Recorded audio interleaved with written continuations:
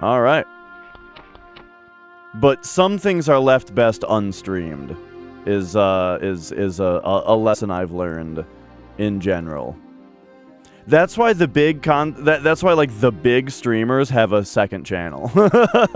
so that, you know, if they really want to, they can you know, they can do their throwaway content over there. Yeah, yeah. You know, I've never watched Asmongold's stream, but Nicole has been watching his YouTube stuff. I like him. He's funny. I've watched a few of his YouTube videos with her now. Okay. So this is where we ended up. Now my the thing is, we have definitely already missed one secret. And so the question right now, as far as what we do in this game, is do I just finish the level right now, or do we just restart the level right away in order to get the other secrets? I kind of think we just restart the level. I don't gotta beat it right now. But what if, though, my only thing is, like, what if it turns out that, like, there is a way back to where that secret is? I wonder if I can see it from here to show you guys what I'm talking about. Or, oh no, this is the big springboard right here? Yeah, fuck that, I'm not doing that again. Okay. At least not at this moment. But yeah, there might be a way back to the start of the level. I kind of feel like that would be the better level design, and I always like to give games the benefit of the doubt, right? That, like, the design's gonna be designed the good way, if possible. What up, Cloud Strifle? Thank you for subscribing for 6 months. It reminds me of, I remember back when The Binding of Isaac Rebirth was coming out, and Ed McMillan was doing, like, I realize I talk about Ed McMillan a lot, by the way. He's my boyfriend. But, like, if you guys... He was doing AMAs about Rebirth coming out, you know? And people would ask him the most, like, basic questions about the game design that was like, I don't know, basically they weren't even necessarily asking a question. It was like they were just looking for confirmation that something was going to get fixed or something, because, or like a balance. I don't know, it was very odd. They would ask him questions like,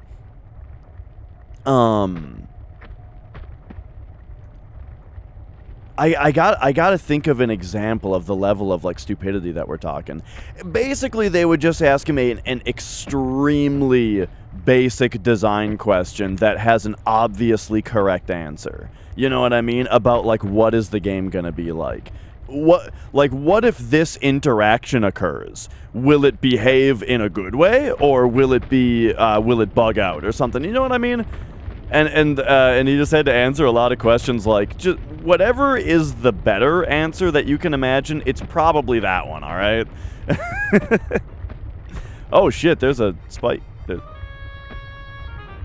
Is that thing coming forward right now? Also, what's this? No.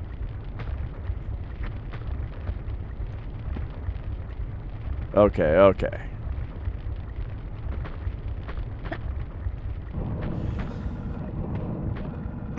It's like when I first invited my sister to come visit me in my, you know, after I had first moved out, right? When I first moved out of my parents' house, you know, I told my sister, like, you should come over sometime. And what she says to me, dead ass, all right? What she says to me is, are there, like, places to sit?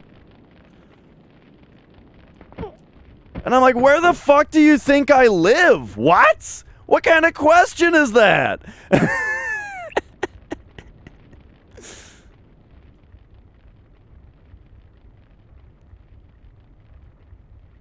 But, you know.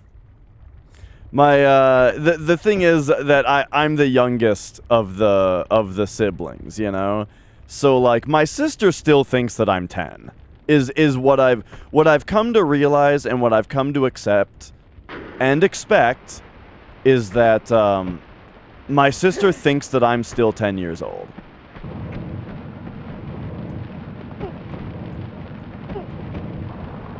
Oh!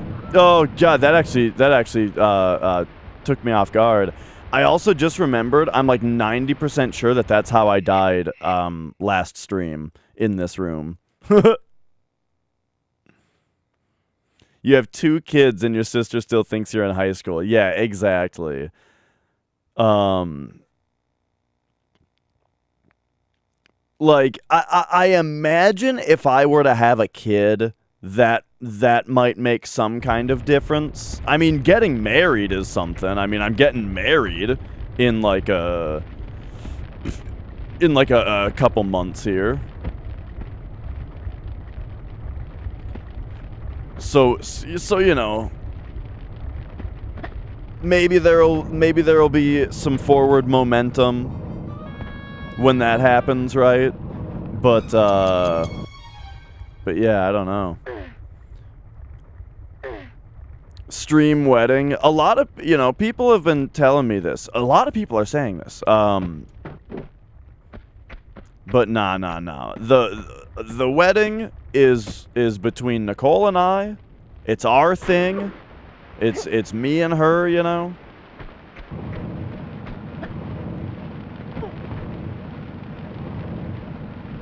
But there will be pictures.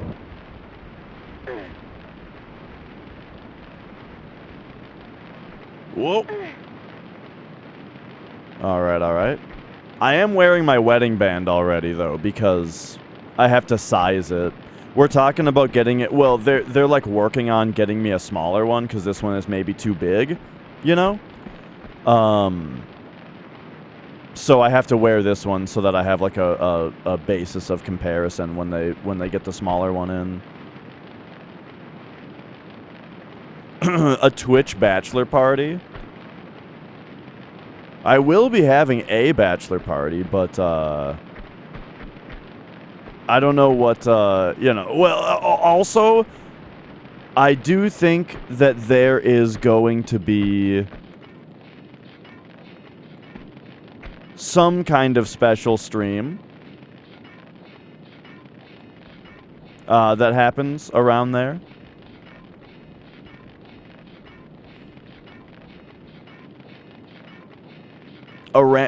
Invite a random celebrity to crash the wedding? We kinda did.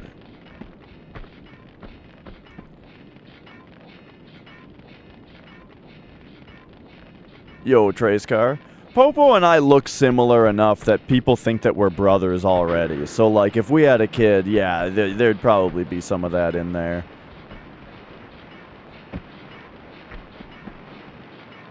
I think this is is this a spring pad? It's got that, like, Z buffering thing going on. It looks like it's gonna launch me up there and kill me.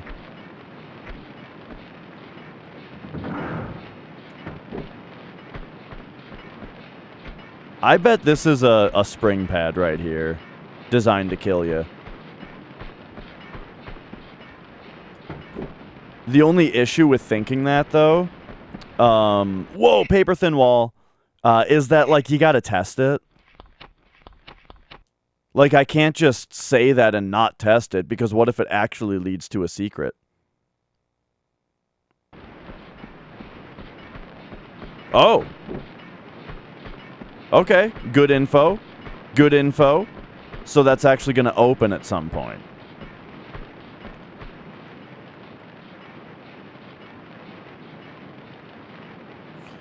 I've got a rooster stuck in my head.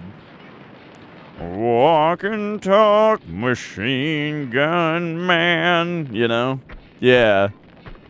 They spit on me in my homeland.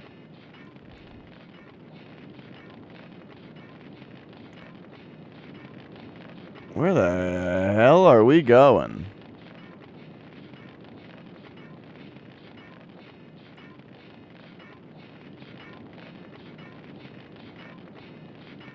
There's no way I can grab that. Unless maybe I can grab... I think that's too angled to grab. But, like... This is gonna bonk. Oh, no, not even a bonk. Alright.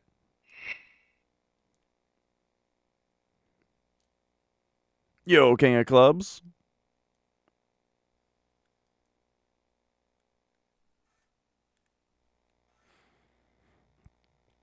I watched the video for it the other day, and it's crazy, like, how young the band members are.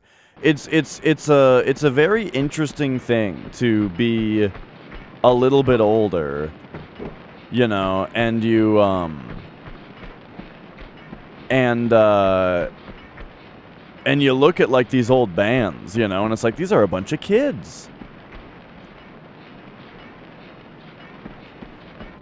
Do I like raisins? Yeah, I like putting raisins in my mouth. You know, they're pretty good.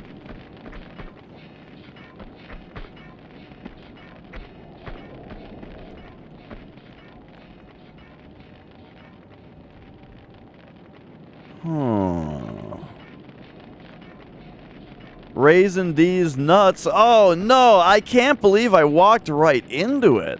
How didn't I see that coming?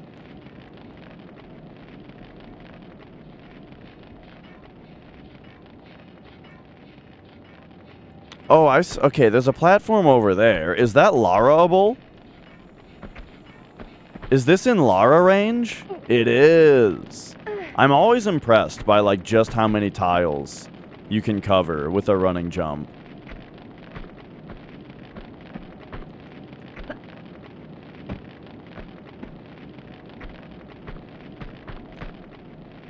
Okay. This looks interesting. So we've got a key. I can think of one keyhole I've seen. And now, oh, and this is good. Oh, right. I remember where this, where all of this goes. Whoa, this is cool. This is the same level as last stream. I quit in the middle of it because I ran out of time. Okay, probably gonna screw this up. Below us is the it's where we first came into this area.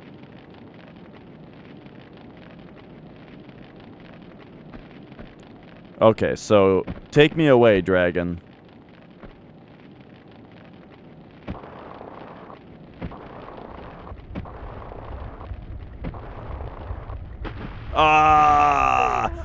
So one thing that I've learned about Tomb Raider is that it is never correct to just run off of a ledge or allow yourself to slide off of a ledge and expect to be able to grab a ledge from there. It never works. You gotta jump.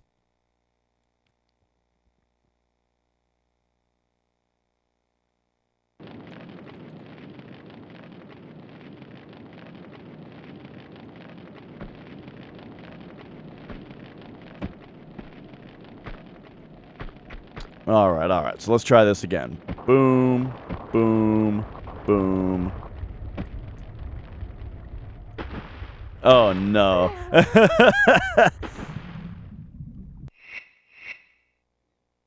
I wonder if it is a hanging jump that you have to do.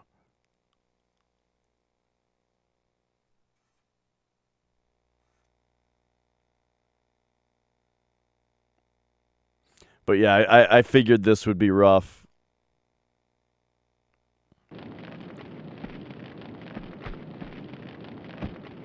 This is one of those no question you save before you attempt this spots. Alright, so boom, boom, boom.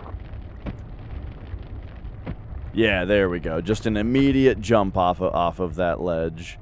And there we go. This is where I was, you know, 10 minutes ago. But now we've got a key.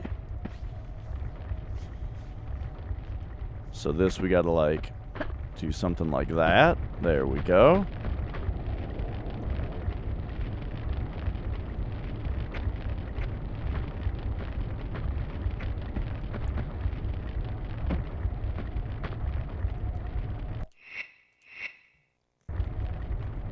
Probably use this here.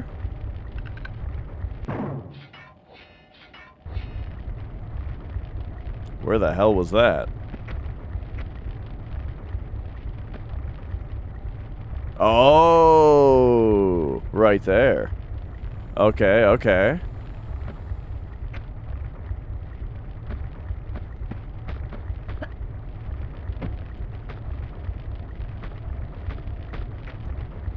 Alright, alright. Probably a good time to take a shave. Now, we are going to have to speedrun this level later.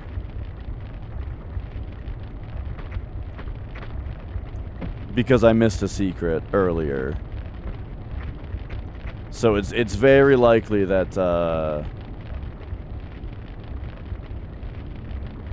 that this is all kind of research right now.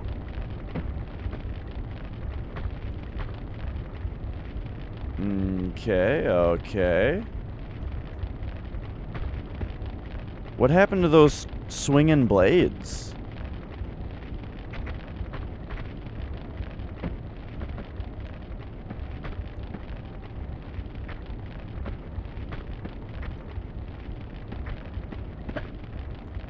And what the hell is over here? Wait! Oh, there's another dragon? And it's gonna send me right here. Oh. Well, okay, okay.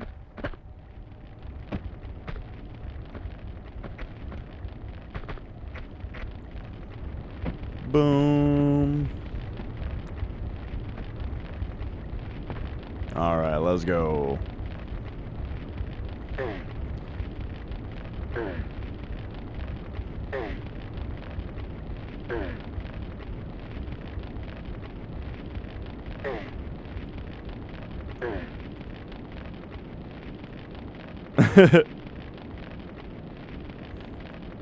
Hey, it's all fun and games until she makes that, like, pants shitting noise, where she's like, you know? It's like, what the fuck? Oh, okay. So we got some spikes. We've got some platforms with water on them. I mean, fire, that's the opposite of water. So now this is going to be one of these.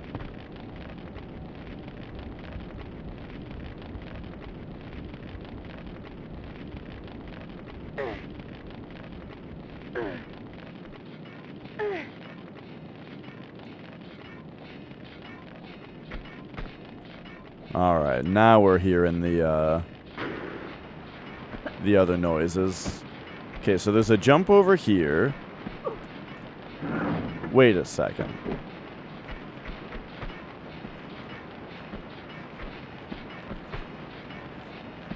Is this the same room from earlier? It is. This is the dragon that we just jumped on.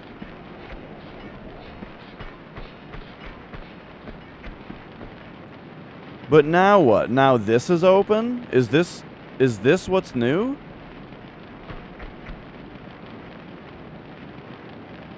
No, no way.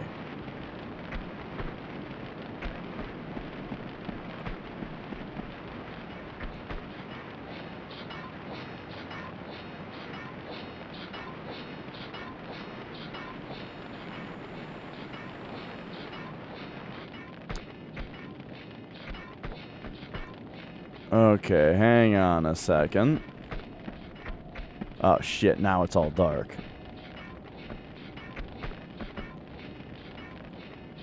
So this opened right here.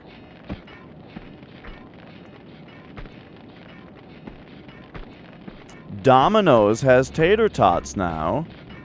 Sonic is better for half the price. You know what's funny is, I actually ordered some tater tots from Domino's yesterday But I didn't get to them because I also ordered cheesy bread. And I just ate all the cheesy bread. But, like, I got some Domino's tater tots yesterday, and I'm gonna have them tonight.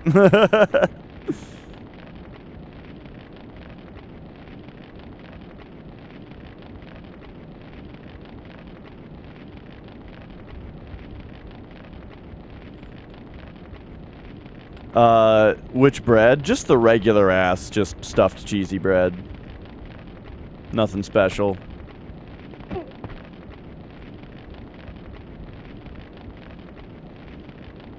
Yeah, like, with some marinara, it's, like, better than their pizza, you know?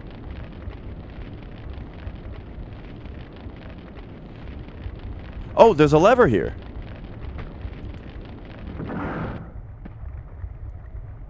I sounded like the old lady in Naked Gun. When there's the... Oh, there's a gun on the floor. Oh, hey, it's back. Okay, okay, I see.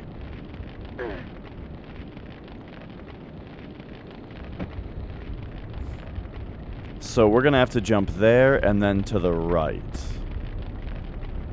So give me boom, boom, boom. Walk up calmly. There we go. Okay, now what?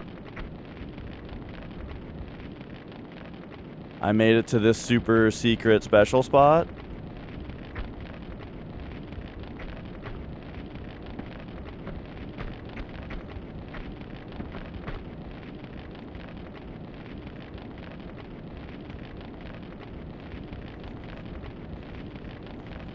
Yeah, I thought about the bacon, but, like, I'm just not as big of a bacon fan as I think most people are.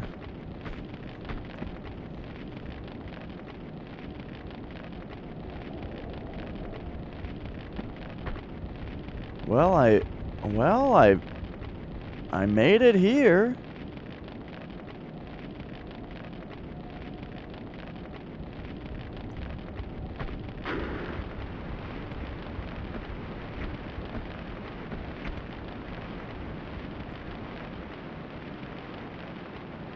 This doesn't look like it gets me anywhere. What's going on here?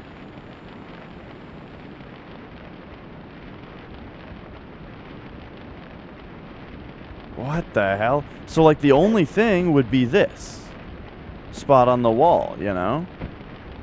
But that's nothing. Okay, so what about, like, is there something just below this?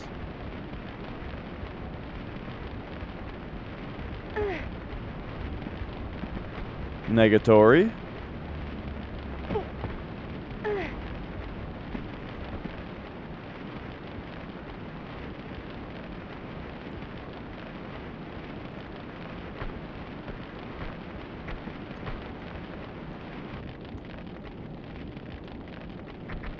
Well, we can jump back here like this.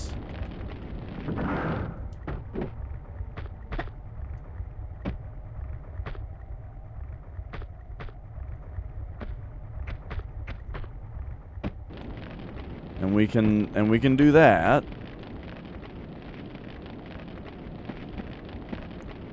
Maybe we gotta jump to the left? But that's that dragon.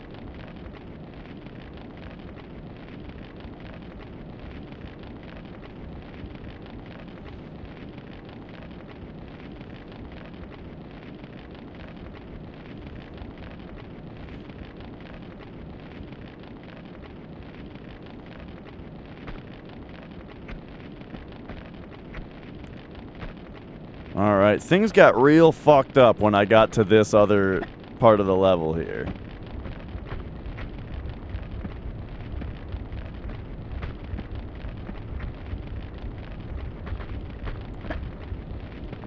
Could it be that I made a mistake when I climbed up the rest of the way? Was I not supposed to pull that lever back the other way? I don't even know what it did.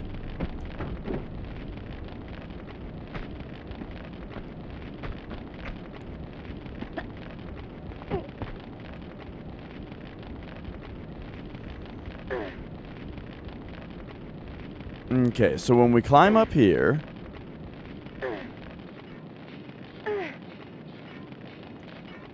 See, now I can hear the blades.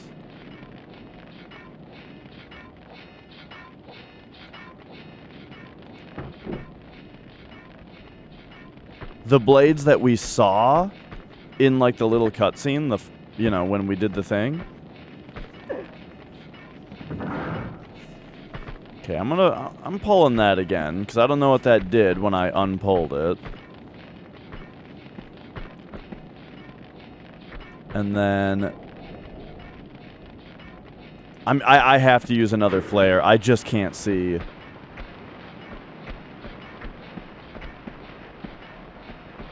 So yeah, this is original, or this is where we got the first key. Wait a second. No, it's not. Oh my god, I'm an idiot. This is where we got the first key, but now this is open. Oh my god, I'm a dumbass. They look so similar. I didn't notice that this was not actually the same room. Yeah, I just didn't notice this is not the same room. Okay. So now...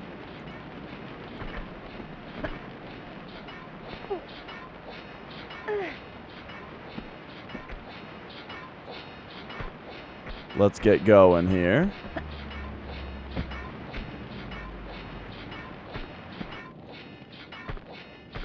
Yeah, just toss that fucking flare.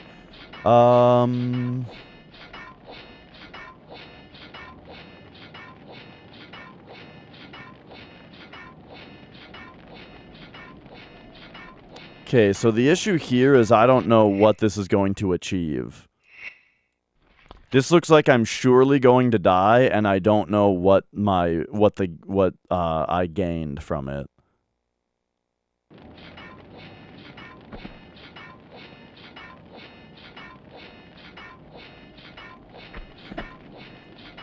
You know, when I pulled that other lever, the lever that turned the fire off. Well, yeah, I don't know. So, okay, now we're back here. But why?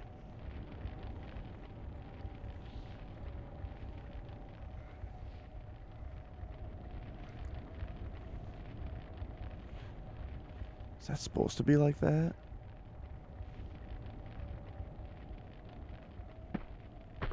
Interesting.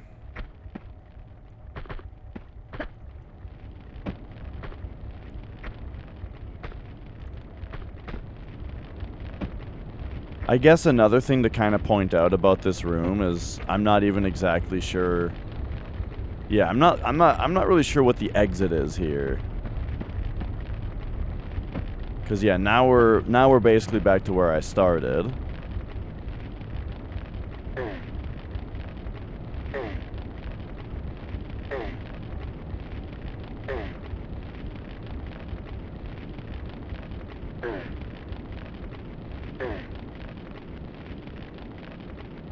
Where it's like, all right. So here's this. We can climb up there to get back down. But there's something I have to do here first. Or maybe I'm supposed to jump off the dragon at some earlier point.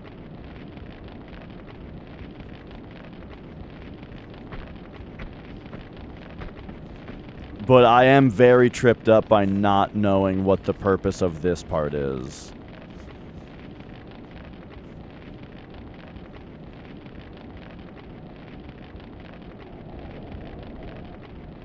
I mean, why does this have fire on it right here? This spot right here has fire on it. Why?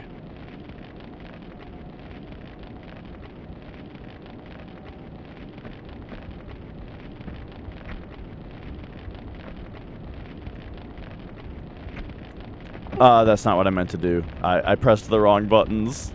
But okay, you know, I'm gonna stand on that spot and see if it does anything. So, hit me with one of those. Alright, then we're gonna go boom, boom, boom, over here, boom, over here.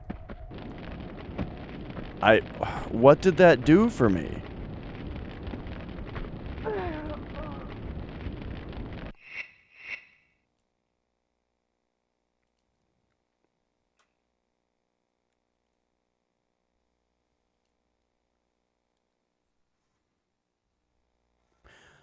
Alright, so this will put us back at the top of the dragon, I think, right? So I can have a better look at that. Yeah, so alright. So there was also this, which really does indeed seem to just be the way back down. Oh, except for that. Hang on. I think we gotta...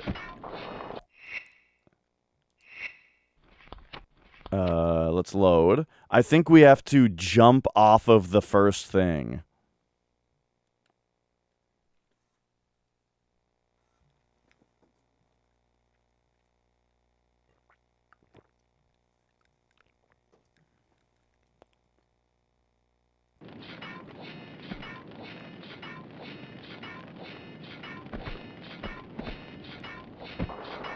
Like that. There. Oh, and now you can climb this. Okay. Let's go. And now this is the actual thing that we saw open earlier.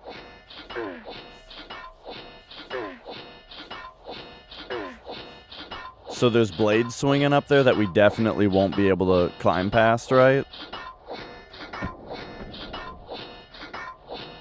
Yeah. So now our goal is probably to, like, turn those off.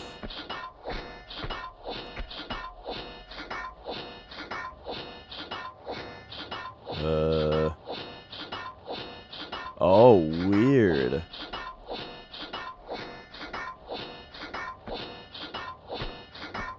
Okay, let's get into a spot where we'll be able to jump back onto this ladder. Take a shave here.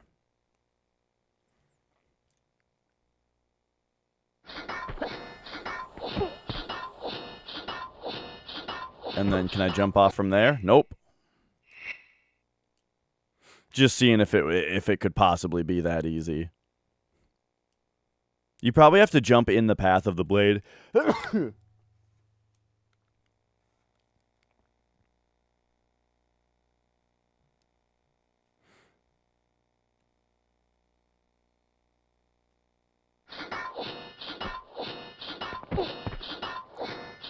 Okay, so let's climb.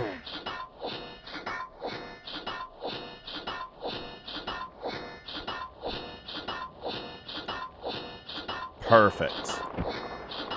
And then I have to jump. Oh boy, okay. This is quite the sequence of movement. But I nailed the first part. I'm hitting square right when the blade clangs in.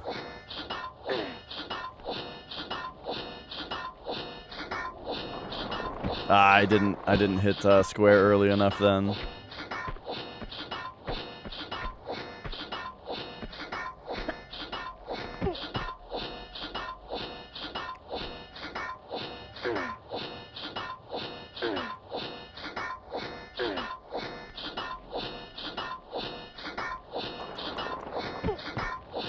There we go, alright.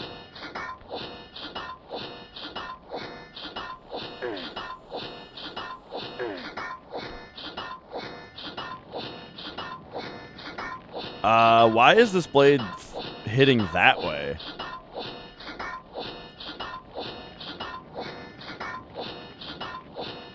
Alright, so this is what I would... If I were to jump off behind me here, that's what I would call a leap of faith. Because I can't see where I would land.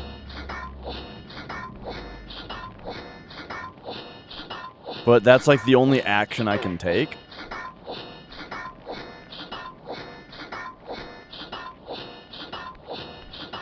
Up.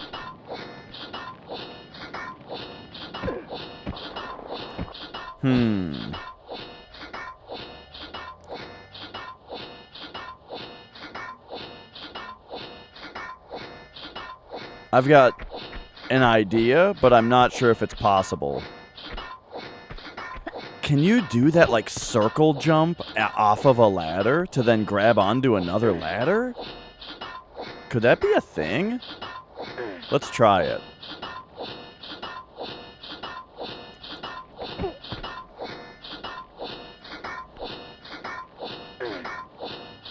So I'm talking about going like, boom.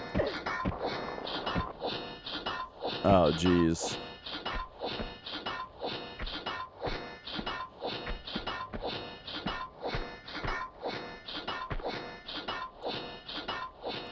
Okay, that's also an issue. I might be missing information here, but about what my moves are here.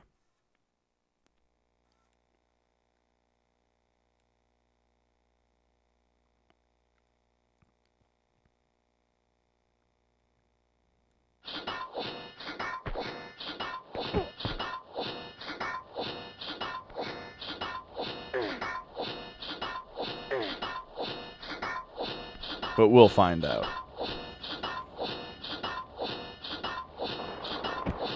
Dang it.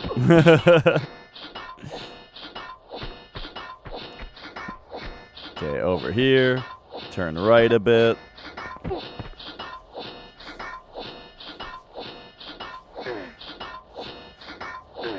And alright, I'll scooch right just a little bit here. So it's a little easier.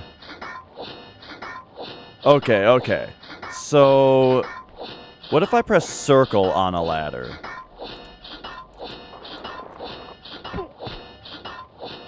Yo, Lou.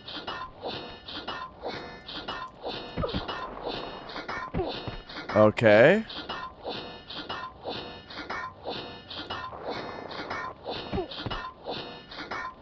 Yeah, I'm not finding a way that I can, like, turn the Lara around midair.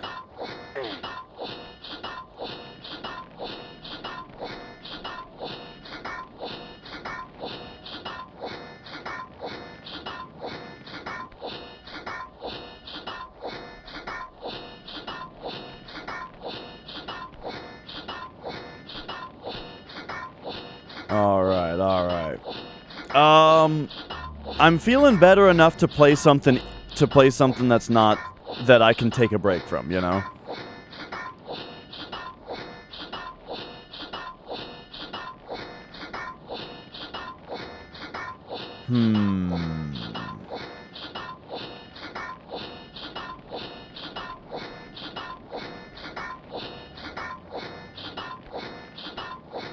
Yeah, I don't...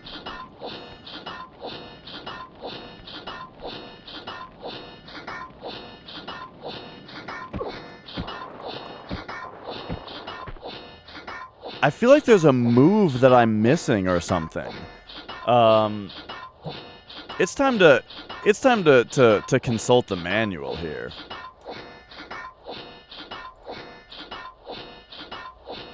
Hang on though, this noise has to stop for a moment. Alright. Here we go. It's manual consulting time. How do you feel about that? Does this say anything about, like, the different moves and stuff?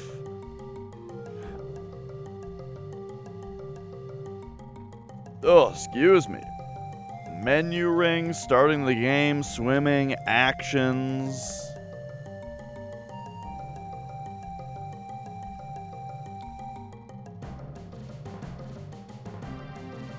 Talks about jumping, rolling.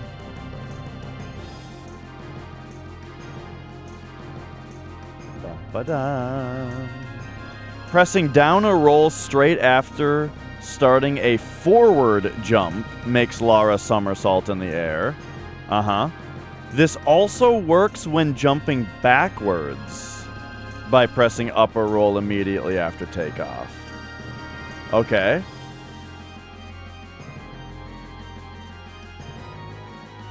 So the manual does say that if you're jumping backward, by pressing up or roll immediately after takeoff, you can turn around midair. Whether or not that's possible while jumping off of a ladder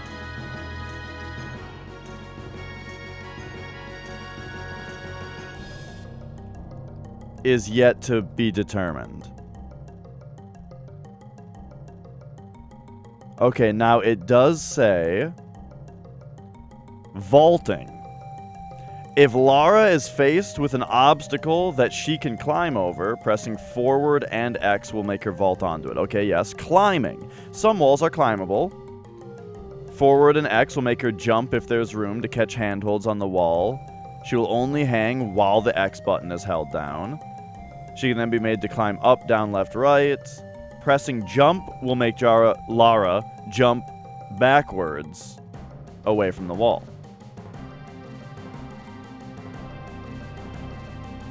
So yeah, I mean, if we put those two things together, jump backwards and then press what? Either up or roll.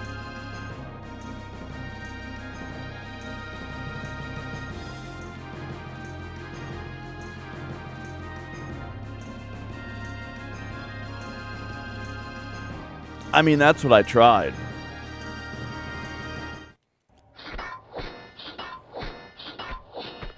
But I suppose let's try it again.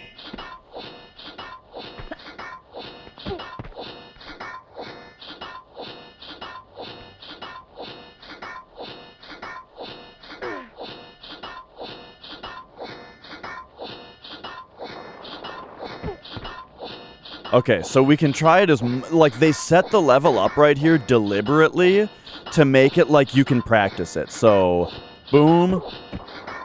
Okay. You see how, like, the level is set up right here? To be like, hey, try it until you get it. Yes! Yes! Yes! It does work! It's just weirdly hard to pull off. Okay, we got it. Nice. Yeah, for some reason, I just, like... I don't have the timing that you need to have on it. It's got like specific timing. Very nice. You see how even though I tried it and didn't work, the game's level design is like so... Oh shit. That's actually hilarious. Okay, well I did it, by the way. I did it. I guess I was going to say, I guess I have to do it again. Do you guys know, I don't know if you guys understand this or if you know about this, but it is literally the most embarrassing thing in the entire world of a streamer to find out that you've been playing a game and commentating on it with a camera angle like this. It's actually the worst.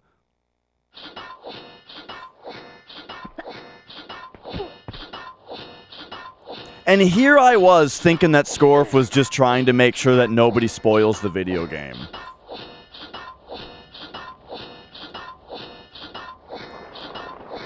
Okay. So, here we go. This is what I'm saying, is check it out. This part of the level, this is what I was trying to say, is that this part of the level right here is, like, very deliberately designed to make it so that you can try this tricky move over and over until you get it. You know what I mean? Like, see how that, like that, okay, so that didn't work. I'm just gonna hit square and then start holding circle. Yeah, okay, there we go. That worked. Very nice.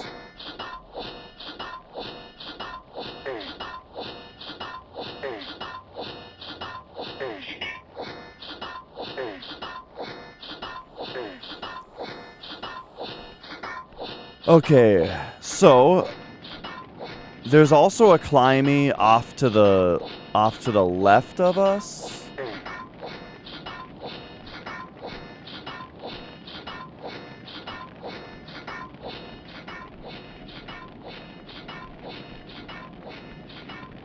I'm not sure if we need that. Or if I'm supposed to just do this. Okay, that's probably to get back down. Oh! Oh, that's the end of the level. Well, there we go. I guess that was the final challenge.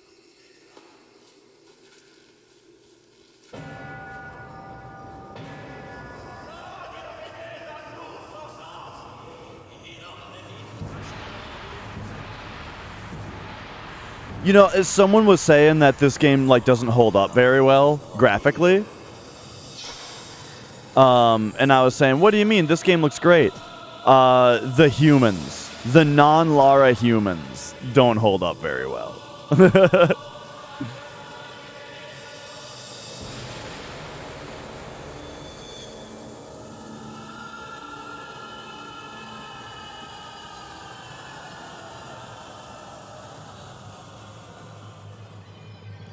Oh, Lou, have you not been paying attention? Yeah, that guy's gonna turn into a dragon now.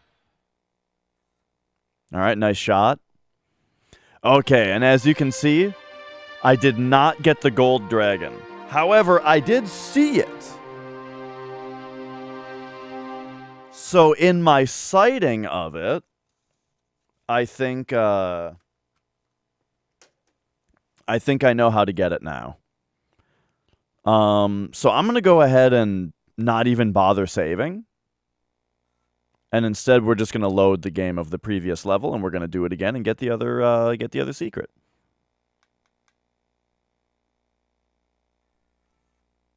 Spoilers. Spoilers. All right. Give me a load.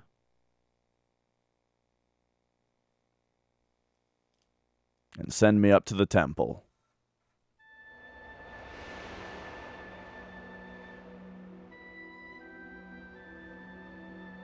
So yeah, quick reminder of what the... Oh yeah, there was like the big action sequence. All right, all right. Hey, all this shit's great. You need to get cultured. Is this the right level? Did I load the wrong level? I don't remember it starting like this.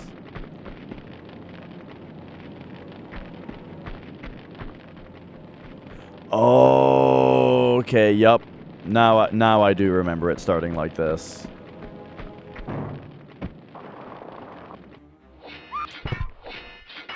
Okay, right. So there's part of it.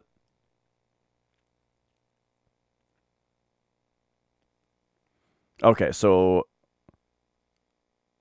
Oh, right, because we were just in the Ice Palace. I remember this now. Like how we got to this part.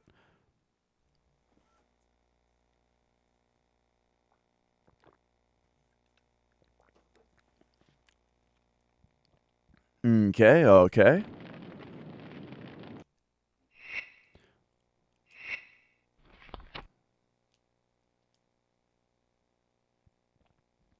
There we go. We saved it. Now I've got no choice but to redo this level. But hey, I've gotten every single secret in the game so far, and I aims to keep it that way.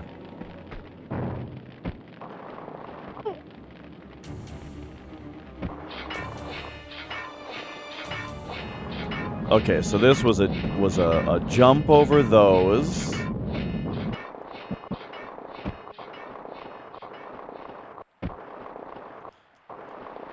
Is this where we got trolled?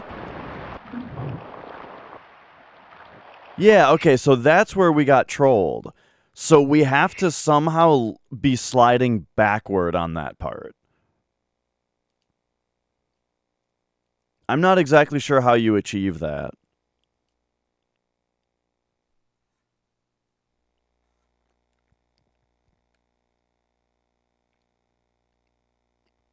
But it's time to find out. So yeah, that appears to be the secret to this level. Is, or like the opening secret, you know?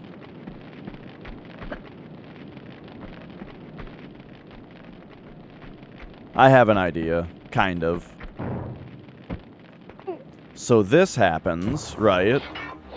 And then, can you do like... There we go. Oops. Okay. But okay, so now I know, though, it is possible, while sliding, to do a jump me around. A jump me around.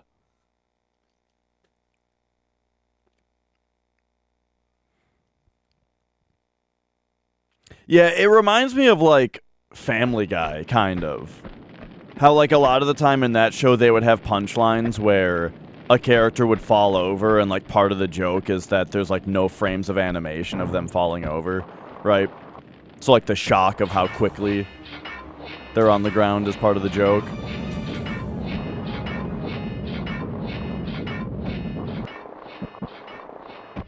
Okay, this is what we want, is to be sliding this way. So we do that? That's gonna kill me. Oh, no, it didn't. Okay.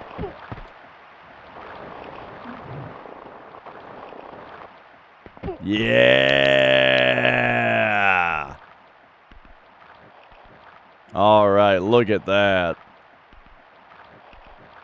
Well, I hope I can remember where the other two secrets are. Oh!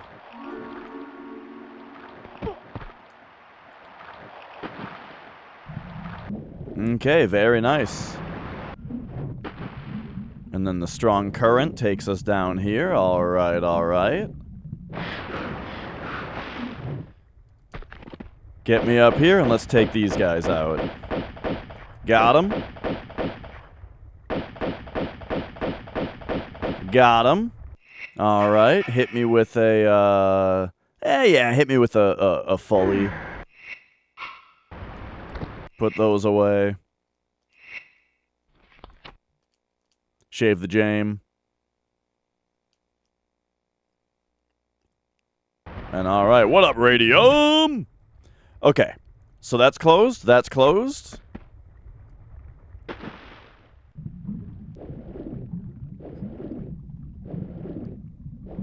So first place we're going is off this way. I believe we're about to get assaulted by tigers.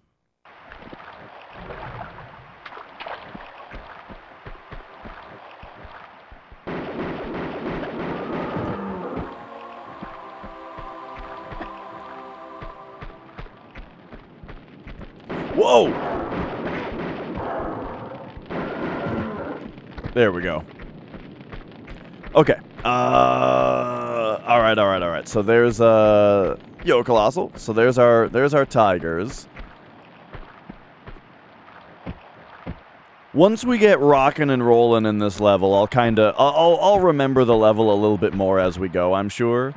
Right now, though, yeah, I don't remember, like, the details. I only remember the broad strokes.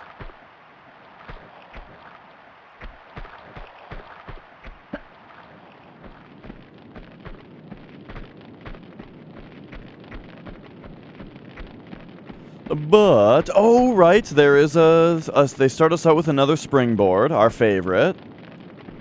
I'm gonna go this way with it. Okay, yep.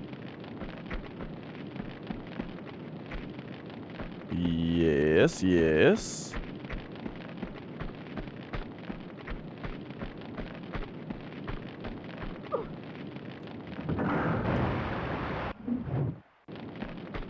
Alright. And then the safe way down from here, now we have to figure out, unless it's... What the fuck?!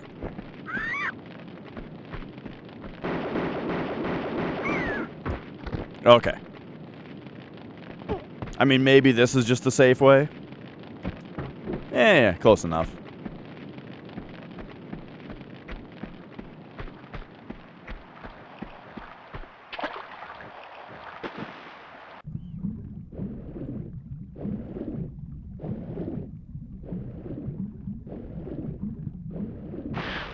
And let's go. By the way, we're going to be going through Spider City again, so that'll be fun.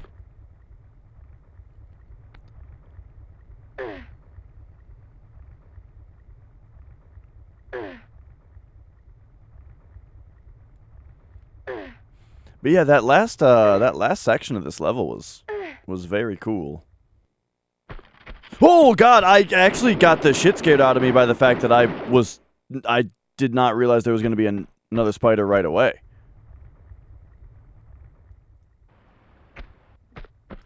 That's like the reintroduction of like, hey, remember this place? Remember how there's spiders in this part of the world?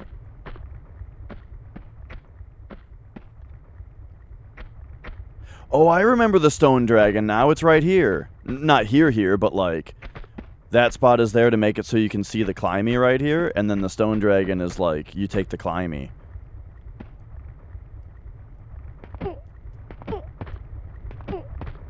Like I don't believe we drop down from here. I think it's too much of a drop.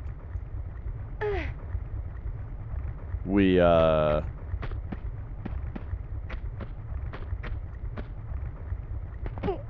go over here.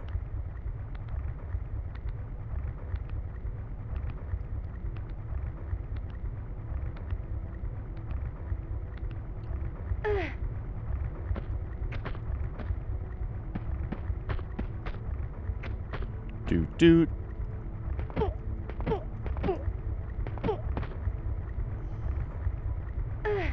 There we go.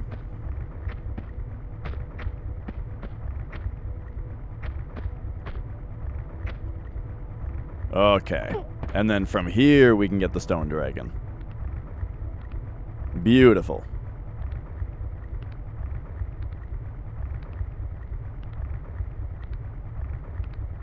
I'm very, very glad that I've been able to maintain a 100% secret collection rate throughout the game. And that it hasn't, like, gotten me too stuck at any point. Yo, skater!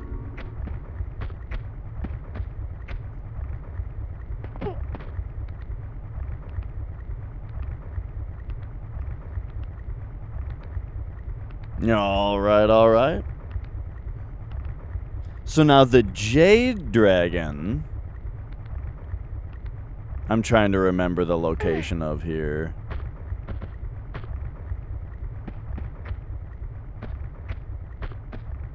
Am I into PvP multiplayer games at all? Not really. I played a lot of Team... Whoa! You're next to me, huh?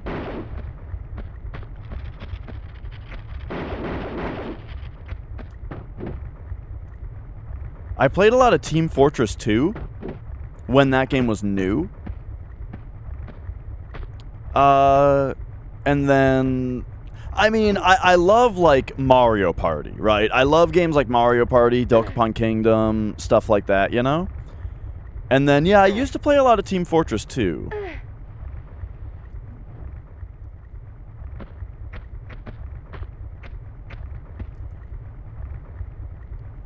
Okay, you know, I should probably save the game since I got that, since I spent so long getting that secret. Oh, Dark and Darker! Yeah, that game looks incredible, and I'm going to play it. Yeah, Dark and Darker looks awesome. I didn't realize that it had, like, any kind of PvP focus to it. I mean, I've seen that is kind of it, but not, But yeah, I've only seen a tiny bit. I think Popo and I are going to try to play it together.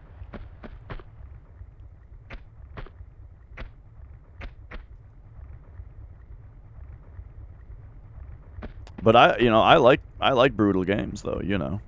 You guys know me.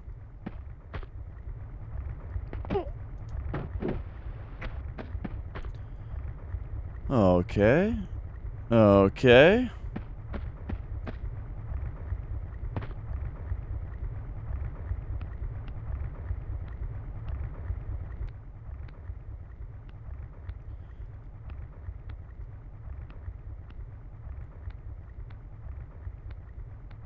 Yeah, looking back at this level's got a lot of climb jump puzzles, doesn't it?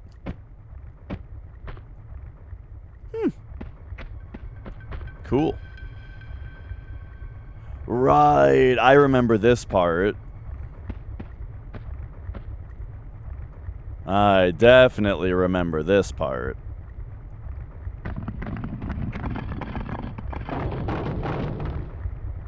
Uh-huh.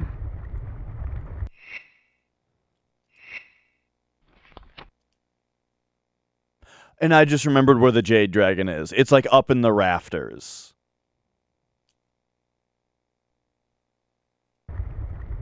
All right.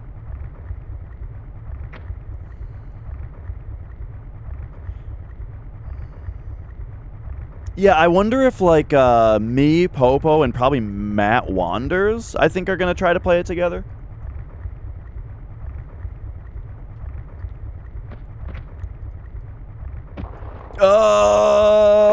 Oops. Okay.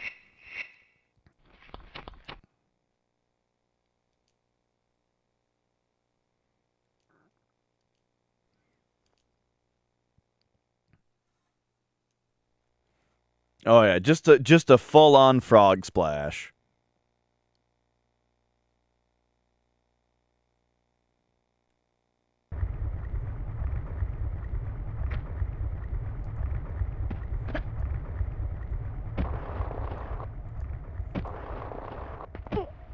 All right, all right.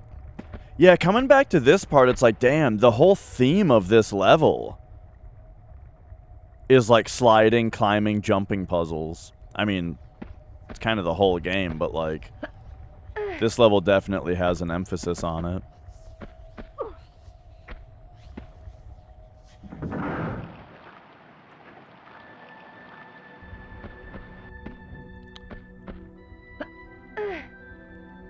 All right, there we go.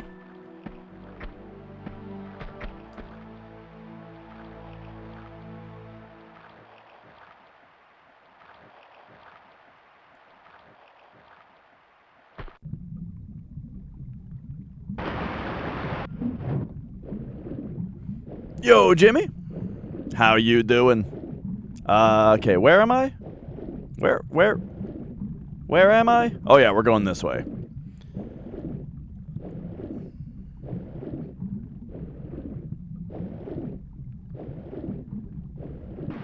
A purple crossbow on him. Like a... Oh, I see.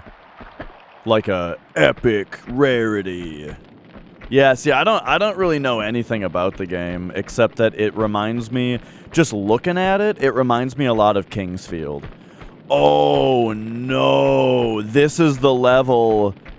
This is the level with the noisy room.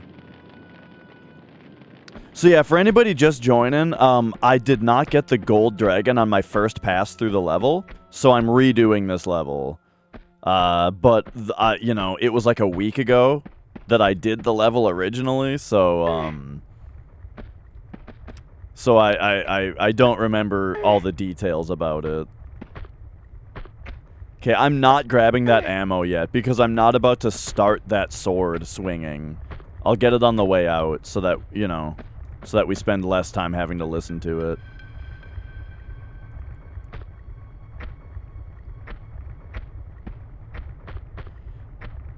Yeah, I finished the first one, and then this one is, like, way better. And I liked the first one a lot. I think that the first one's save system with the save crystals, I think, was a lot better and more interesting.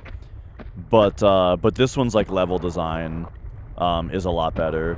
And the general flow of the game as well, like I sort of feel like I'm following, I don't know, the layout of, like, you're in this part of the world, then in this part of the world, I think is working a little bit better in this game than it did in the first one.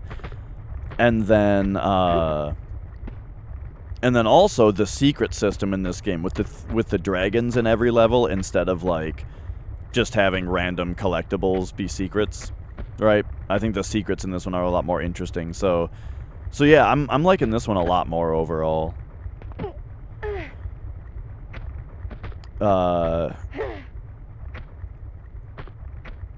Oh, yeah, see, so I just like limited save systems, you know?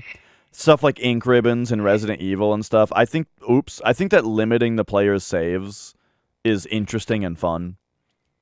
And it gives the game more stakes, you know? It makes you more worried and more, like, attached, you know what I mean? And I think that that's good. Okay, I just remembered the part that I'm on. I don't know if I'm gonna make this. Oh, okay, we made it. Now, what I'm curious about, though, is the fact that I didn't pull that other lever. But I think that's fine. Okay, yeah, remember this room now? There is, like, if you're not super attached to playing, like, on original hardware, like PS1, I mean to say, there is something, I want to say it's called, like, Open Lara or something, where, like, this game has been, like, source ported to PC, and the source port looks really good. I don't know if it's a source port or if it's an actual, like, rebuilding of the game entirely or what, but I saw Radium play in it, and it looks very, very good. As far as if you just want, like, a nice, super smooth 60 FPS, you know, like, just still retro looking, but, like... Ah! Okay. Took a little bit of damage there, but I didn't die. Whoop.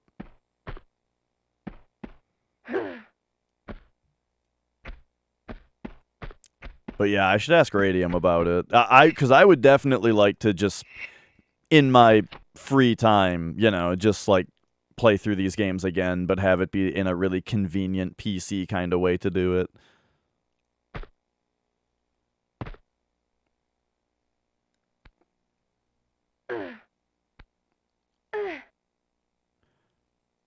Okay, so what are we looking at here?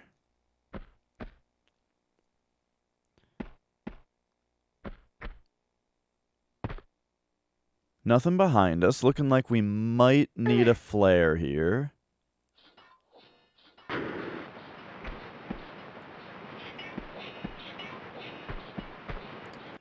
Okay. I see what they're doing here. I remember this kinda. There's at least an enemy in here. Maybe it's a tiger. I think there's a tiger in here. I think I've got my auto pistols equipped.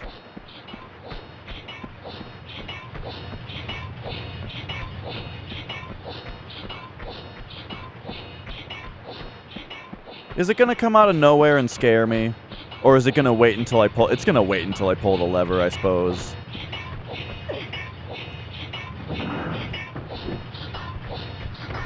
Oh, God! Didn't expect it to jump scare me, though. Okay.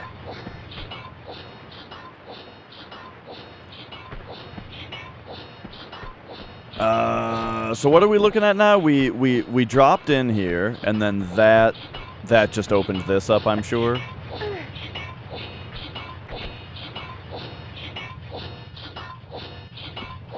Right, and then this is that part. Okay, yep.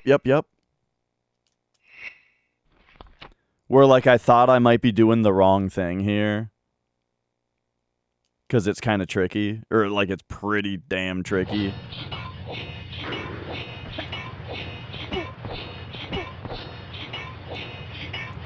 Oops. One thing that trips me up in this game, because I never really expect it, is the way that, like, if you fall... There's a very, small amount of time that you're allowed to fall before Lara can no longer grab the ledge. And, like, it makes sense. If you're falling at terminal velocity, you can't just grab onto a ledge like you can if you're at the slow apex of your jump. But in video game terms, it's kind of hard to get used to. It's very not normal feeling.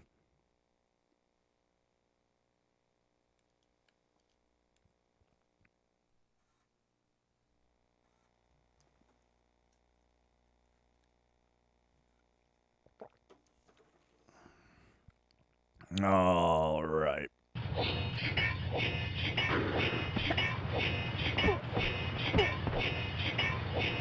That hit me? Fuck.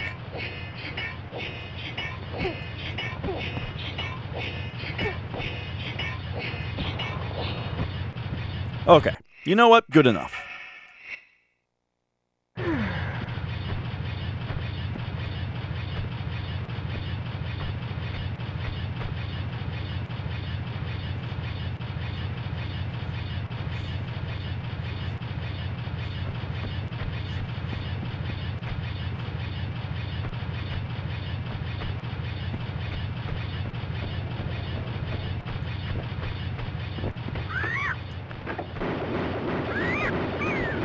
All right, all right. Oh, there's two of them. Okay. So this room right here is the room that would be really noisy again now. Even noisier if I had activated that statue earlier. Okay, and now this is just a closed door. All right, all right. So, oh yeah, I think we can jump over here. We can jump over here. Get to the button. Give me a save real quick. Squirrels can survive a fall from any height. Oh, yeah? I mean, I think, like, I didn't know that about squirrels specifically. But I would expect that, like, it's just a matter of terminal velocity, right? Not being enough to kill you. Like bugs, for example. You throw a bug. I don't think it's gonna die. Alright. Boom, boom. And then that's kind of another immediate jump. And then this is like that. There we go. Alright, very nice. What if you dropped a squirrel from the atmosphere? Yeah, that would... Yeah, any height I feel like would be a bit of an exaggeration.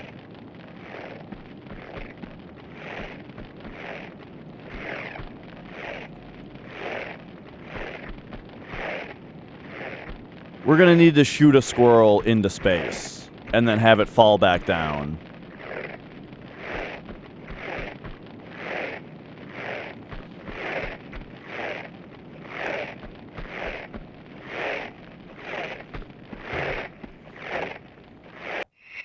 Alright, alright.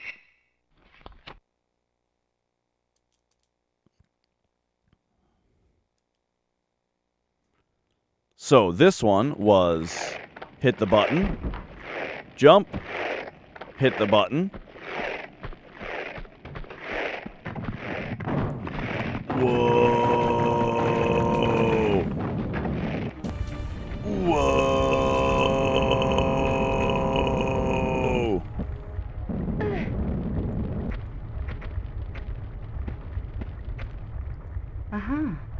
All right, very nice. So this room, by the way, is where the Jade Dragon is. Oh, we saw it. We saw it draw for a second there.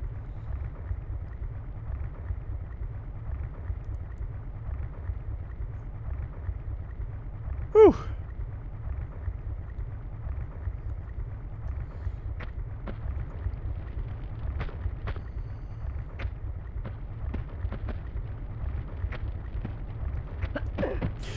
Okay, that scared the shit out of me. That invisible wall. What the fuck? Okay, hang on. What is this, Mario 64? Okay, hang on.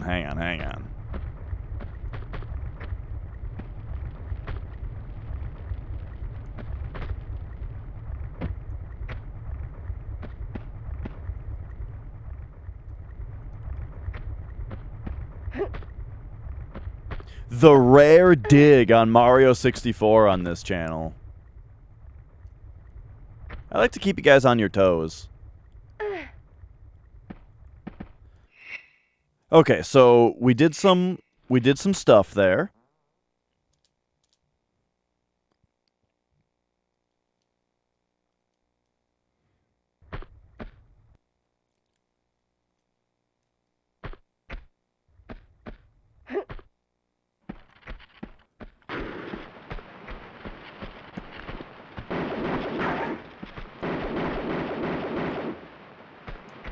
All right, all right.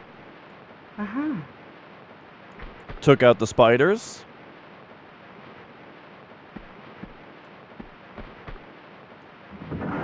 Hit that.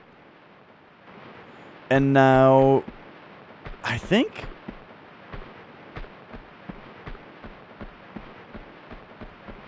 I feel like the other way is where we have to go from here, but there might be like a... Yeah, there's ammo here. Uh-huh. But I feel like we actually have to start this sequence from the other side.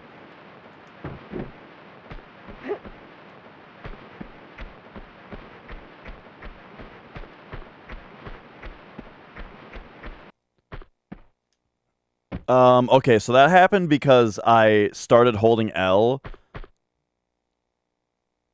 instead of R. I meant to hold R.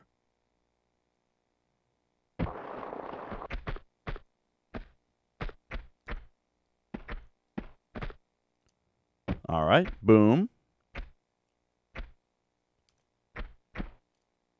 Boom. And now we need to make sure that we're going forward when we land on this. Uh-oh. Well, I'm dead.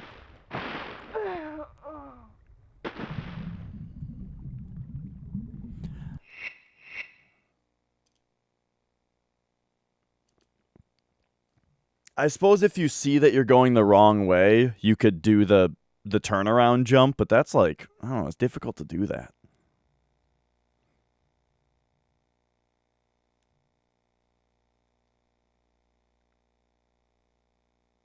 All right, this time I'm not using the flare.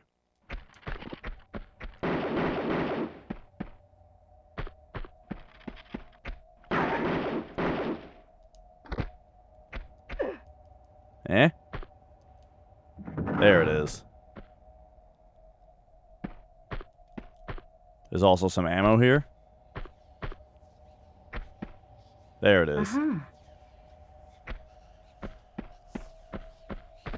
Pop over here. Some ammo here. Oh, Uh-huh.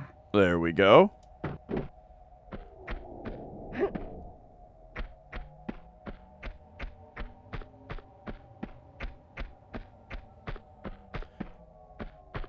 I did it again. I'm like trying to I'm trying to stop and press L1 to look down, but I'm pressing L1 without releasing the D-pad, and which doesn't make her stop.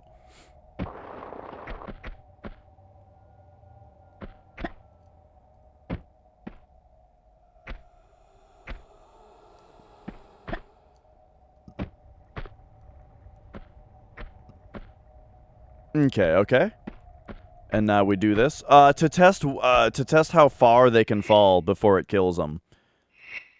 And apparently they kept throwing squirrels off taller and taller heights, and it kept not killing them. So they just had to keep going.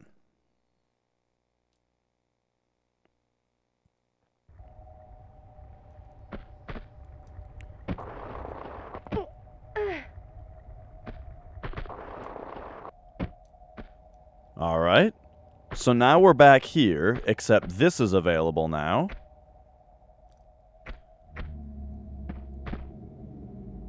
Let's go. Okay, and now is this a big jump? Is this a Lara long jump? Yes. Okay. All right, now it's our favorite mechanic. What up, Kalakashi? Our favorite mechanic is here, the springboards. Cool. Yep. Just don't even spring me. I hit the very edge of it is what happened.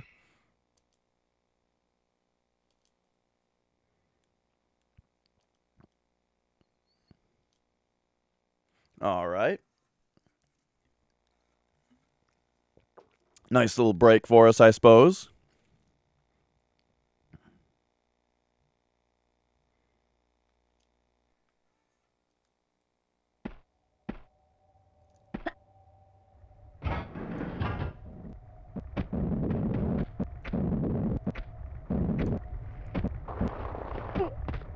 Cool.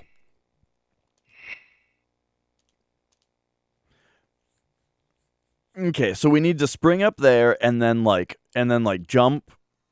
Well, we may be able to do it with a regular jump. I don't think I had to do the running jump there.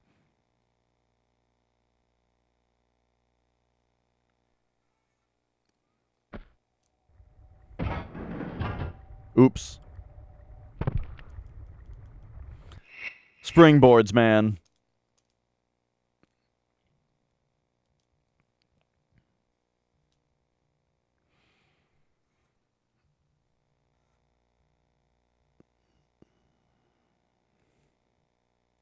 In a game with falling damage, having springboards that just launch you up into deadly altitude is a pretty deadly trap.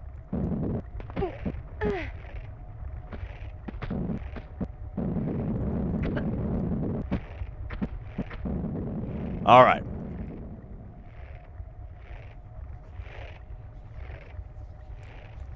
There we go. We have made it past that little section. So now I think I want to jump onto this. That's going to let me jump here.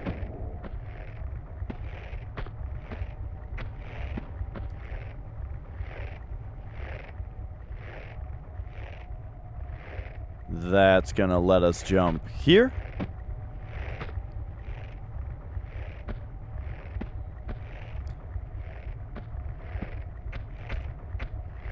And now, we're going to need another save because it is time to get the third and final secret of the level. It is time to find the Jade Dragon. Oops, I didn't mean... I pressed square for some reason.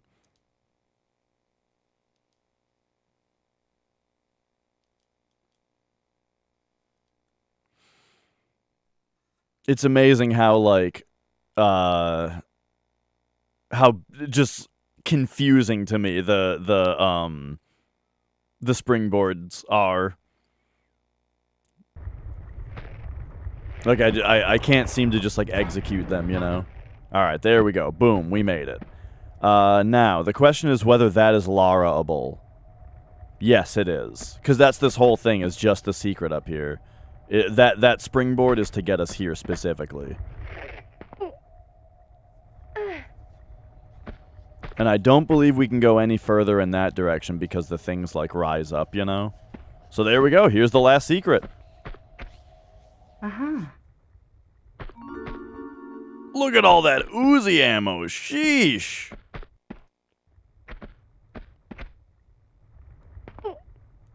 We'll be taking that to Spider City. Okay, but now the question actually is, like, how do you get down from here? It might actually be to go over there.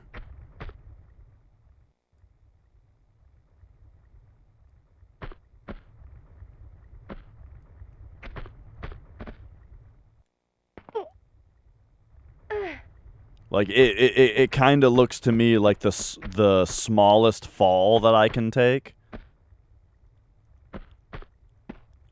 Is this one. Yeah. Okay, okay.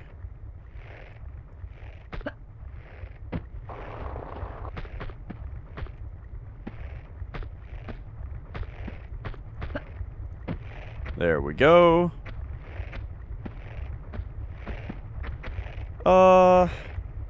I don't trust this jump being... Yeah, that jump was a little higher.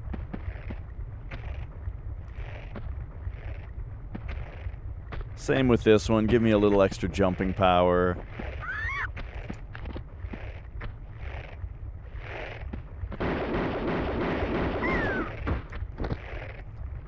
And then this one...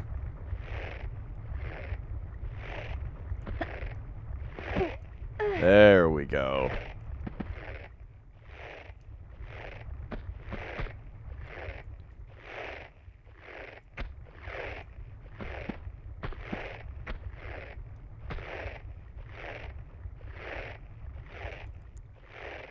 That's also probably going to be a twofer. Or like a long jump, I mean.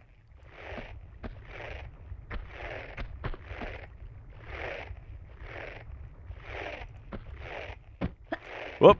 Okay.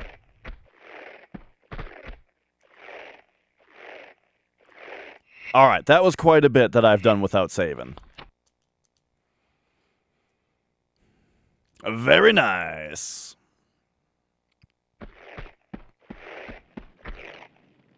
I don't even, like... This room I don't remember at all. But I guess I can probably pull this.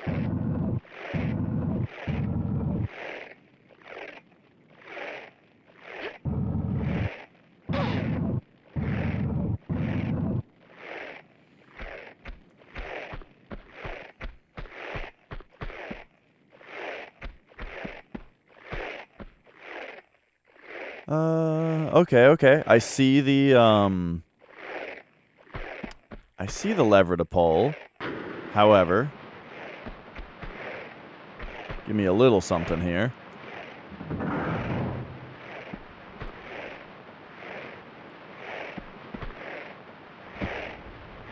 Oh.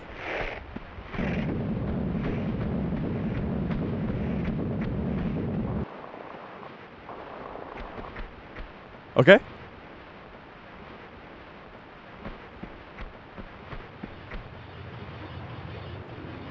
Ah, yes. And then now we're back in this room. Except now we've got the, we've got that mask or whatever. So hang on. Are there tigers just down here right now? Yes?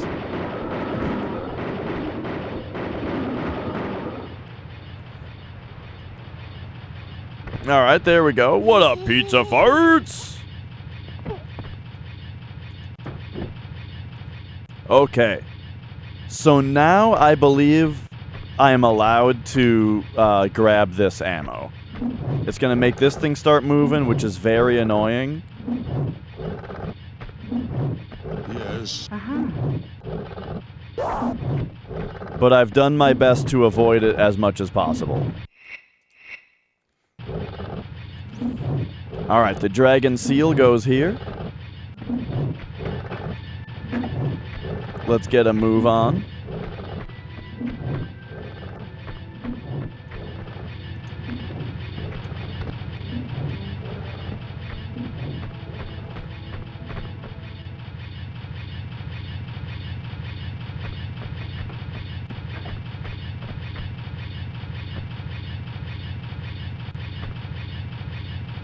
Whoop.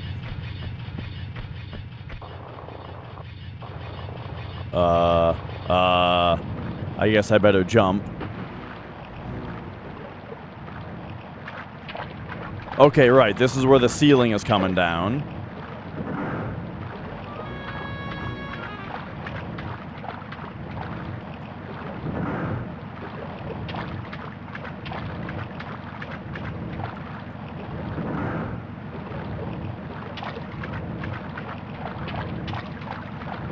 Uh-oh. Oh, that was good. That was enough. My epidermis? Isn't that a Simpsons line? Doesn't, like, Nelson say that to Martin or something and then punch him?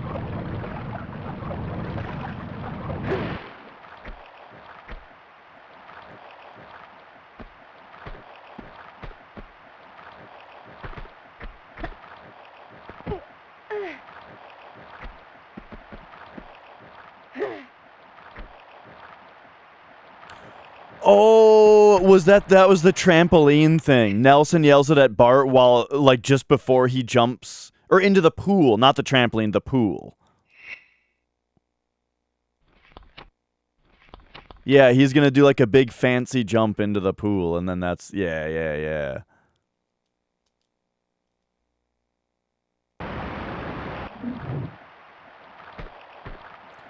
And then that's the one where it's like that movie Disturbia, right? Where then Bart's like in the cast and he has and then he thinks that Flanders killed his wife.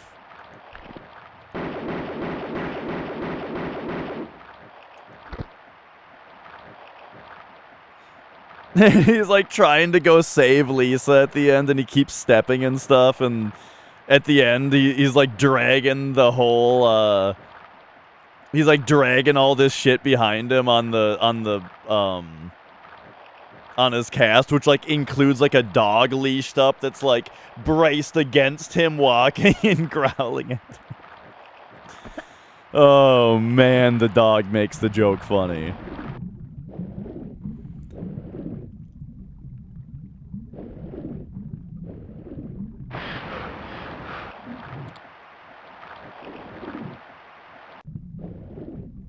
Okay, so this is where there's the current against you. So we come over here and pull that lever.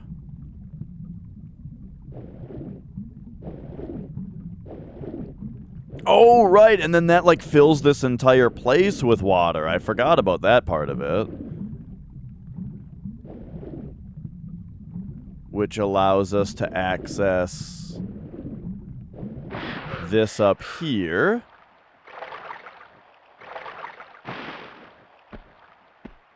Whoop. Yeah, I really like the underwater lever animation. Uh-huh. There we go.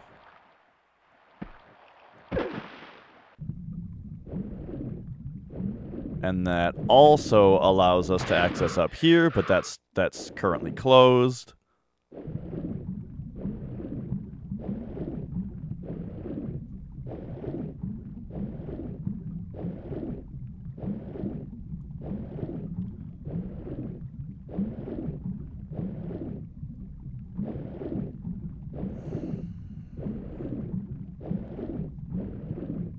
Alright, so let's go here.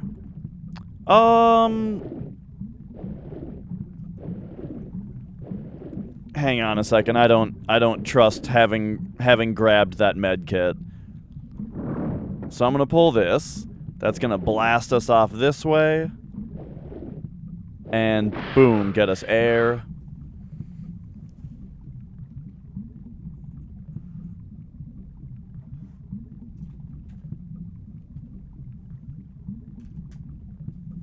I gotta make room for magic to lay down.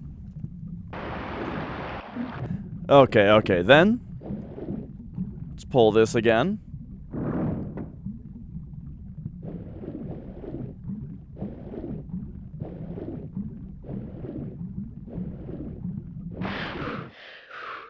Get air again. And alright, let's go.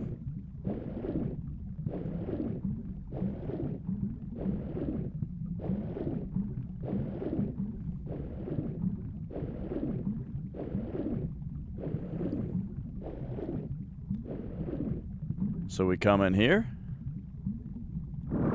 Yank this.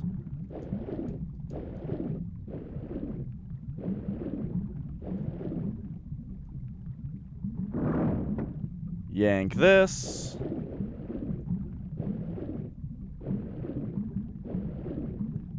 Whoop, over here. Oh no. Oh, okay. Yank this. Yeah. Once again, basically just to refill our air. Wait, whoa, wait, that opened this?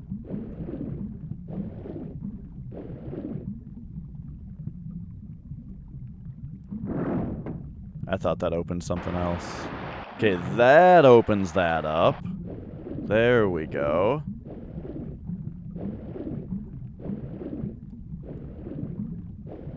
So now we come this way. And how's it going, Dark Rob, also? Yank this. Up here. And alright, we've made it.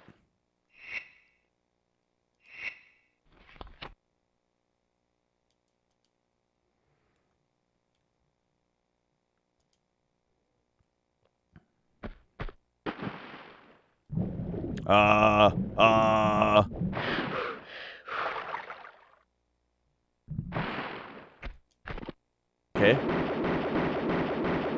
Should have looked where I was going a little bit more.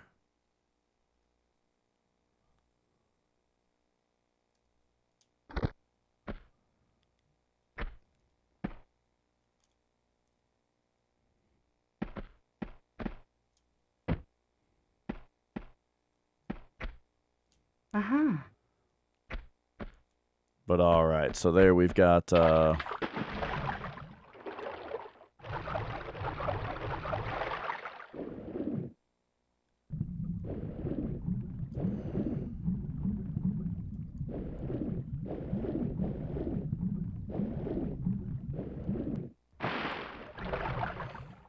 I see what's going on here.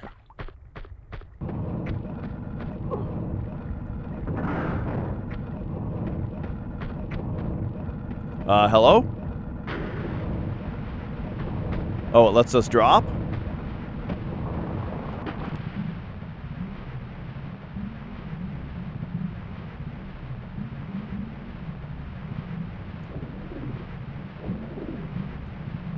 Oh, alright, we got ourselves a key.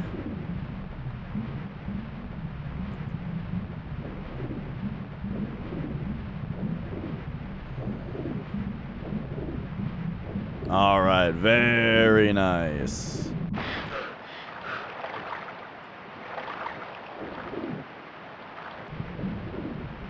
So yeah, this is another one of those levels where, like, we got the secrets forever ago.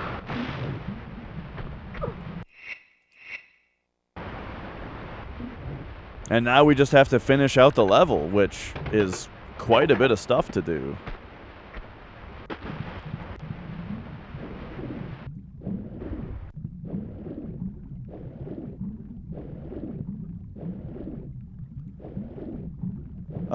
This also looks very familiar.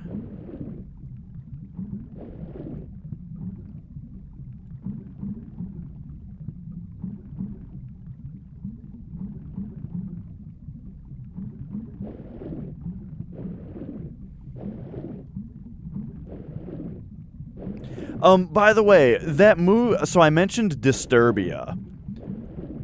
The thing is, I remember there being a movie called Disturbia coming out that was about this type of thing, you know, where a kid is on house arrest, but his neighbor is committing some kind of crime and he's trying to stop it, right?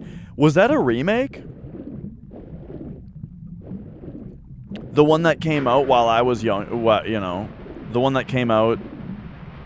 Because I feel like the Simpsons episode is from before the version of the movie that I'm talking about. That came out when I was a little older. So I wonder if it's just a different movie with a similar premise, or if it was a remake.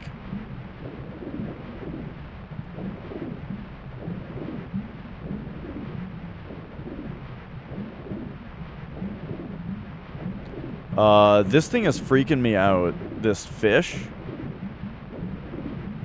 So I didn't know whether I was going the right way there.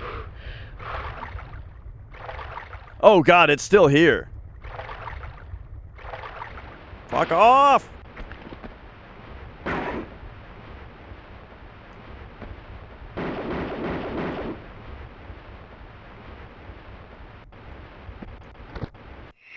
Alright, we got it.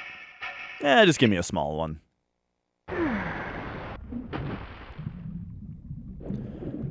Okay, so we pulled a lever.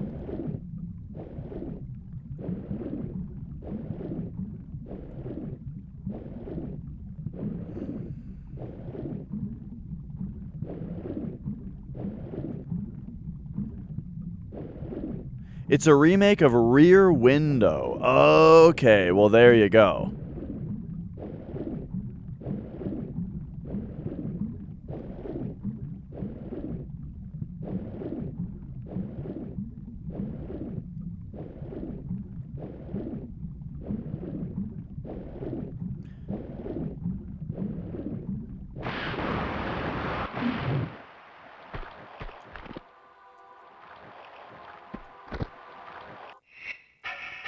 All right. Who's ready for Spider City?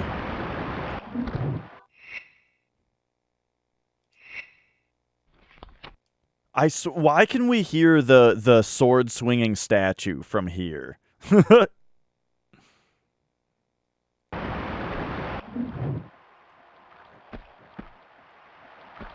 must be nearby.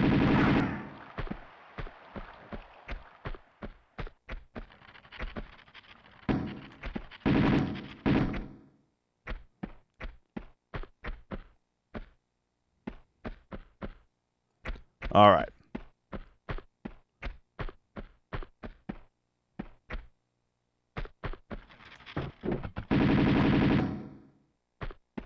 Oh, it's still on me. Uh-huh.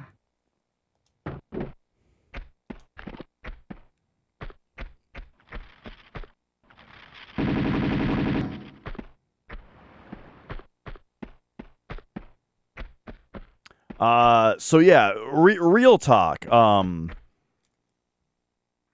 If you're bothered by spiders, there's a bit of a trigger warning.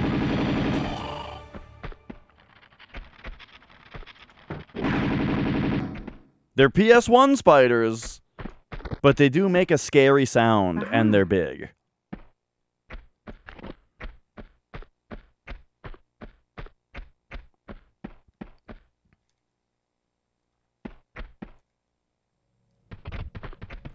Jesus Christ.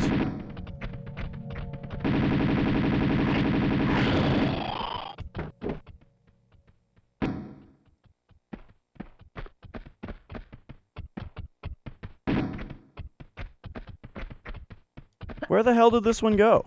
Oh, there it is.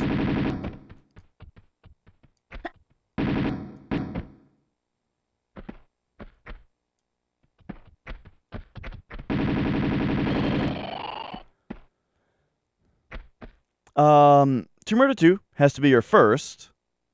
And you suppose last game, where you used what you were given instead of hoarding it like a dragon, and never use it like you do in every game since. You're talking about like ammo and healing and stuff. Yeah, I learned a long time ago to just start using shit, you know? Like I know exactly what you're talking about. But yeah, I learned to just start using shit. You know, it just makes, like, it just makes the game more fun to engage with more of its mechanics, is kind of how I think of it.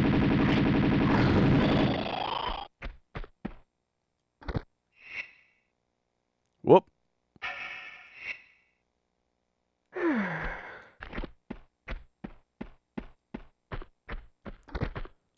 Alright, so we got flares.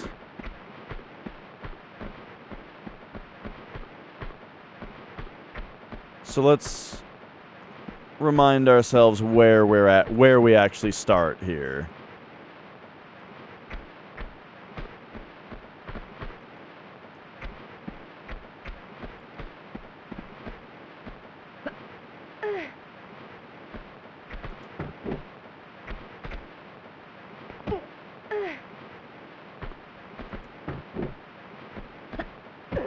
Up, up.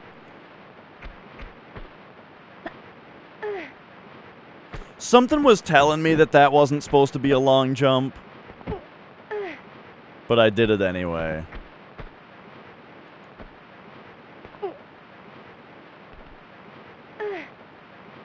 Yeah, sometimes I run out of flares. That's kind of the thing in this game that you know, I don't love to run out of. Alright, so here's what we're gonna do. Boom. Boom, like that. Try to get me over here, douchebag. Got him. Okay, and then last time I, like, accidentally did the right thing here.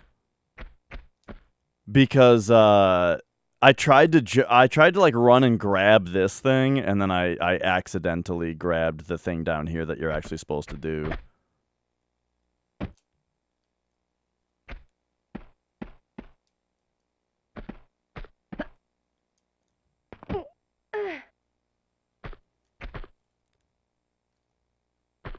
Okay, and then this looks like a standard jump.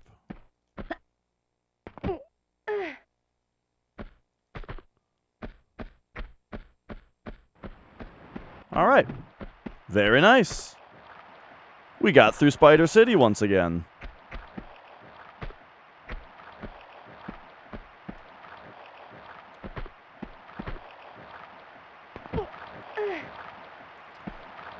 Boom. Boom. Give me a step forward.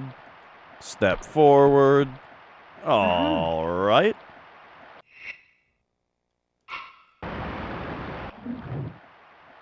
And then where are we going?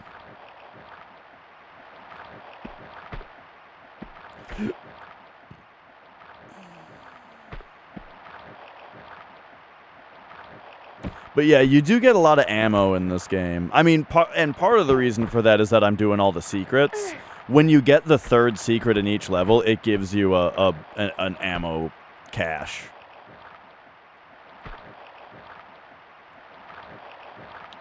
And also, what can I say? I'm just great. Whoa, cannabis! Why, thank you so much for subscribing for 4 months. Great to have you.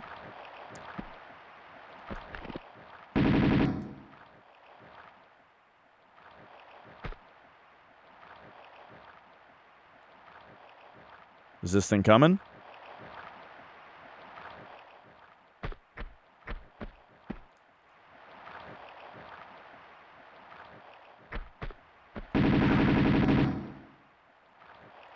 Alright, got him. Give me a save here. I feel like I might have missed something. Like, I feel like I might have missed, like, a lever to pull that should have, like, opened this up down here. Oh, wait, no, this is open down here. Wait, is that how we first got in here? Oh, yeah, it is. Okay, never mind, let's go.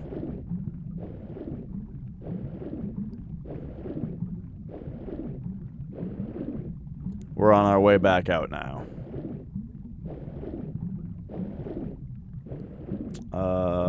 Hang on. Excuse me?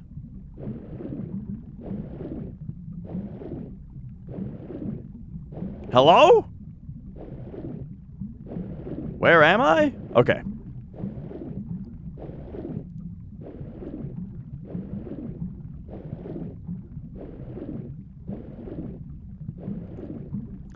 I forgave Final Fantasy XII quest?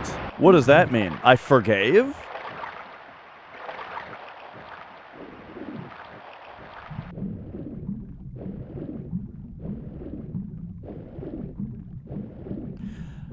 Right now I'm taking a short break from FF12 until I have an idea of what to do on the things to do. Like, I wrote down that bottle quiz on my phone, and I'm trying to figure out what the hell it means.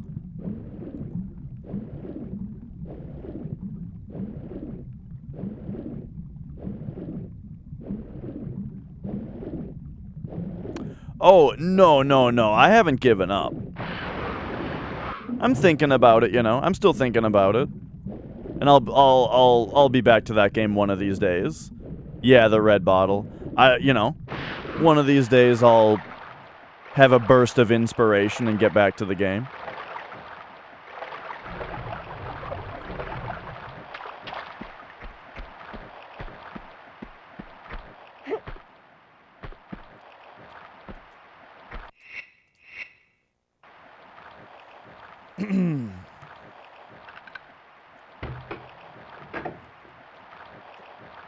All right.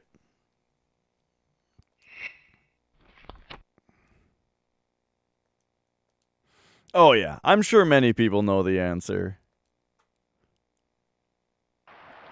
Nope. I haven't figured out the waterfall or the bottles yet. I have an idea about the waterfall, but I want to try the bottles as well. When I come back to the game, I want to have an idea about both.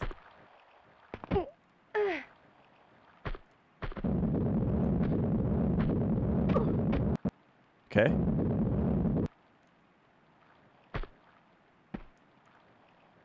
Pretty interesting there.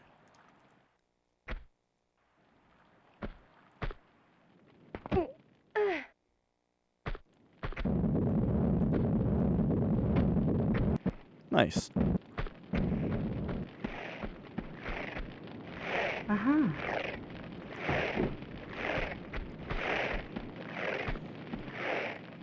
All right, all right.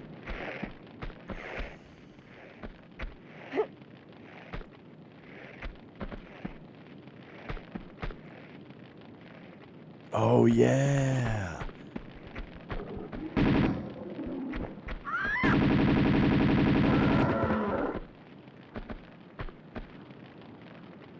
I see you over there.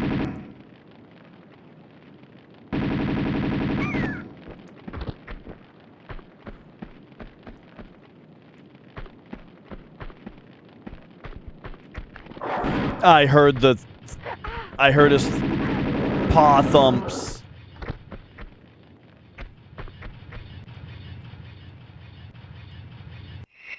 Okay, okay, so.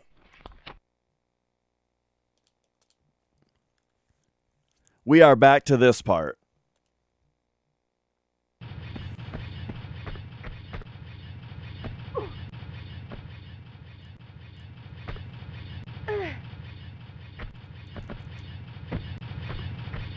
Boom.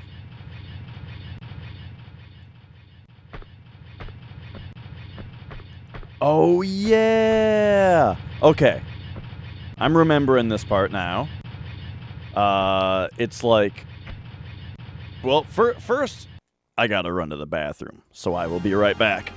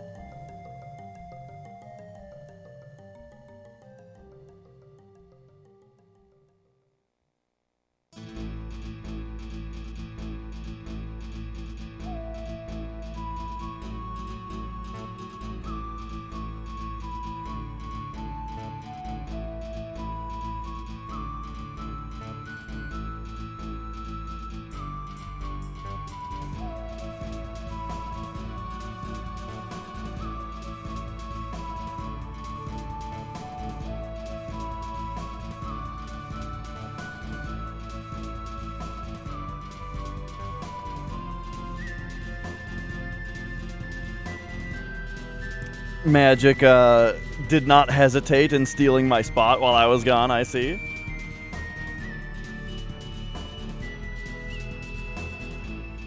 You refuse to look up the solution for it. Well, that actually is exciting for me. See, I love hearing that, Mom.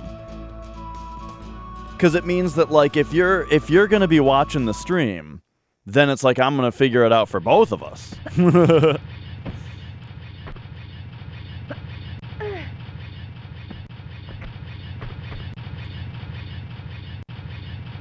Okay, okay.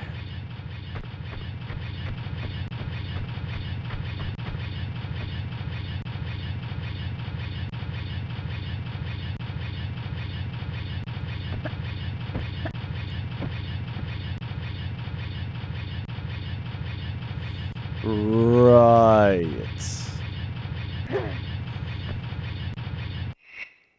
This is the part where you see the gold dragon, if you didn't get it already.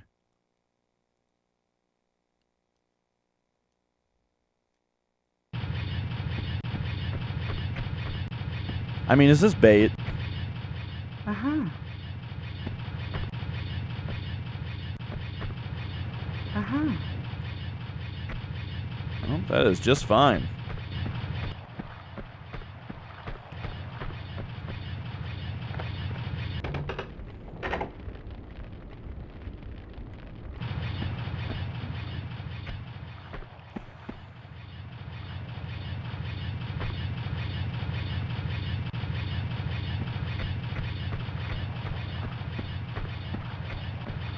Yep. Oh, jeez. I was just too slow. I should maybe, like, jump onto the bridge behind it.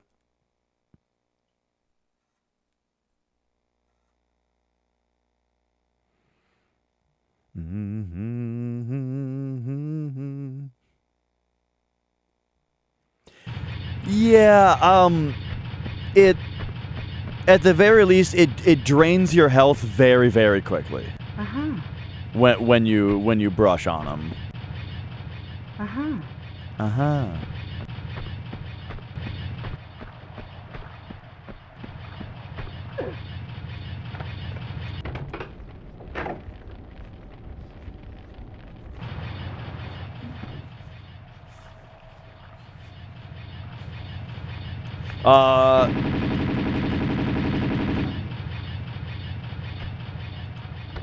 The hell was that?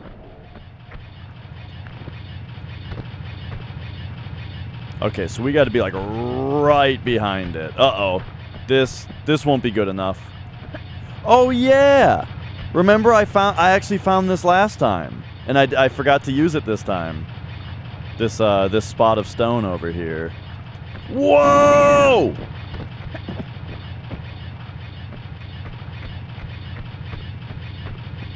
All right, there we go. And then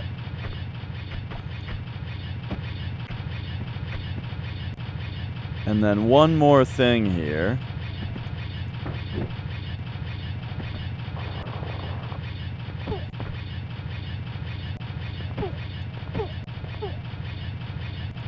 Time to grab onto this.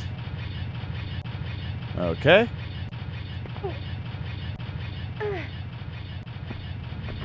Got it. Uh-huh.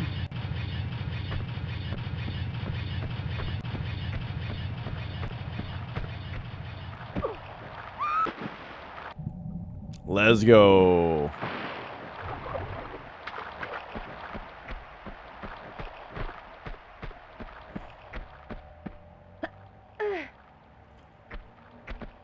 So we are about to get to where the stream started on this level to finish it up. But this time we've got all them secrets.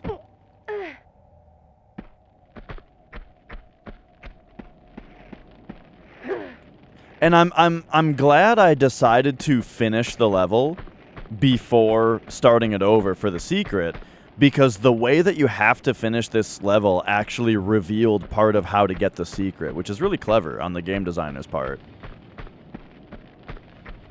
And not that you wouldn't, not that it's impossible to know how to do it the first time, just that it just requires a sequence of inputs that the game hasn't required at any other point. And so, like, this is the level that sort of teaches you that you have to be able to do that move, you know?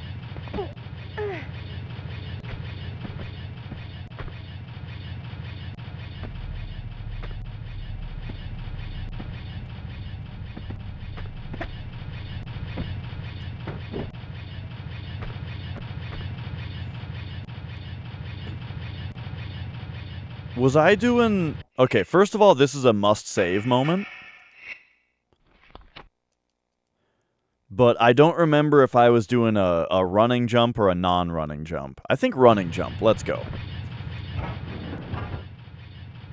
But you have to, like, serpentine a little bit to make it so that, like, you hit the back of that.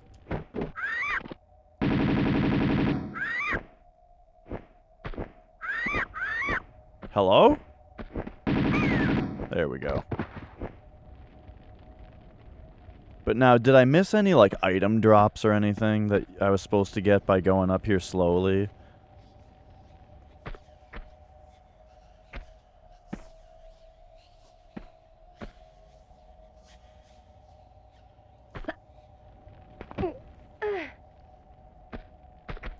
All right. And there you go. Here we are. This is where the stream started today. Was just right here in this room. Except this time, we can get through with no hesitation.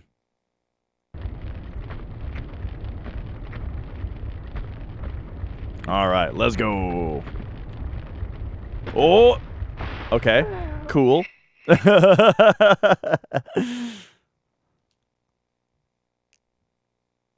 Yeah, this time we have all the secrets.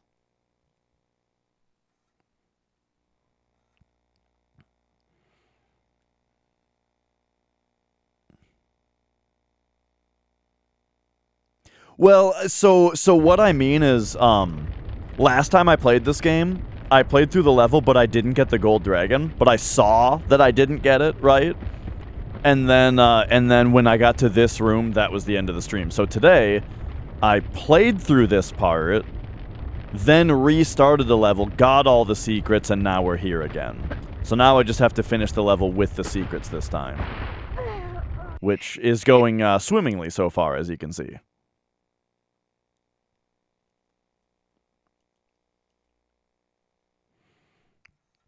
All right, all right.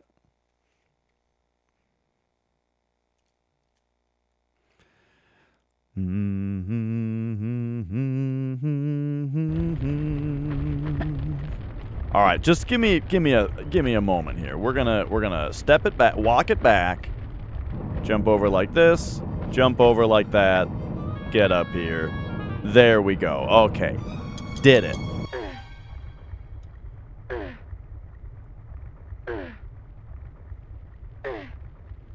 Now,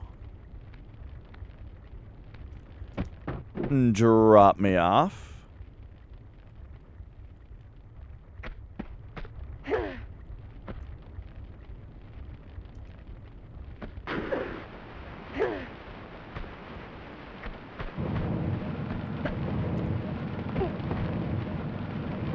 All right, all right. And if we drop from here, it's a bed of spikes.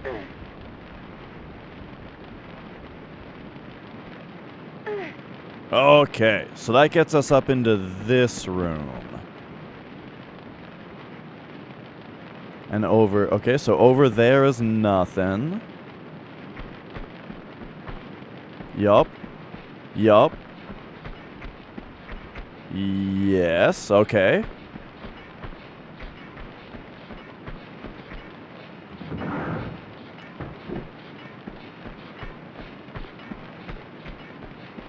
Okay, so that opened just the right side, not the left side.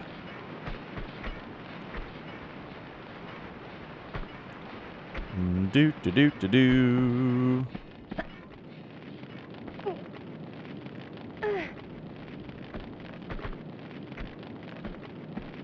So there we go. The big Lara jump for that. Standing Lara jump for that.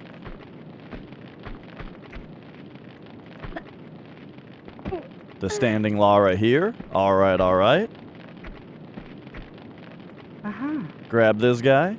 And then, this is a big save moment for sure.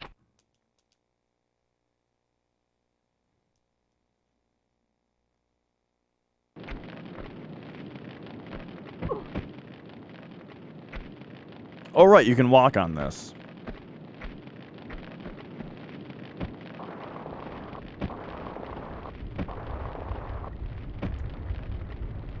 Do an immediate jump when we hit that. And all right, there we go. So now we're back down here.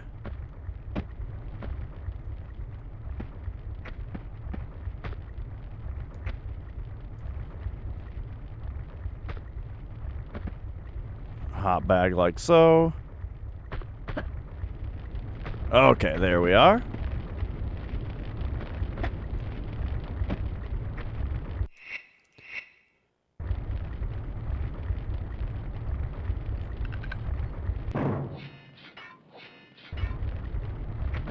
So it's funny that that points out that to us, but also this right here opened, which is pretty important. Because we can't use that ladder to get up anymore. So now we have to use this to get up.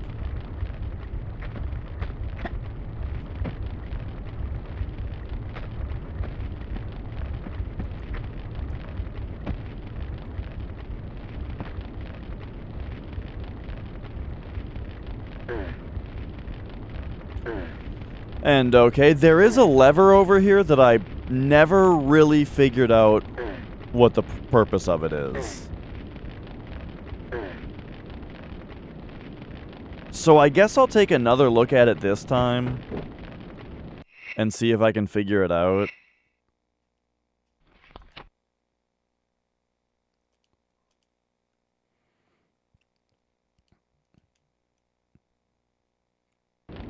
Alright, so check this out. We got spikes there, but there's this other platform right there. And, we can get to it by climbing all the way up right here and backflipping. Alright, that gets us here. So there's a lever here. However, oh, and then there's fire here and fire there, right? And what this lever does is it turns it very briefly, turns the fire off.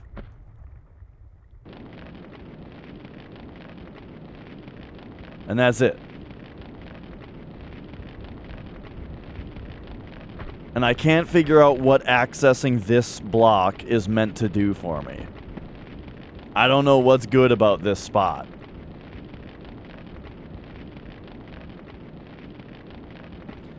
And it's not like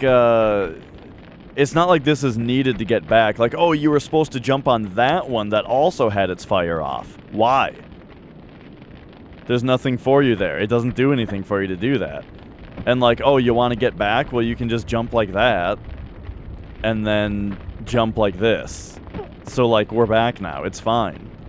So, I'm very confused as to what this lever over here is for. But I'm gonna choose to continue to ignore it, I suppose.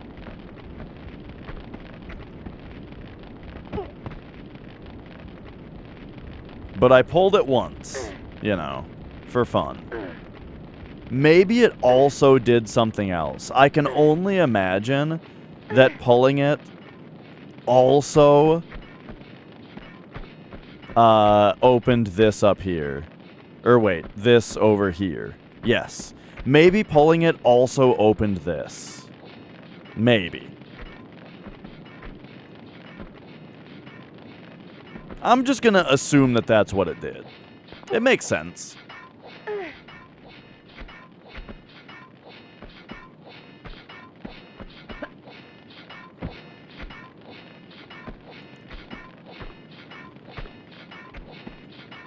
Okay. So the purpose of this jump is to jump over there, and when we hit the slidey, we got to jump off. So, boom, did it.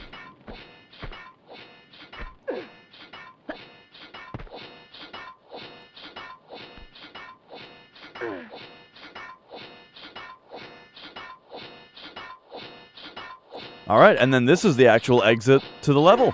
This is the end.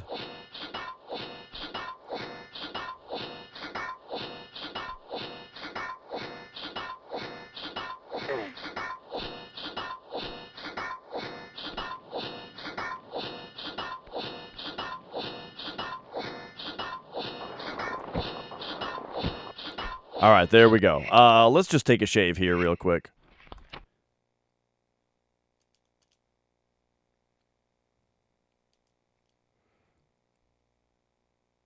Easiest spot to save from.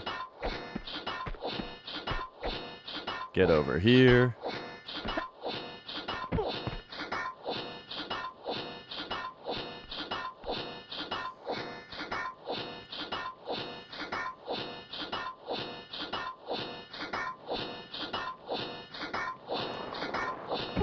Alright. Get a grab on that. And then now, let's see if I got the timing for this right. It's like...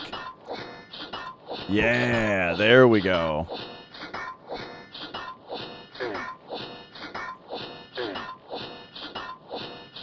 And now, there's something kinda confusing me here. Which is why, there is a climbable to my left. Like, I'm gonna save before I mess with it.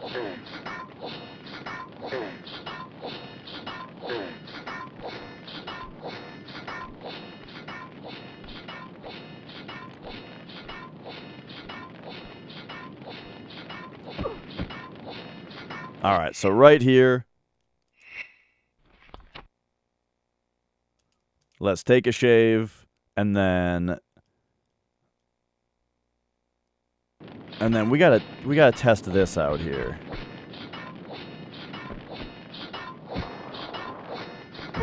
What is this here for?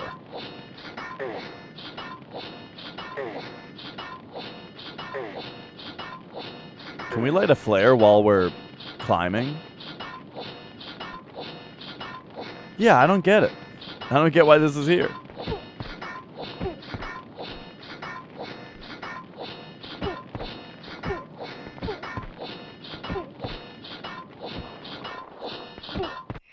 Alright. Rusty Co-Pirate, how's it going?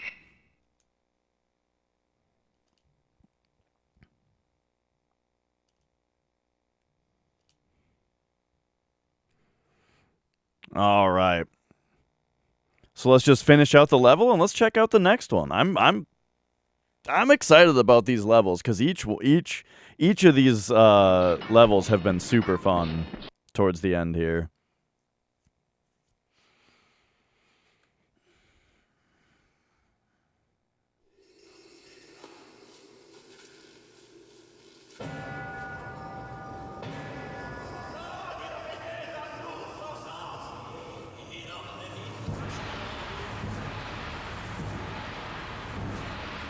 The elves? Oh, the levels. So I basically just did the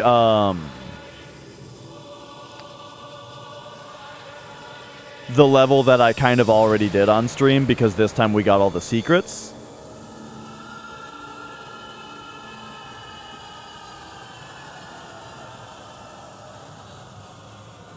So now we're about to get into the real new stuff. Oh, look at this place.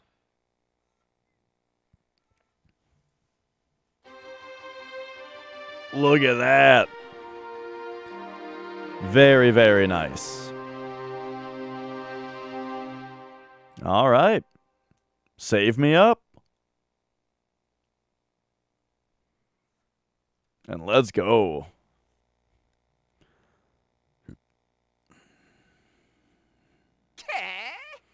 Definitely reaching a climax here in this game.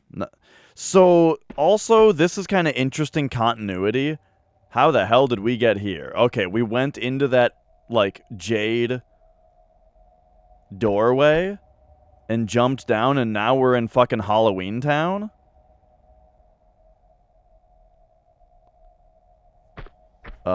Interesting.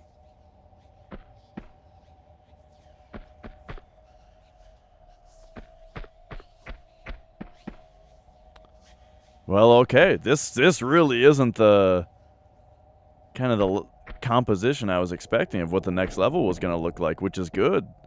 I like being kept on my toes, you know? This is very weird. Oh, this is more tricky platforming. Okay, I see something down there.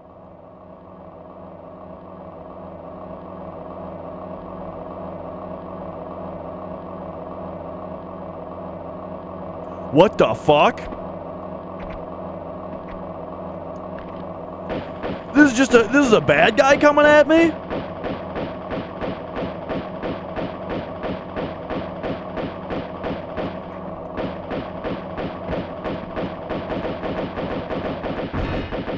What in the fuck? Okay.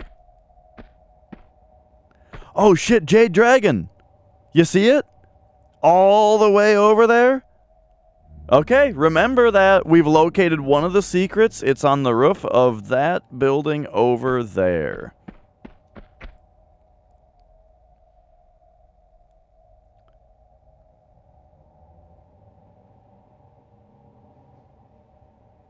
This is nutty.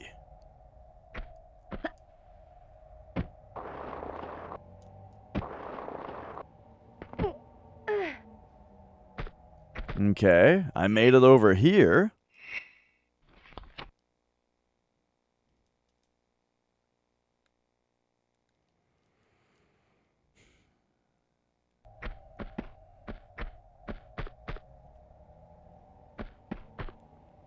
We got bars over there. This is a lever. All right, what does this do?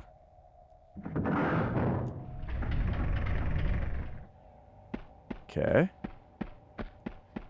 And that also raised this gate. Okay.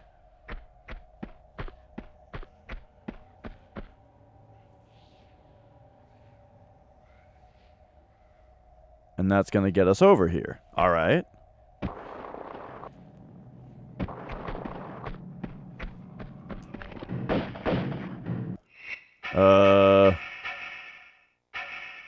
I'm feeling the M16 on this one.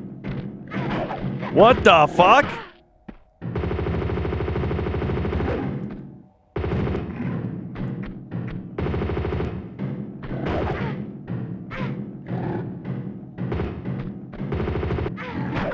I'm having a bit of trouble seeing here.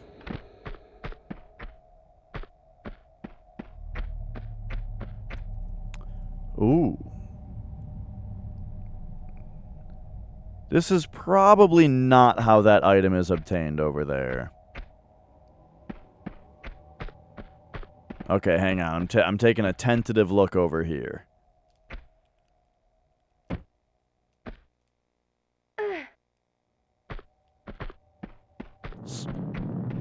Uh-oh. What the hell is that?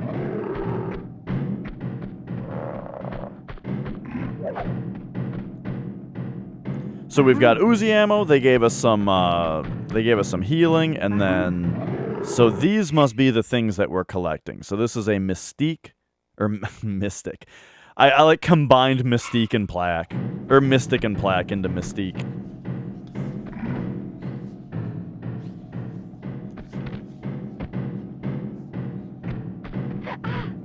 Oh? What the fuck? Whoa! Alright, that's fine. Okay, so I kind of want to go try to get the other plaque before going to that side.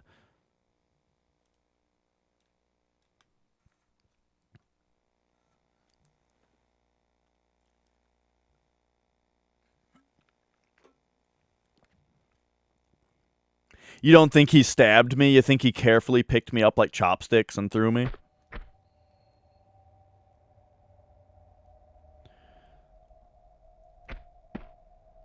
Okay, I think from here you're intended to do this.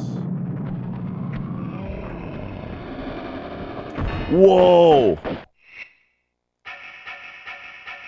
I think it's grenade launcher time.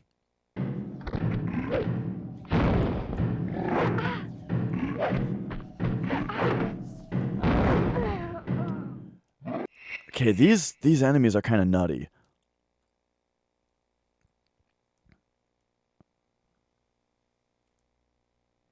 But good thing I have like 1,000,000 grenades.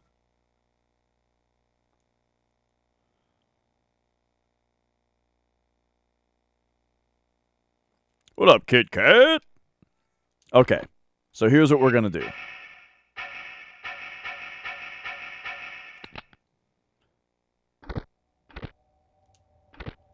We're bringing back the grenade launcher.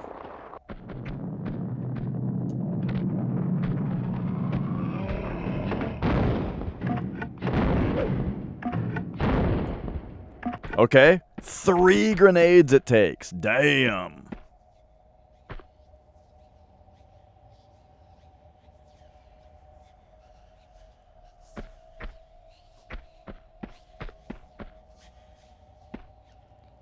But now, from down here...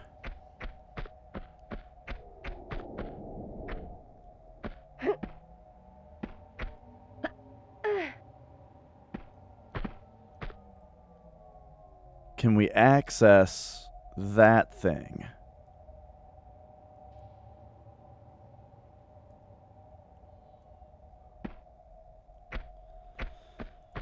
Is it as simple as, like, just give me, like, a small jump like this? There we go. And then this actually looks like a long jump.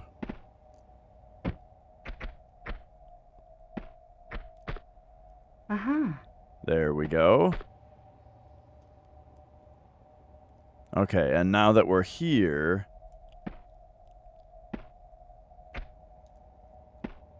it'll be a long jump back. And then this looks kind of tricky as well. We need to get, like, back over to that side.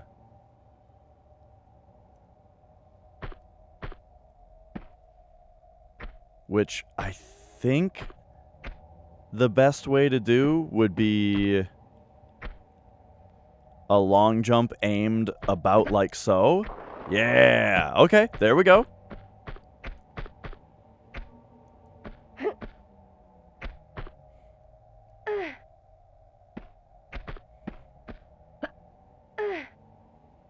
Oh, there's a med pack here.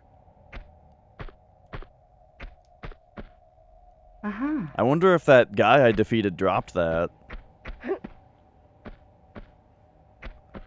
Okay. So I feel like that's pretty savable, what just happened. Like, we did it, we got the first plaque.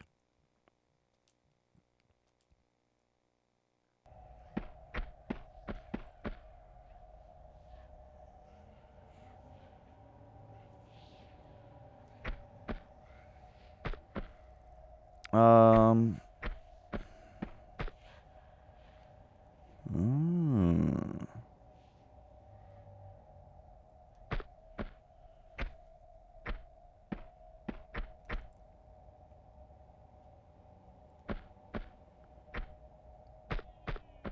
Okay, I want to look around over here just a tad more. Partly because I've already seen Jade Dragon. Like, I've seen it. I've made eye contact with it. And so I almost wonder if this is a level where the Stone Dragon is, like, real early on, you know?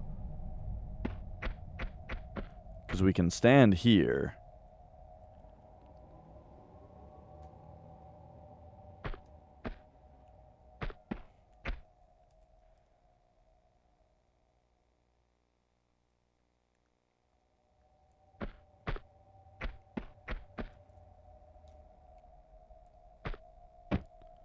Alright.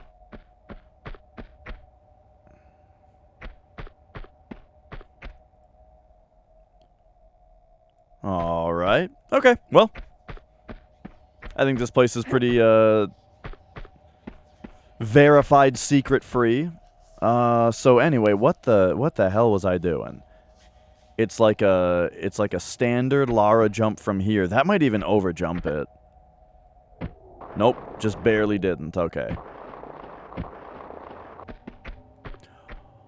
Oh. But we have to do the grabbing jump there. Okay, okay. Funny that I did the harder thing the first time, apparently.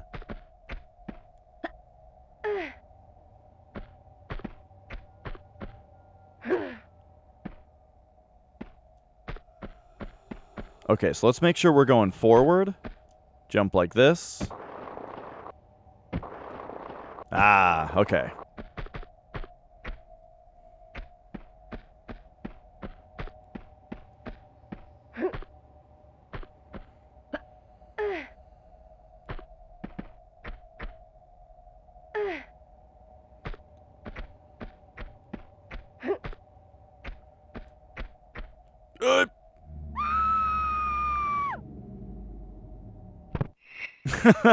Okay.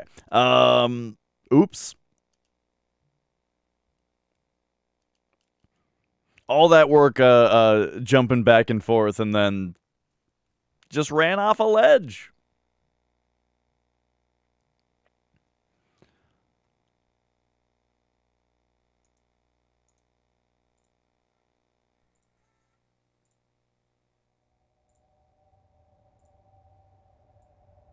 Oh, man. If we turn this camera on, he's just out. Well, I guess if I adjust, he'll do a little bit.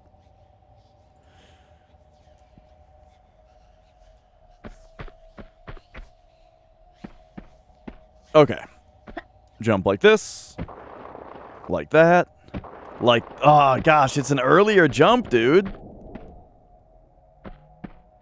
It's so hard to time that.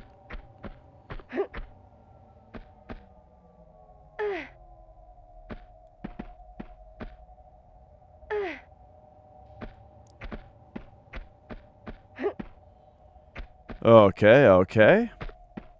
Alright. Take me this way. One step forward. Face me left. There we go. Funny how I did that first try, the first time. What's all this, though, over there? Looks kind of interesting.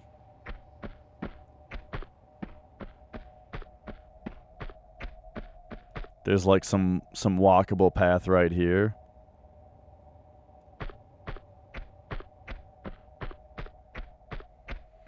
Whew. All right, give me 1 minute here for some stretches and some rest.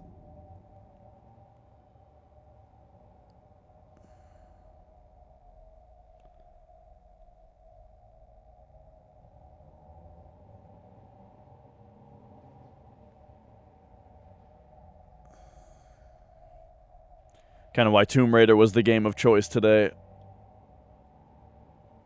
Even though Wednesday is usually speedrun day.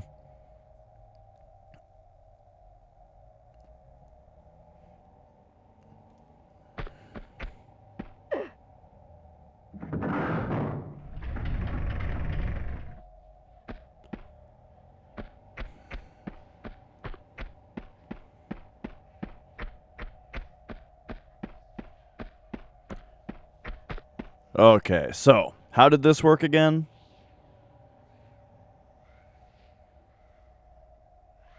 Right.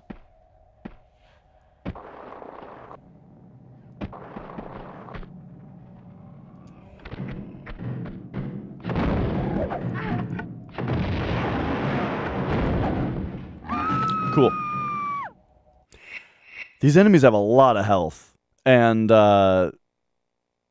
the frame rate when I get down here is not helping. Feel an improvement? I don't think it's been improving or getting worse necessarily. I think it's been staying about the same, which is concerning because I don't use my hands very much anymore. You know? So like it should be getting better. Yeah, that's the thing that is Minin, is that they're pushing me around a lot is kind of the most noticeable thing.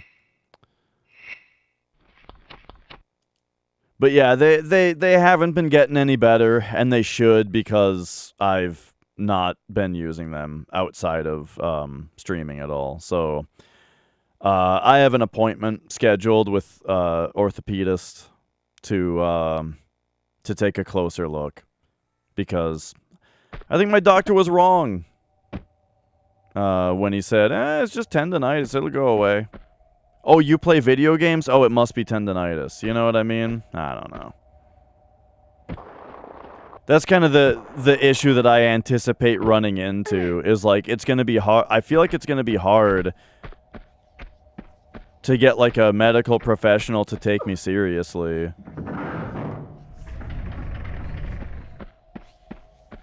Where it's like, yes, I play video games, but not like I used to. And also, I played drums for like 10 minutes the other day, and it put me out of commission for 2 days, you know? That's not fucking normal. Not that's not normal 9 months after the symptoms came up, you know what I mean?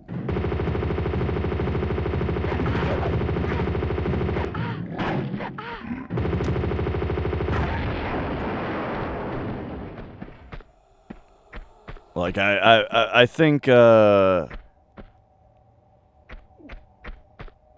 with everything that I've done, I think I should be seeing improvement by now, and I'm not, so yeah, seeing the specialist, and that's just the only thing that I expect to be a bit of a fight, is like, no, I have been going easy on the hands.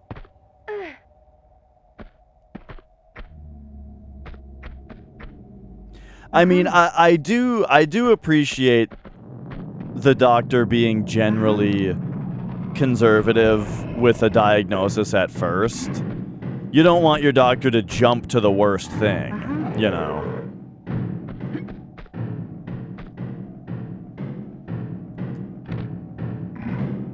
Okay, here's the thing. I don't know about the M16. I feel like you can't jump around and shoot at the same time with the M16 very well.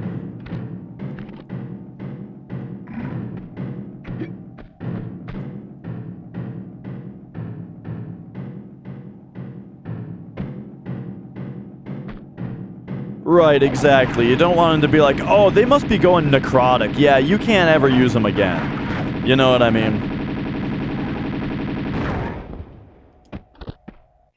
So...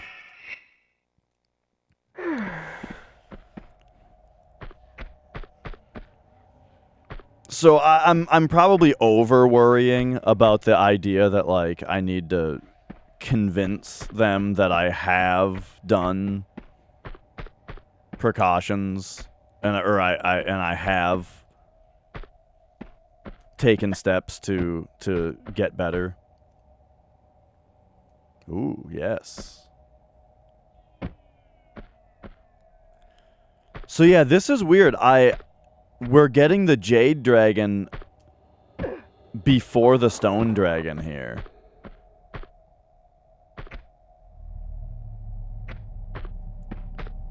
Which, like, makes me think I might have missed it.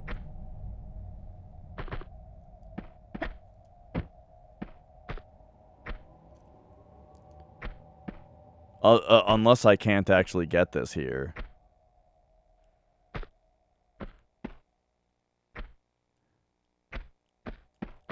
I'm feeling like a side jump like this. Ah.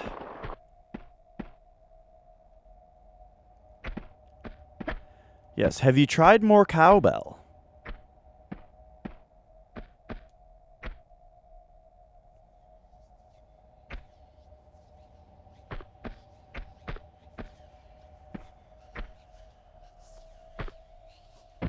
There we go. Uh-huh. I think I've told you guys this, but the orthopedist in my area, I saw him already for my cyst. And that I have in my left wrist. And so I know and so I've seen him before. His name is he's Dr. Breen. And I asked him, "Have you ever played Half-Life?" And he was like, "Oh yeah, heard all about it in college."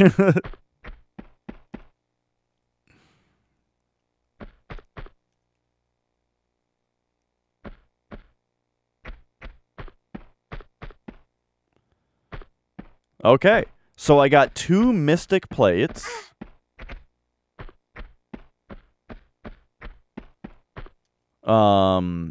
I got 2 Mystic Plates. I got the Jade Dragon. Where the hell do we go from here? Let me take a shave here real quick.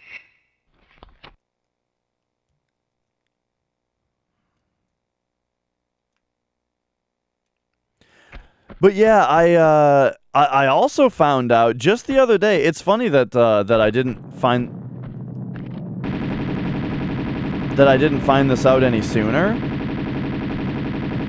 since this has been going on for so long.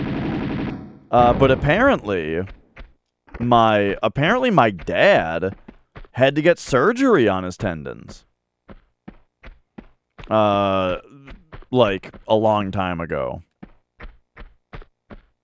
So that's kind of interesting. There might even be like a genetic thing going on.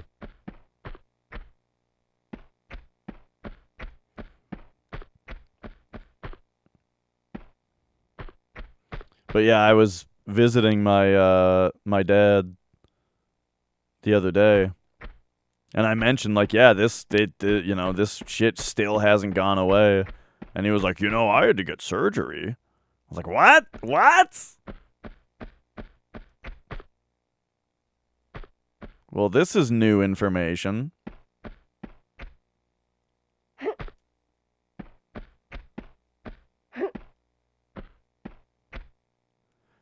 I don't see the way out of here.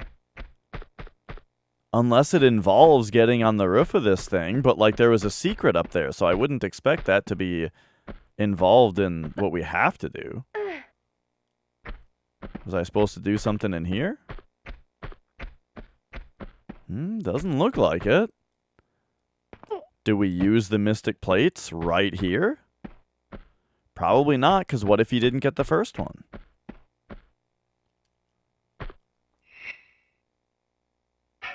Or plaque. Mystic plaque.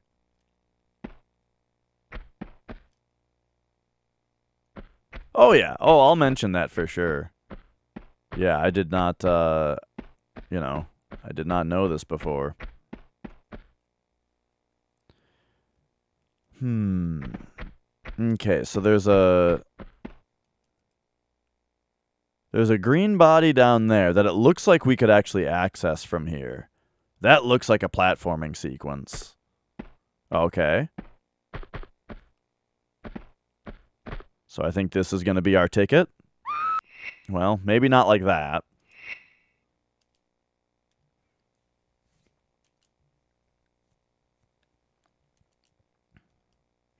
Walking, talk, machine gun man.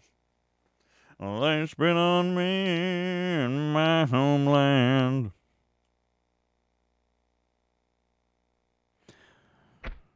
Oh shit, that other guy is back now.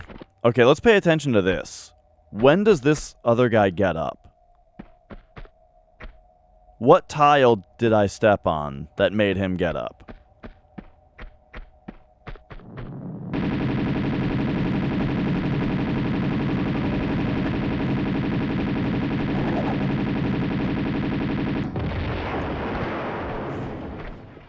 Okay, he didn't like when I stepped over here. As if, like, this is important? What? What was the jump back for? I pressed down by accident? Oh, man.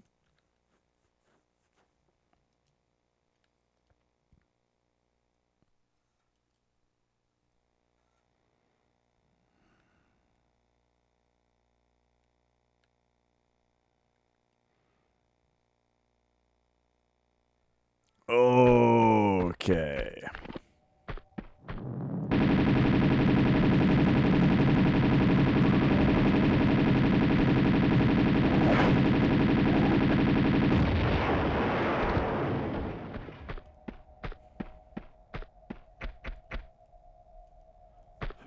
Alright, very carefully now. Just jump forward. Hold L.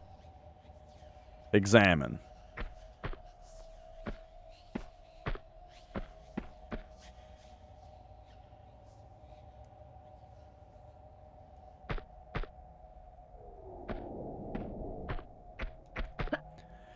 This level is very PS1. You know? I don't know, something about, like, yeah, it's all chunky and tile-based and boxy and stuff, so yeah, sure. But, like, also the fact that it's a bunch of shit just floating in space in 3D is very PS1. You know what I mean?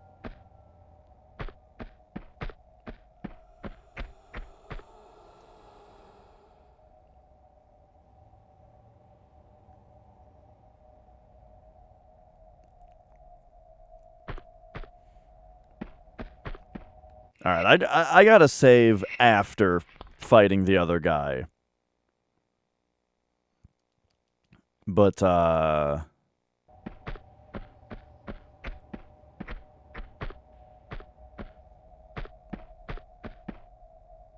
this level's very interesting so far.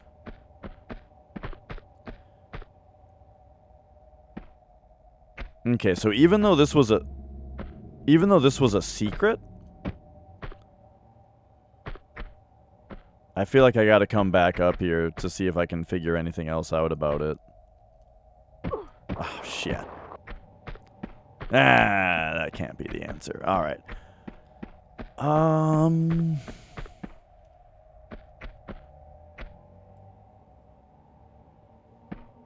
It was probably correct to, like...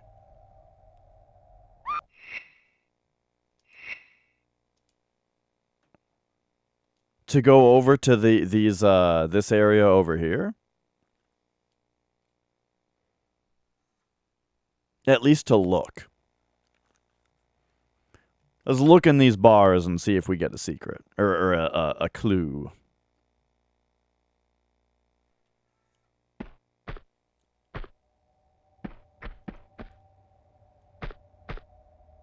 I think it's definitely intentional. Like... Okay, so I can't grab this ledge because there's a cage there. Gotcha. I almost saved. Have you guys ever done that in a Tomb Raider level? Like, preemptively opened the menu because you knew you were gonna die? So you opened the menu and like went to load, but your muscle memory made you save, and then you just saved right before dying, and you have to restart the level. Has that ever happened to you guys? Because that almost that hasn't happened to me, but it almost happened just now. Oh, that's funny.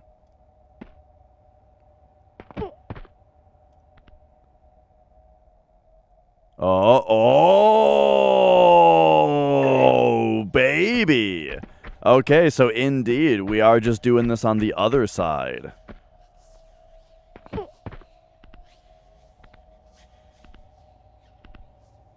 Okay. Yo.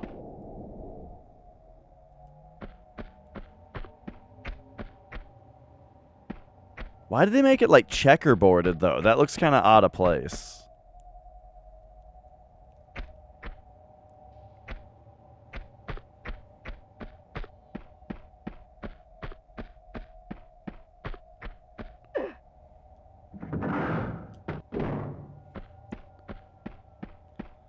Okay, okay.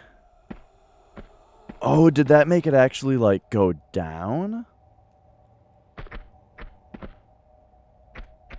So we can run across it. Interesting. Yeah, like, we're all, you know, my suspension of disbelief can only go so far. Like, we're on the floating Jade Crystal Island, but, like, now the Jade is checker pattern?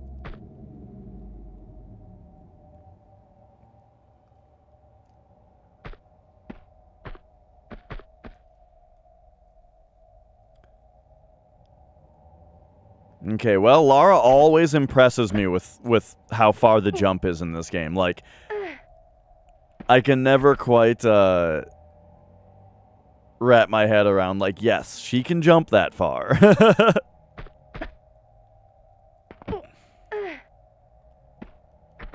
Still don't have an eye for maximum Lara jump. Okay, it looks like I'd like to go over there. What would the point of going over there be? To have to just loop back around? Is that even a full jump anymore, though? I feel like if I full jump this, I'm gonna get bonked. It's not a little jump, though. Going for the full jump. Good choice. Okay.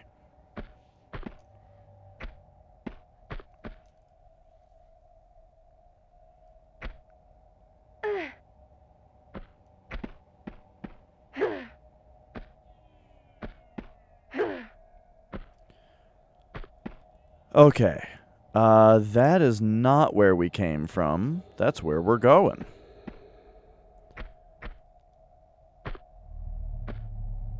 And now, hang on. I need to take, like, a look at the left side of this thing. Maybe that's... Yeah, I don't know.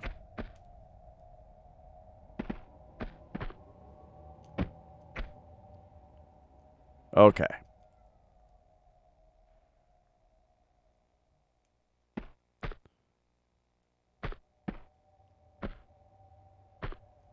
I suppose we have 2 ways to go here.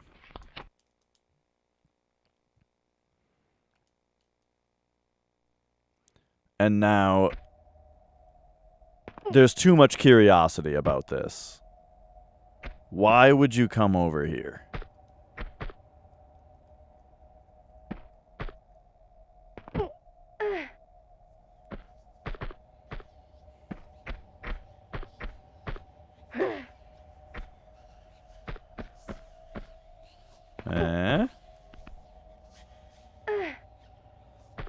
We'll check the other side as well. Okay.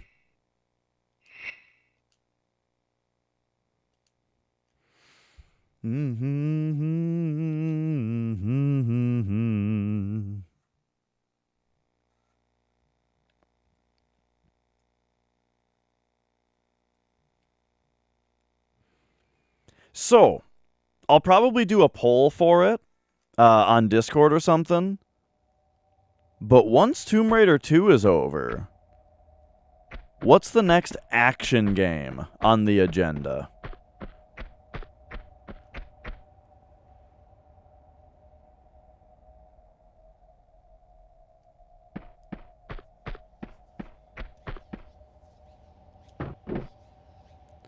Tomb Raider 3?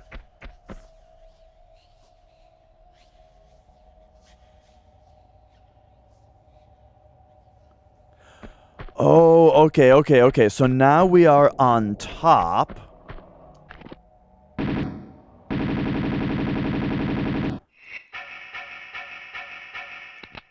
feel like this is the perfect time now for one of these.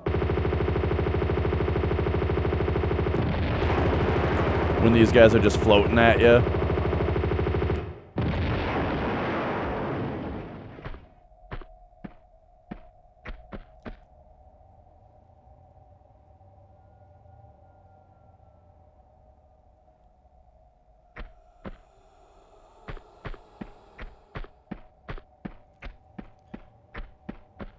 Particular system? Not really. I'll give you my idea. Now, I'm just not sure if this... So one thing to think of, though, is that I might want to just cool it on an action game for a minute. And just, like, finish Final Fantasy 12 and just play another RPG for a minute, you know? Just to be nice and easy. On the hands, you know? But if I were playing whatever the hell I wanted, like, right, like if it could be anything, Castlevania Aria of Sorrow would be what I'd be going for. Okay, so this is just to get back either direction, it looks like.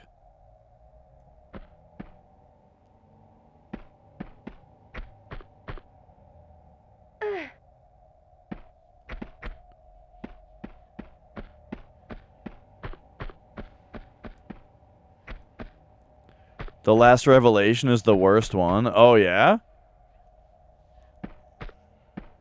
I feel like most people think that I've heard think that The Angel of Darkness is the worst one.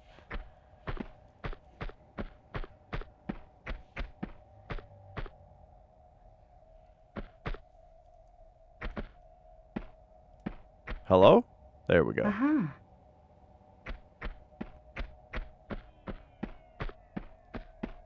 Oh, of the PS1 games. Gotcha. Honestly, I didn't know that there were any more on PS1 besides 1, 2, and 3.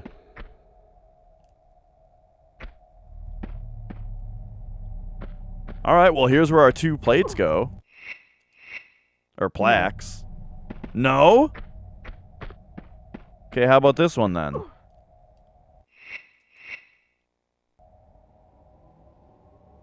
What up, Rick Sim?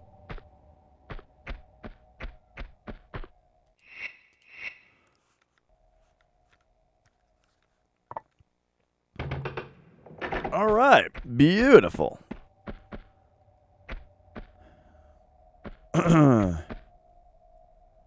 You guys gotta not take Lou so seriously when he says stuff.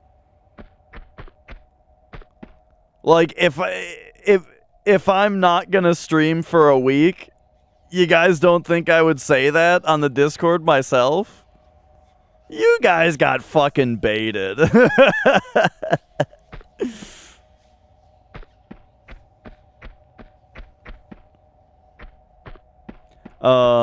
The Tenchu series, I've not. I think you brought that up to me just the other day.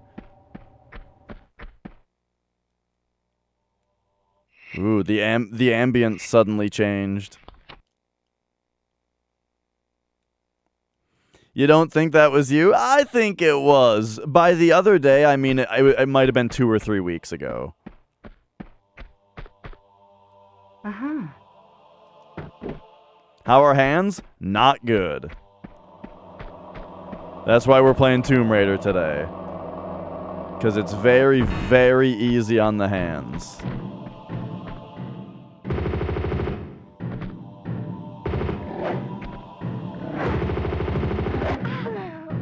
Whoa!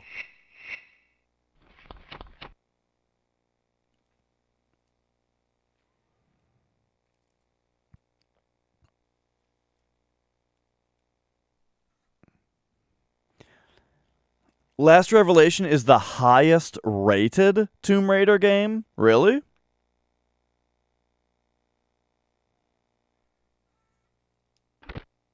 And yet I'm hearing it's bad? It's the worst one?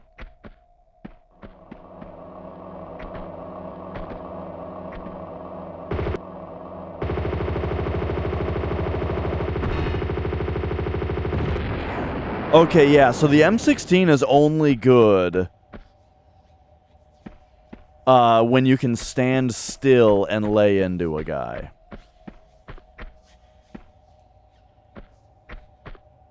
Uh-huh.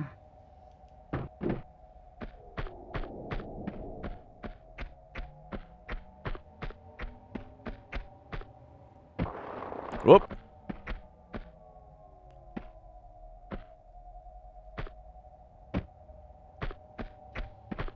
That's a boulder.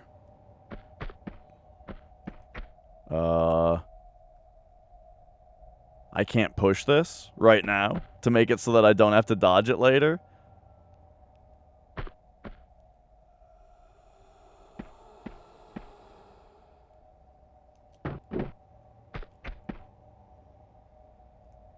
I wonder how quick of a game Medieval would be to play through. I saw like a little bit of, or I played a tiny bit of Medieval recently. And when you go to the Hall of Heroes or whatever the hell it's called, it sure makes it look like there's a lot of levels. Like there's a lot of stuff to unlock, you know? Cool.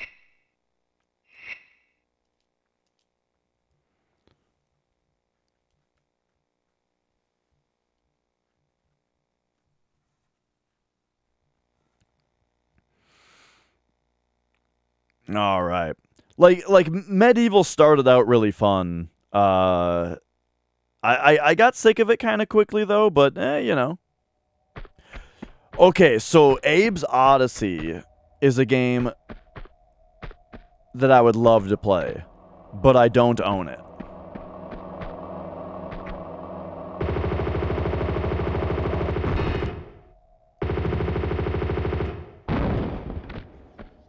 But yeah, Abe's Odyssey is a game that I'm pretty sure I would love. I just need to get it.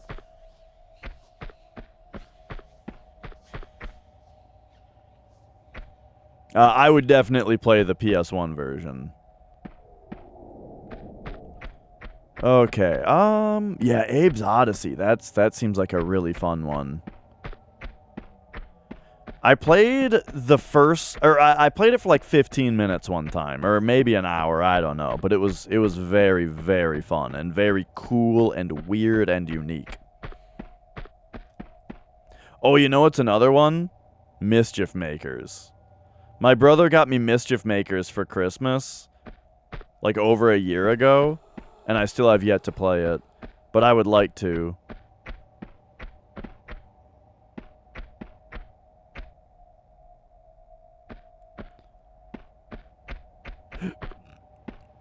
Man, this level's super confusing.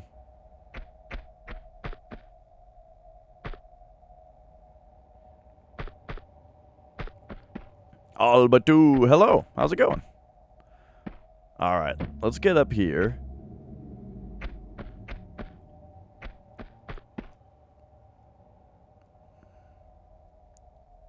I feel like this is somehow the way forward.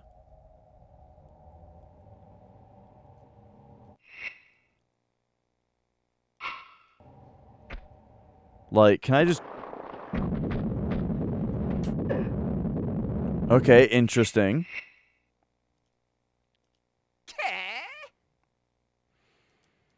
I haven't played Nightmare Creatures. I was talking about that one. What up, Brutals? I was talking about Nightmare Creatures and how... So I haven't played that, but I did play that Bloodborne PSX, which a lot of people were comparing to Nightmare Creatures. Yeah, that little stumble that she did at the end kind of Scrooged me.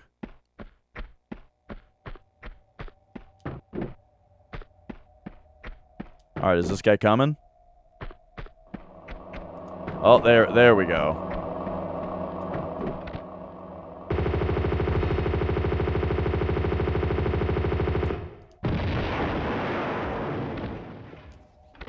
Okay, hang on a second now. Let's do this. Let's do this.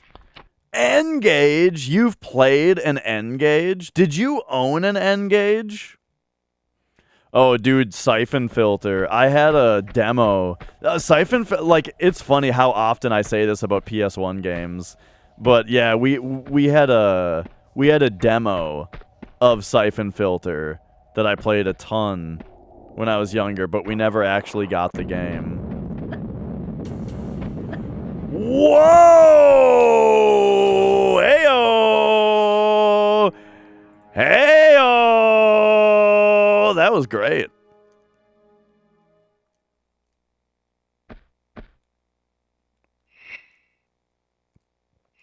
Okay.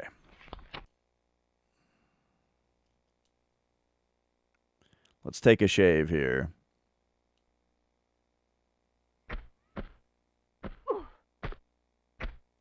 So anyway, yeah, that N-Gage, huh? Okay, so where does this send you?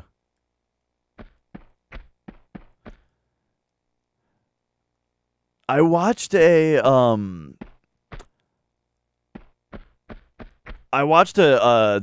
Giant Bomb one time. Jeff was like brought in a bunch of N-Gage games and was showing them and playing them. And he pointed out that I think it was only the like original model. Like they pretty quickly changed this, but on the original model N-Gage, the game cartridges were inserted behind the battery. So you had to take the battery out to change games. And, you know, of course, it's because back then they were like, well, it's a phone, it's a handheld game system that's a phone. Like, you're not gonna be carrying around multiple games. What are you, crazy? What are you, some kind of game-crazed maniac? You need to have more than one game with you when you're out? And, you know, and when I put it that way, really, they've got a point. You know, I can't tell you how many times I've been about to be on, like, a flight or something. And or like, go into a hotel kind of situation. And I pack fucking 20 games with me and then never change games one time. I hardly even play anything.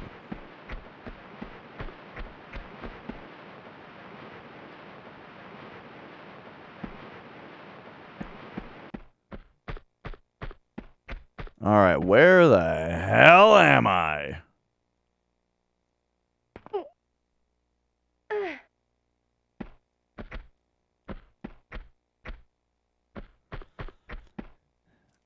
Yeah, I saw a bit of Tony Hawk on it, you know. I saw a bit of Tomb Raider on it. Wasn't there a game just called Action that was like a first-person shooter?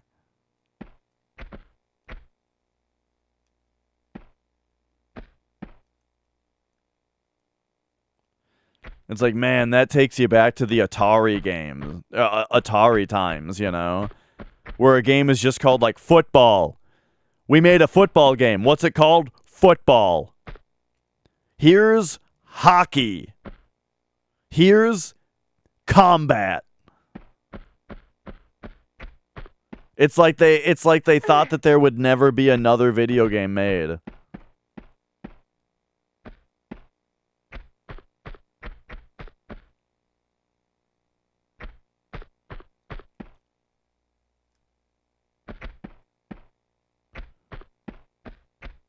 What the hell have I done?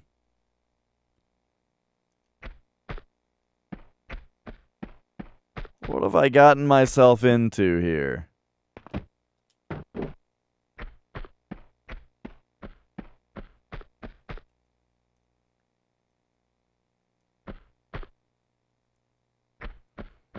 Oh, well, there's another boulder up here.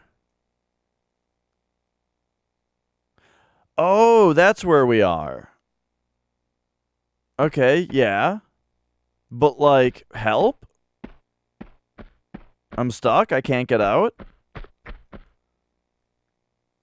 Is this thing coming for me again? Uh-oh. Oh, okay. I thought that was going to be instant death. Oh, yeah, skate heaven.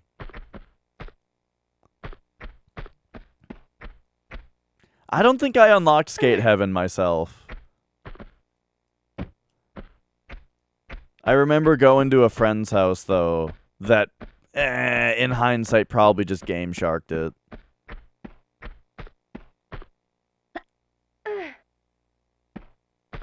Wait a second. I think I might be a dunce.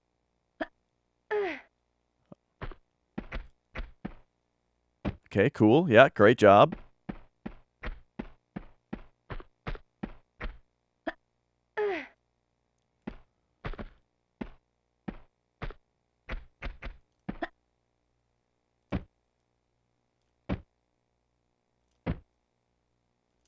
Try it again. Try it again. Okay. Oh, here, let's inch forward a little bit more. Okay, hang on. What if we, how about this side? I could swear this is intentional. Okay, hang on. This might not be as good of an idea as well, no, the idea is solid. The idea here is great. I don't know why I'm being denied. Her fingers are reaching the edge. All right. What is this? Did I already see this and determine it to be nothing? Sega Saturn? I'm sure they did, but I never had a Sega Saturn. My neighbors had a Sega Saturn, though. And I would go over there and play the shit out of 2 games. Well, play the shit out of 1 game. I played the shit out of Daytona USA. I was all about Daytona USA. I loved playing that game, and my favorite thing about it, and this is how you know that I'm a nerd, right? is that, like, even though that game is, like, you know, for, NASCAR or whatever, is that Daytona's NASCAR? Yeah. The thing that I really liked about it, the thing that kept me coming back to that game, was that you could play in, like, a first-person view where you could see the hood of your car, you know? I don't remember there being a Daytona. Did they yell Daytona excitedly when you started up the game? I don't even remember that. What I remember is that there was, like, a first-person view where you could see the hood of your car. And if you got into accidents, it would get crunched up. There was, like, dynamic. There was damage that you could get on the hood of your car. And I was just so fascinated by that it made me always want to play the game. I wanted to play that game all the time. I didn't know how to play it. I didn't give a shit about how well I was doing. But I wanted to see the hood crunch up. The technology was very impressive to me. There you go. But anyway. My neighbors also had another game on the old Sega Saturn called... There's a line coming. Oh, there's like a zip line. There's another game that my neighbors had called Mr. Bones.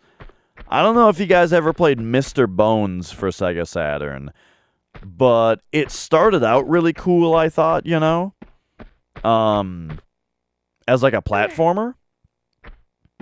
But then, like, I couldn't really get any further in it, you know? I couldn't get very far in it. Because the second level was, like, sort of a memorization thing, kind of. And I was not, like, at the point in my cognitive development to be able to deal with something like that. And so, you know, Mr. Bones, as much as I thought it was cool that there was a game where you played as a skeleton and it had, like, FMVs where like, there were a bunch of skeletons around, you know? What more could you want? I couldn't really manage to get into it because it was a bit too hard. But I think it would be very interesting to try to play Mr. Bones again today. The one other game that I remember playing on Sega Saturn at their house was Alien Trilogy, which somewhat recently my brother and I got for PS1 and played through it on PS1. It was okay. You know, it was pretty cool. By the end of the game, I was ready for it to be over, and I think it ended at just about the right time. It was pretty darn difficult. But what's funny about it is that the game was also on DOS. And if you played it on DOS, the game was too easy with a mouse and keyboard. But with PS1 first-person shooter controls, it was too hard, kind of. Well, not really too hard, but it was very hard. I'm going to load my game here and just see where the hell it loads. Because I don't know what the fuck to do down here.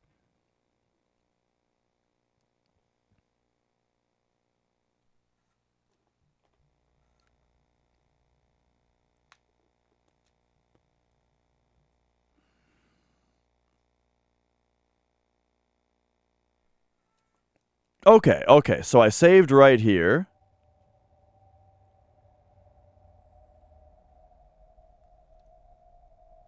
Darius? What the hell is that? Is that a shmup? That's a shmup, right? Yeah, there's like Darius Twin and stuff.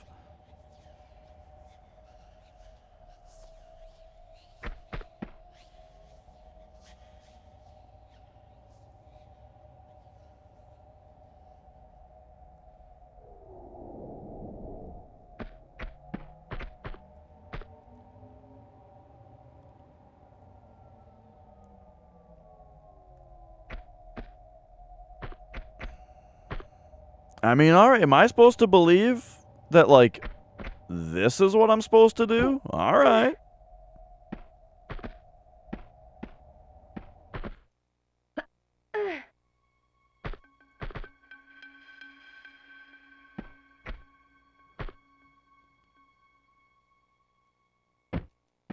Okay.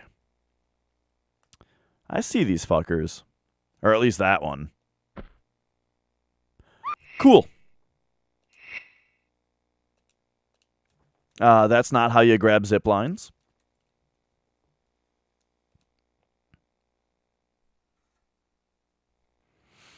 Zordon. How's it going? But yeah, I have a Master System and a Genesis, but like I've got like no Genesis games and no good Master System games. I don't even know if there are any. Whoa! Don't even need to hold X there.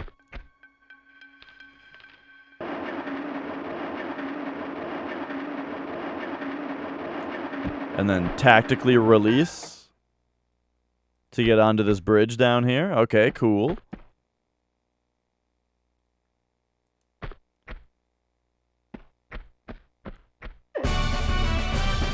Whoa!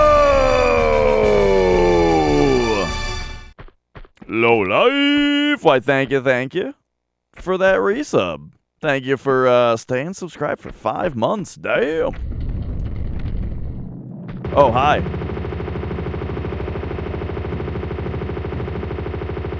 Okay, got him. Anyone else? Anyone else? Let me check something. So I think that both of those guys are going to get up because Lara, like, got pushed when I touched them.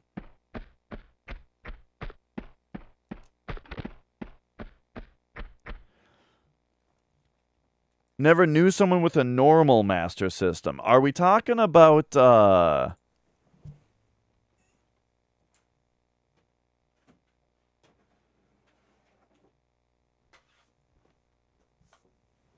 Is this the normal one?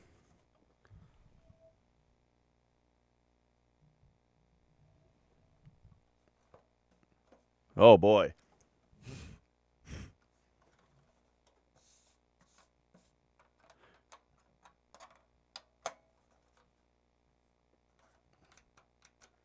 Funny that it's like Master System / Power Base. Man, I love old systems. Whoa! Are you serious?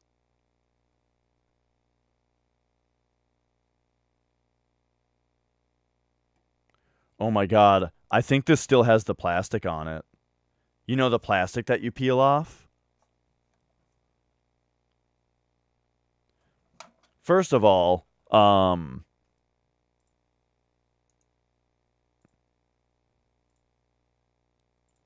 hang on a second.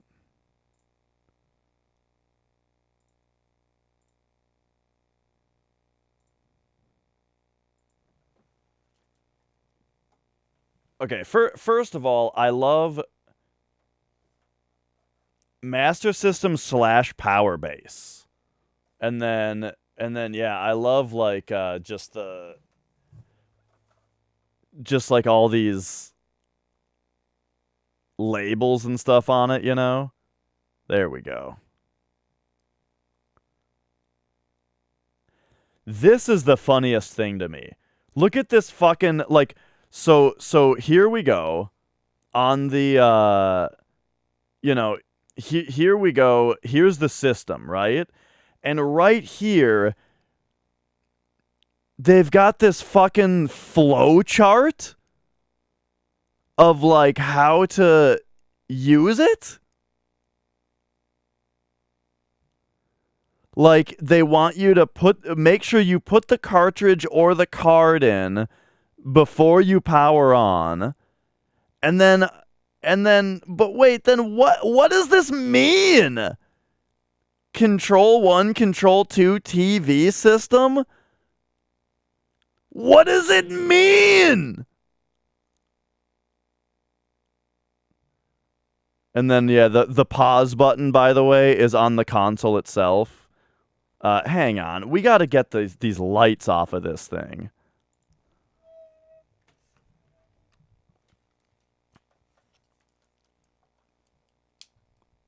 There we go. Now the lights aren't shining on it so harshly.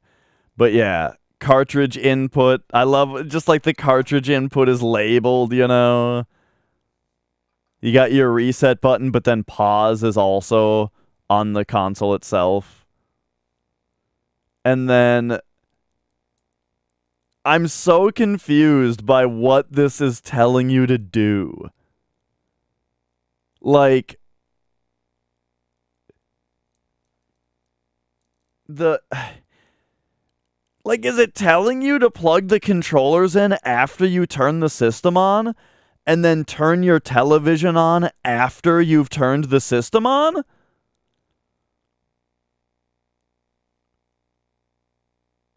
Or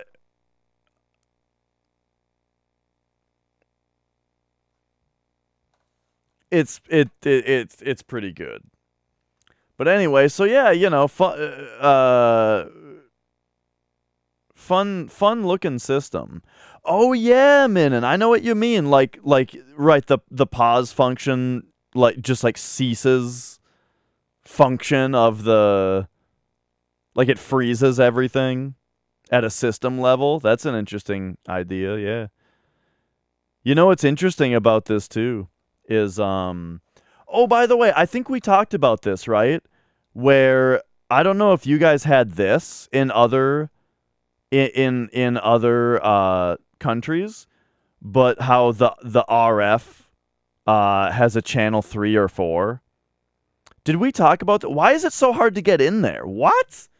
There's a switch to flip in there for channel 3 or 4. Why do they make it so hard to access? You gotta like get in there with a paper clip or something.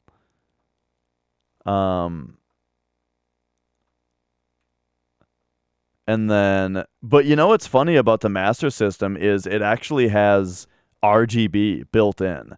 So this AV out does composite, but it does RGB.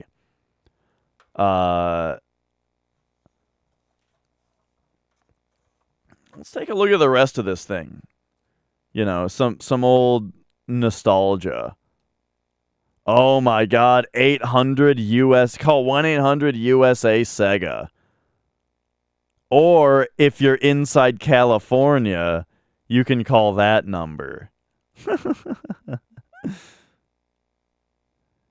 They've got their hours.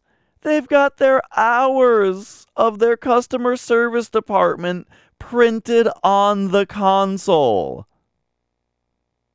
This is another era, dude. Another fucking era. Oh, man.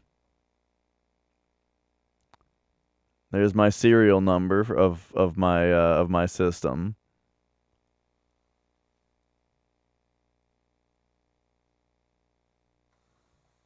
This is good. I think this is what. So what is this?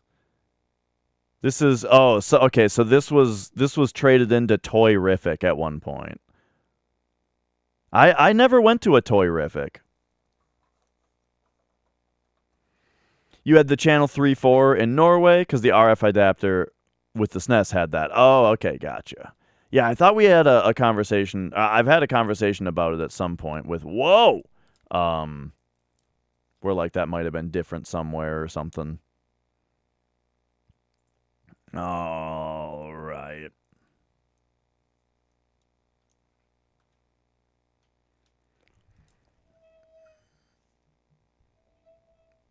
Where are we going here? Oh, also, hang on though.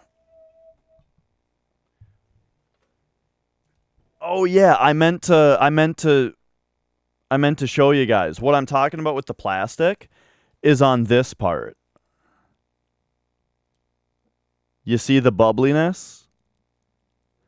You see that? And then over here, the corner is coming up a little bit.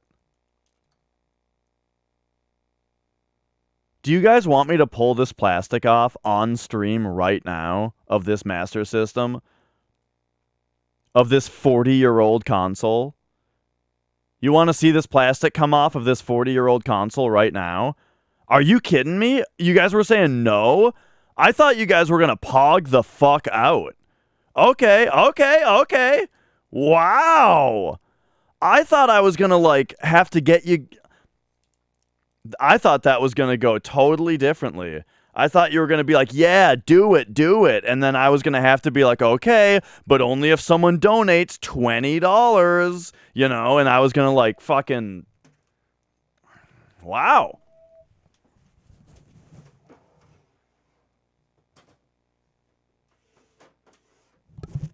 Ugh.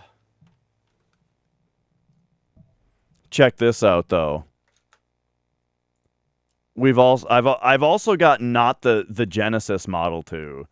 I've got this version. You know what's weird though is that usually don't they say high definition graphics across the top here? This thing isn't in the best shape. I got this Genesis from a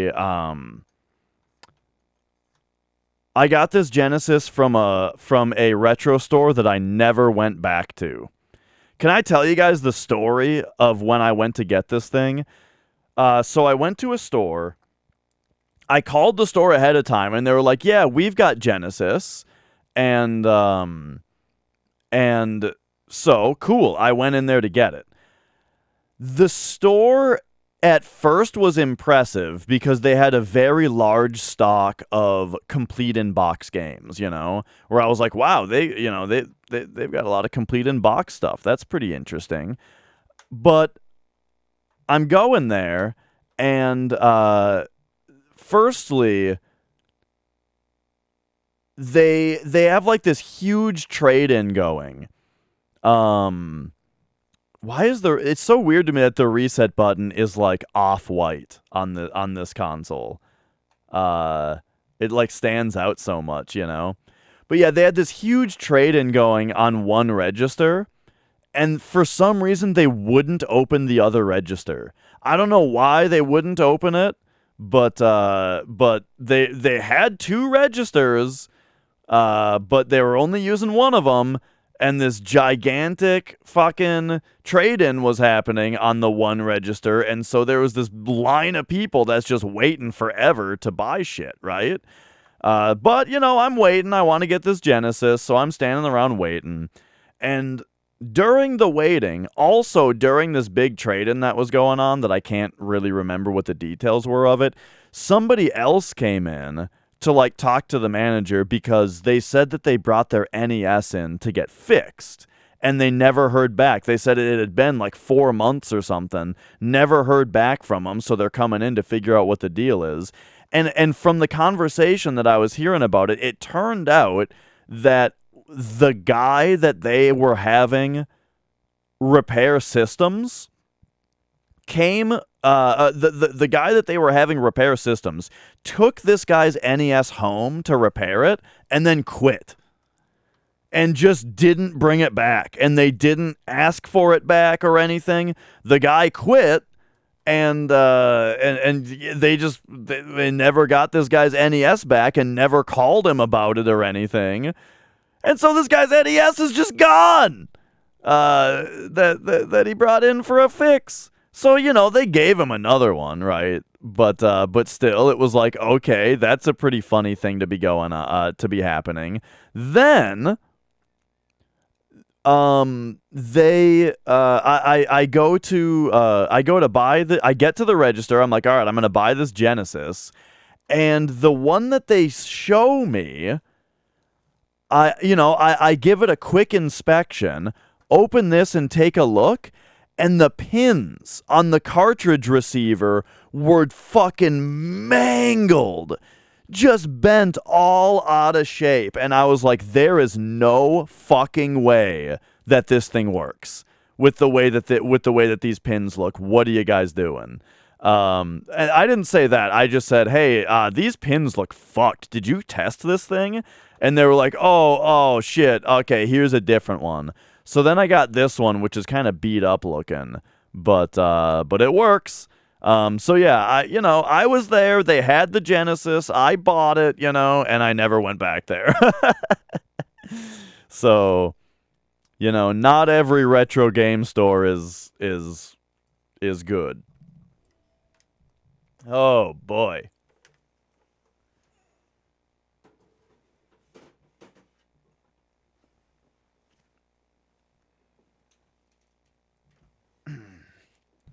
But anyway,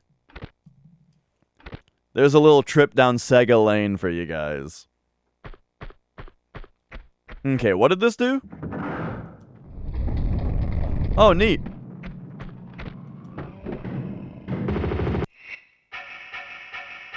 I'm gonna need these.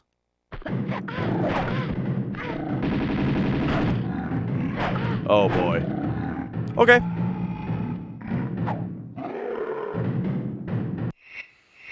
Let's try this again.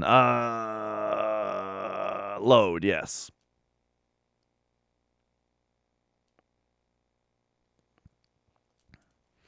Sega CD. I don't think I have ever played a Sega CD.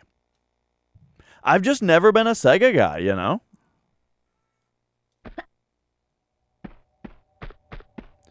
And so my experience with Sega is very light.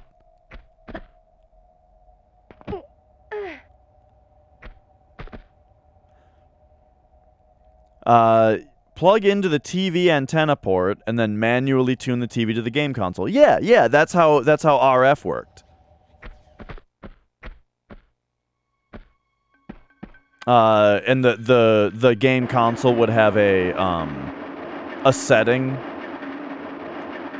for channel 3 or channel 4. I remember I was always so impressed that my brother knew how to set a game console up, you know? Like back when I was a kid and I wanted to we were at like my grandparents' house, right? And I wanted to play the Nintendo. You know, my brother always had to set it up because I didn't know how to connect, you know, RF or composite. At some point we started using composite, I think. When they got like a new TV that had it or something like that. And even then, you know, it was like, whoa, you know how to set it up? You mean you plug the yellow thing into the yellow thing? Wow. Yeah, we didn't have a Super Nintendo either. I went straight from NES to PlayStation.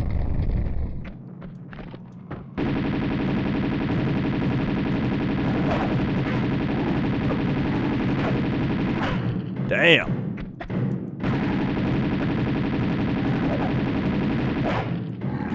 Wow.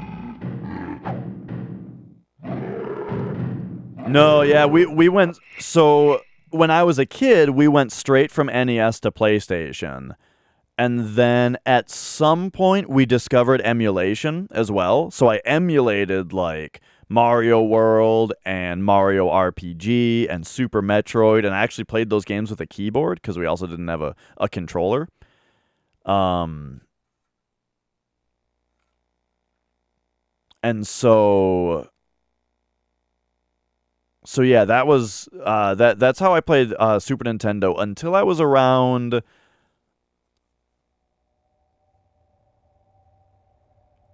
I don't think I got a Super Nintendo until I was like 13. I think when I was like 13, my brother and sister got me one for Christmas, like an old used one, you know. And when I was 13, like the PS2 was out at that point, you know. Like I had a PS2 and GameCube, right? But they got me a Super Nintendo because, you know, I liked old games. Because like I growing up on the NES, I always liked old games, you know, and so yeah, it was super exciting. It was funny though. So my brother and sister, for Christmas, one of them got me a Super Nintendo, and one of them got me Ocarina of Time, which they were supposed. I think she was supposed to get me Link to the Past. But I didn't even realize it when I opened the gifts. It was like I opened the Super Nintendo and was like, "Oh, sick! I better get some Super Nintendo games." And then I opened Ocarina of Time and I was like, "Oh, sick! I better get an N64." You know.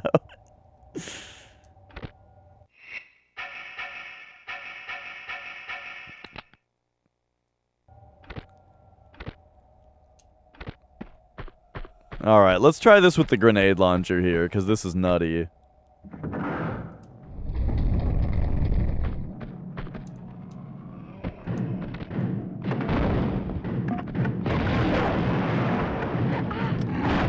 Oh my god!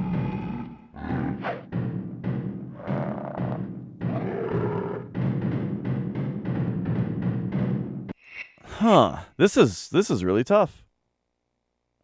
I wonder if I'm not even supposed to fight these things. You know? Like, maybe the intention here is just to run away.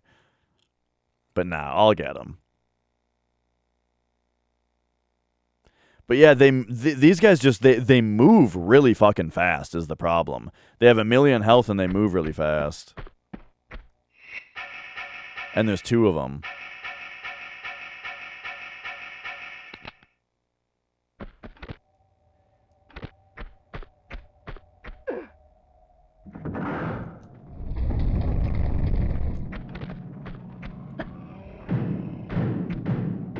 Okay, here's what I think we gotta do.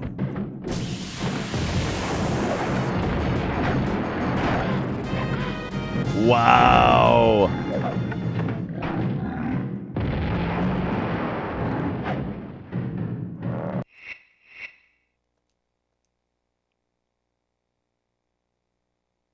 I don't know if I'm supposed to fight these guys.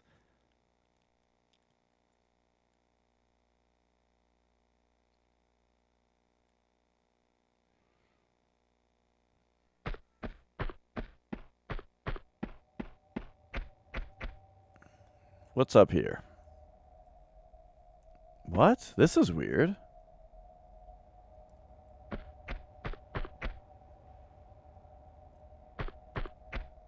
Alright, I'm gonna not fight him this time.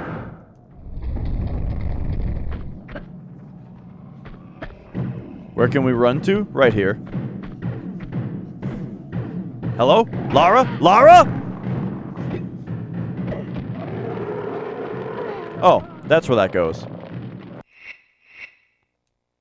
Okay, well, she didn't grab the thing.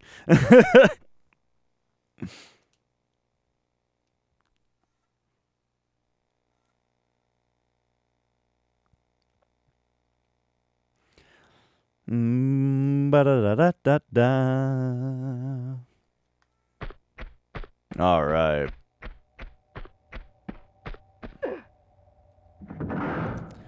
But yeah, until I was much older and got that Super Nintendo, I had played very little SNES games. This is fucked. Can I just... I mean, there's no way I can shoot these guys before they get up. Maybe I can.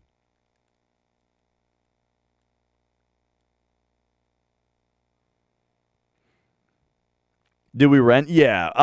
Not like a ton, but we definitely rented games. A repeat rental for me on PS1 was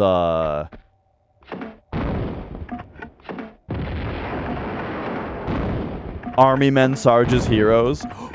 It worked!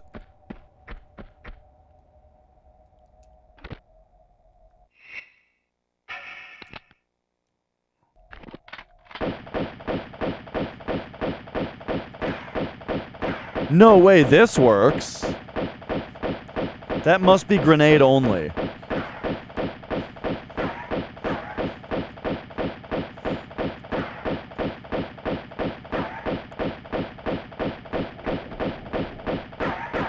Yeah, this is just hitting the wall behind him.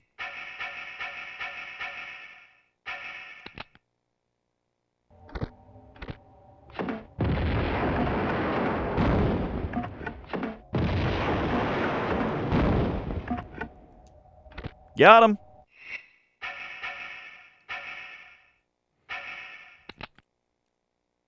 Alright, probably let's just equip those back up. And you know what? Sure.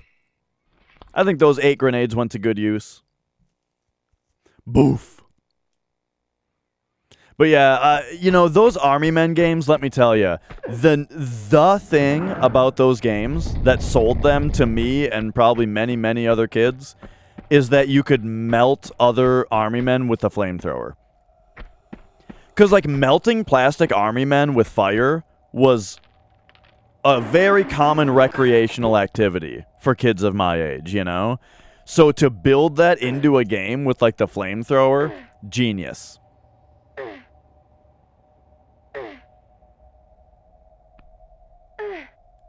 It was really the only reason I wanted to play the game.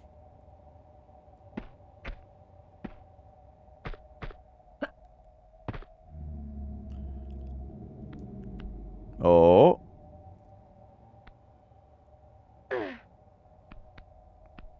Okay, okay. You guys ever play the game Rascal for PS1?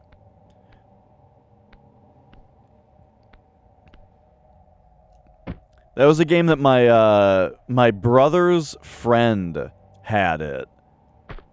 And I remember wanting to play it, but I never got to.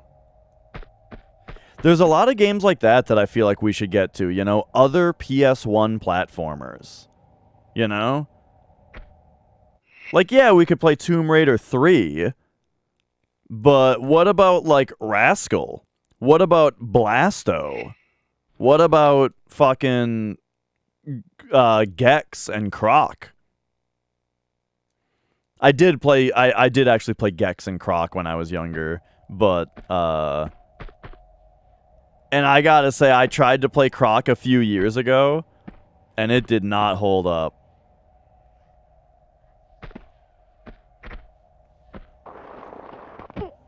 Pandemonium? That sounds about right. No one remembers Swagman. I've never even heard of it.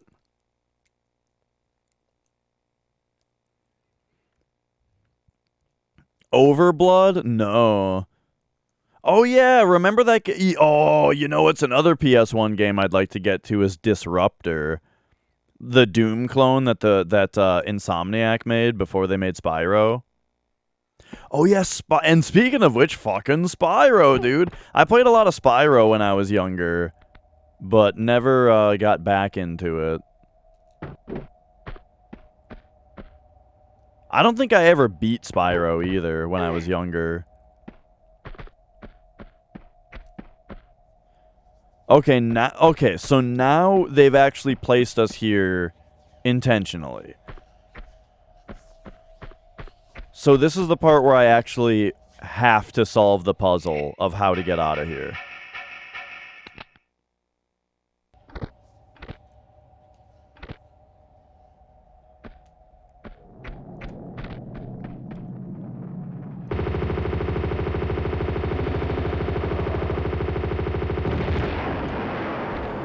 I mean, there's some N64 games as well that I'd like to get to, like Glover. I was talking about Mischief Makers a minute ago, but like I want to try to play Glover.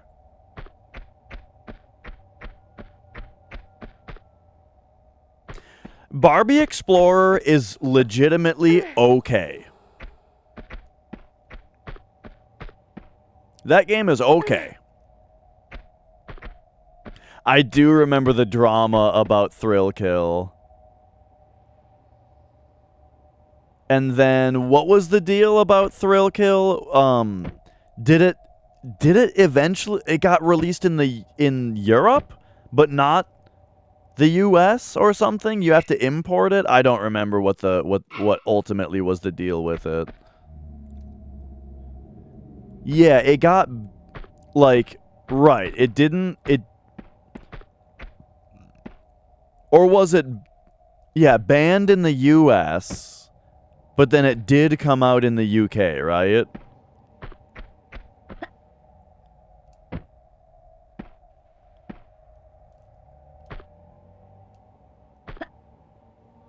Dude, what the hell is the deal here? Wait. I think I get it. Oh, that was the secret the whole time. This spot's a little lower. All right, did it.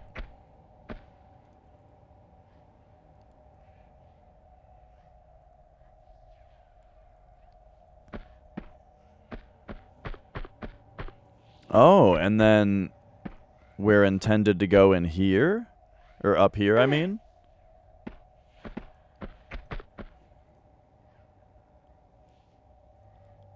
Okay, hang on a second.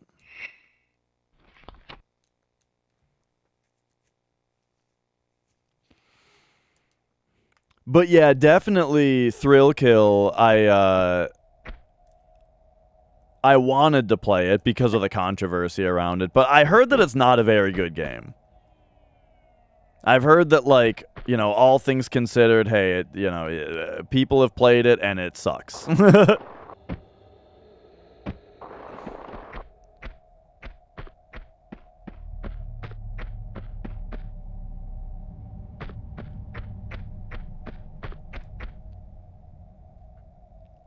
Oh, Stone Dragon! There it is.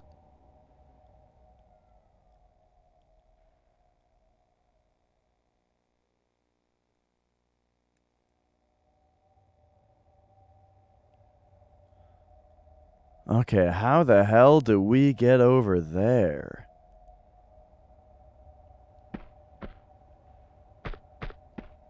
Hogwarts Legacy is sick. It looks kind of boring to me.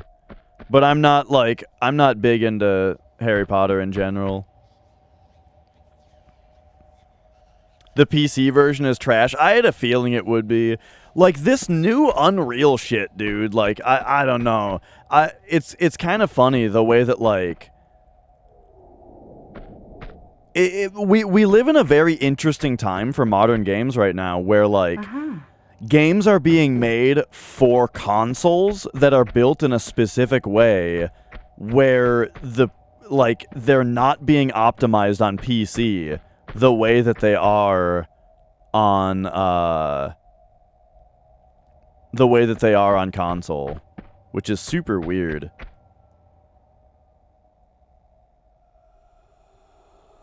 But yeah, I from what I've seen, I haven't played Hogwarts Legacy, but from what I've seen, I 100% agree with Minnan, where what it looks like if you just want to walk around Hogwarts and just like a fucking what do you call it? Like a theme park ride, you know? Then it's very good. Like the visuals are very good. You know, they've the art design team has nailed the look of the school, right? But as far as what the game is, I don't know. It looks like a Ubisoft game to me. You know, it looks like the exact kind of game that I can't stand. Where it's like, here's all your markers of exactly where to go. Oh, here's a fucking cutscene where it's just you standing here and another person standing at a perfectly polite arm's length away from you, and the camera is on that guy while you can just see, like, the way that it's one of those games where the way that the conversations play out, where it's like, I say a sentence, now I say my line, now I say my line. It's like I can see the audio files, you know? Like, it no longer looks like a conversation to me, and it looks like a voice line, like an audio file of a voice line that is attached to a camera angle and a mouth sync, right? And they just play one after another. When one ends, the next one begins. And it's so boring, you know? I can't stand games that have that kind of dialogue system. So yeah, it just looks like one of those games to me. Yeah, I also saw that, right. There's two voice options, which that's fine, right? I don't think you need more than two voice options. And then, but yeah, then you can just, like, pitch shift it, which sounds a little awkward. So, honestly, I feel like the pitch shifting is, like, I mean, it's just an option, so who cares? But I do think that it does, like, in a way, does more harm than good, because it sounds worse than if they just had two options, and it's like, do you want this voice or this voice? Okay, right, the pitch shifting just sounds weird. But at the same time, you know, if you want to use it, you can. If you don't, you don't. Oh, well. But yeah. What's up, 50? I just spotted the stone dragon, so I'm trying to figure out how to get it.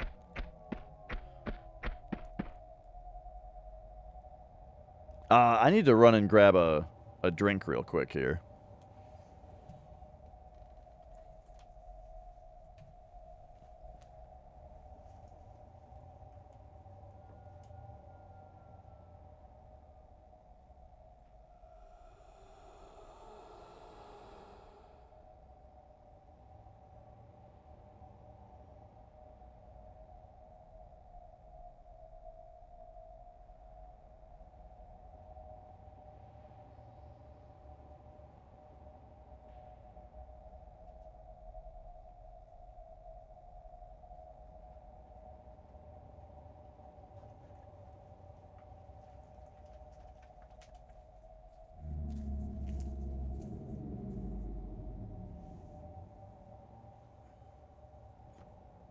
Oh, there we go. Chair needs a change? Nah, it's better than ever.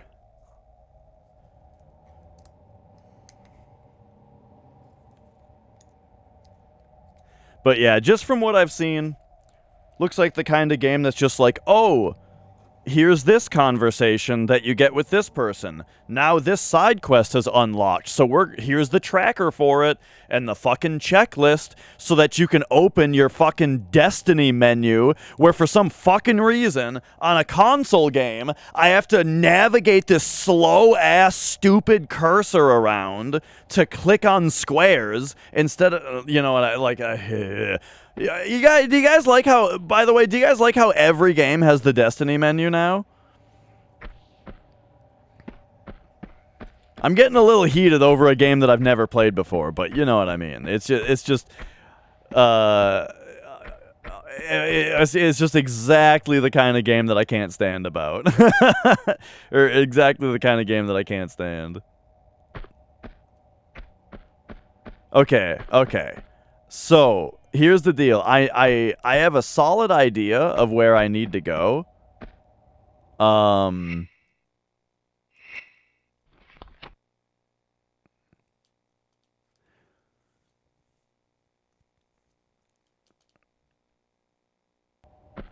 But, I gotta save first, because I think I might be missing a secret if I do. But let's try it.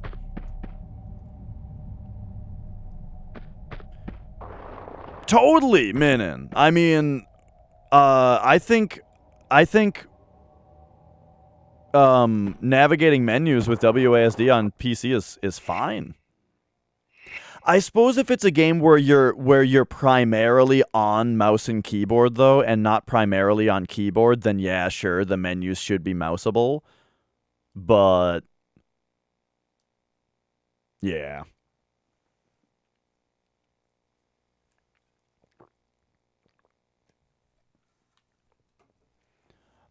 Oh my god. So yeah, I've watched a little bit of the game, and also there's this door puzzle. It's been driving me nuts. I'm going to spoil a puzzle in the game. There's this door puzzle where, like, you have to match these symbols up to numbers. And the symbols are like an owl, a unicorn. Whoa, is this boulder just gone now?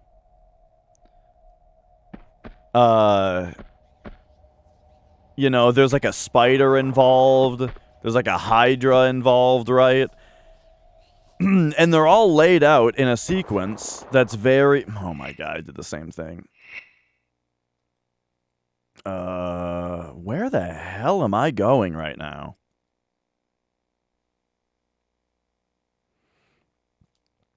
Oh, anyway, am I a collector? I mean, I don't really collect anymore because I don't have the money to. But I've got I've got a bunch of games that I've accumulated over time. Like, I'm not somebody who buys a game just to own it and for it to be an investment. You know what I mean? It's an investment. It's going to go up in value. Not that kind of guy. I buy games that I intend to play at some point, and I've got a lot of games I intend to play at some point. So yeah, give me a platform. Minin has redeemed random game review, but says 50. Give me a platform to give you a random game review on.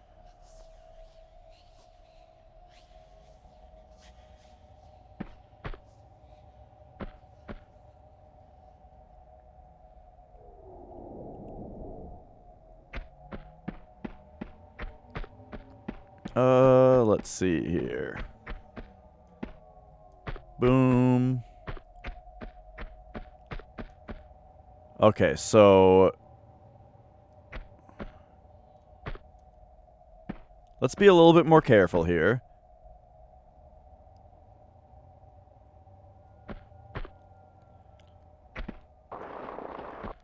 And try to remember exactly what's actually going on here.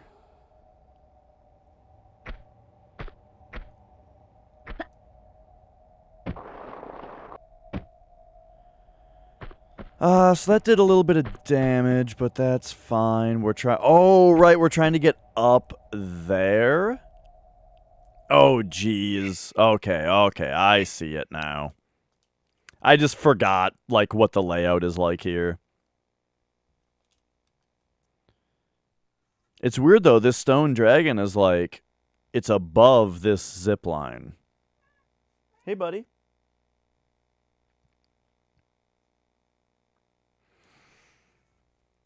But yeah, so the answer is I have bought a lot of games that I intend to play. Thus, I have grown a collection. But I wouldn't really say that I'm a collector, in the sense that I don't buy games just to collect them. Yes, Rickson?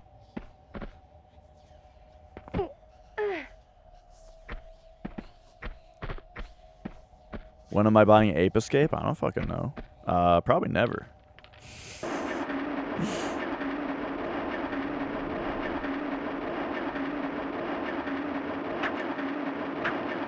Hang on.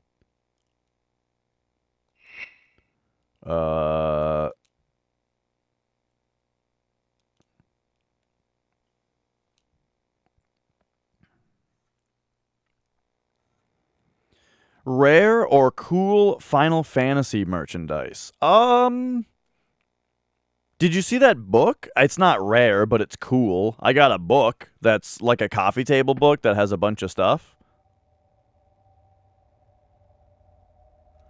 But okay, hang on. We've got so Minin says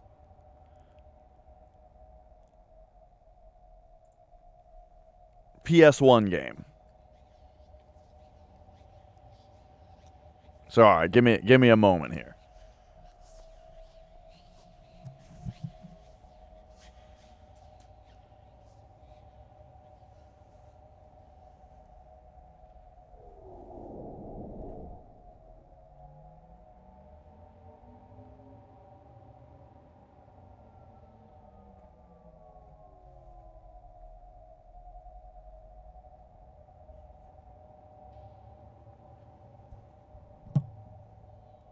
So firstly here,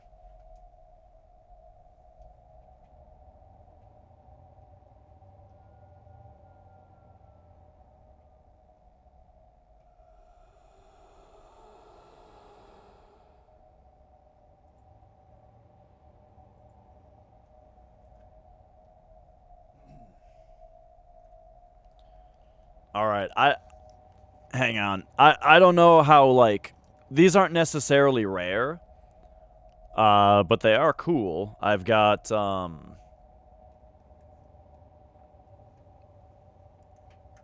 boy, hang on. Here we go. I've got Final Fantasy II for Famicom, Yeah, I've got to trim the beard for sure. I got Final Fantasy II for Famicom, so you know that's fun, right?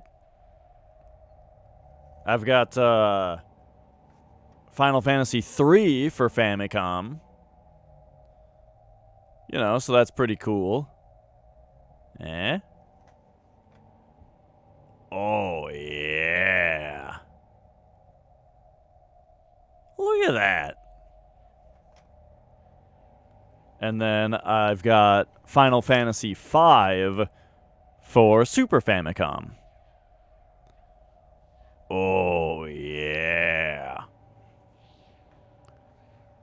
So, not, you know, not rare, right? But,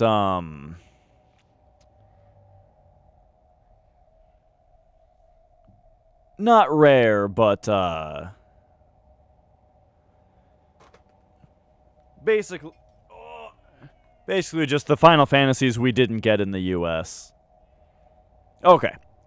Now, random PS1 game.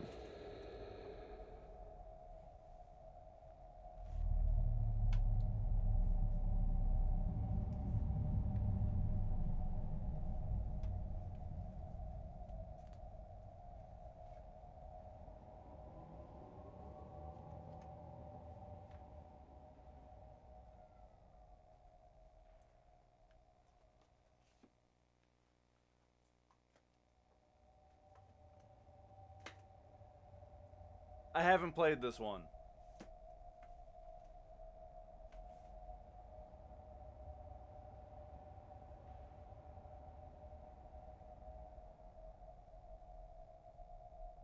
Hang on, we've already done one from over here. Let's go over here.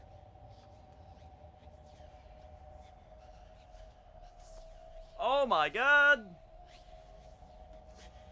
You'll never believe what game we got randomly. It's Barbie Explorer. Minin called this the most underrated PS1 game not 10 minutes ago.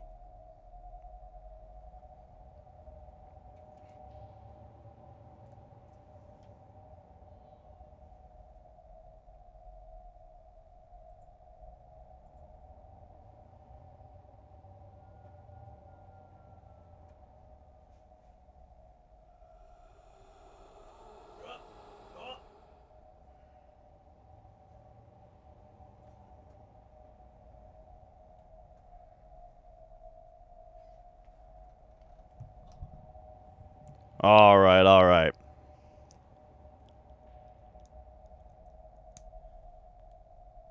So there we go. So Barbie Explorer is our random game to review on this one. This game, as I said, is legitimately okay. You know, like this game is kind of fun, and you know the purpose of the game is pretty great. Oh yeah, he chills. You got that right. The purpose of this game is pretty fun. You know, you go to different parts of the world and you go through platforming levels. You know, where you got to like platform through some dangers. You got to solve some puzzles. It's very, you know, it's like Tomb Raider if Tomb Raider was more like Crash Bandicoot. You know what I mean? Like that's kind of how I would describe this game, is that the levels are much more like Crash Bandicoot, where they're like a go forward platformer, you know, where you platform forward through the level. But like sort of the setting and what you're setting out to accomplish is kind of more like Tomb Raider. And the reason that I've played this game and the reason that I own it is our buddy Camel did a what do you call it? Our buddy Camel did a tournament of this game, and by tournament I don't mean that it was like bracketed.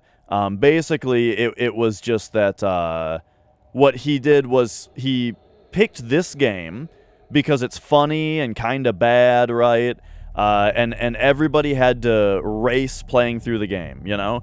All of us who had never played this game before, we all had to get it or download it and see who could beat it the fastest, right?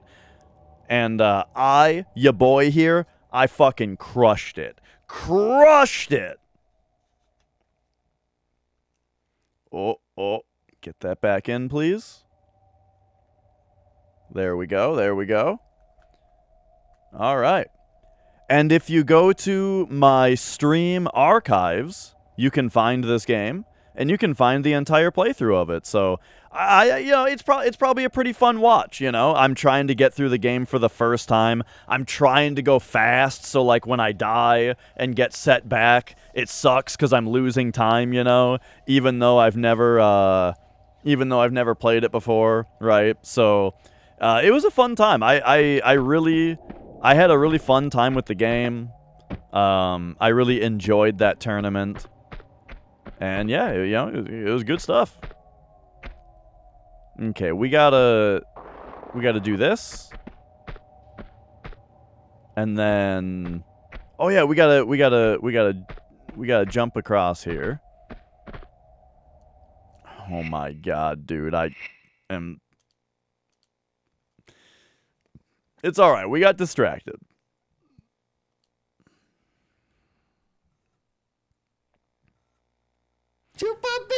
Oh. And Abstract, thank you for following. And yeah, I've got the chillest cat in the world here. I mean, I've shown you guys that this cat, like, I mean, he is just, you can just pick him up, you know, and he's just like, okay, all right. All right.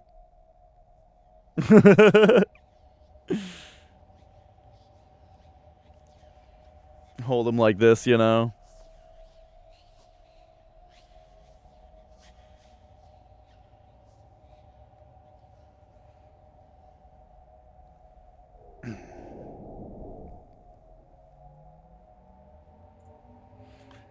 What is catnip? I have no idea. It's like, it's just a certain kind of plant, isn't it? Is there anything more to it than it's just a plant? Oh, did I get the stone dragon? No, I'm working on it.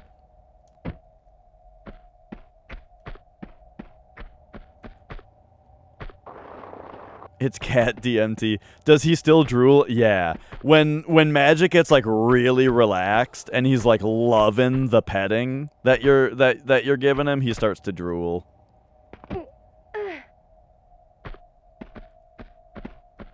Okay, I kind of feel like I need to save right here in order to figure out the stone dragon, and we're gonna have to give this zip line a couple tries here. It's pretty cute. Like, you gotta worry about it a little bit, you know?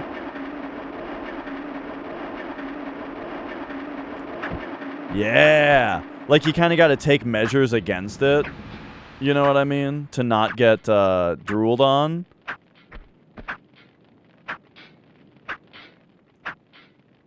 Uh-oh. I thought that doing this might get me the stone dragon, but it's not really looking like that's gonna happen.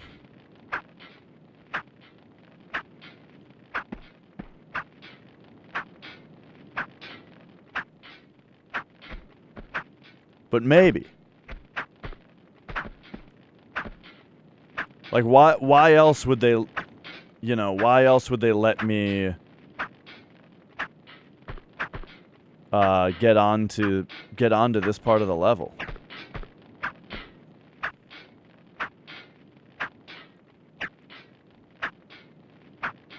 I imagine this is gonna slide me off, but we can jump.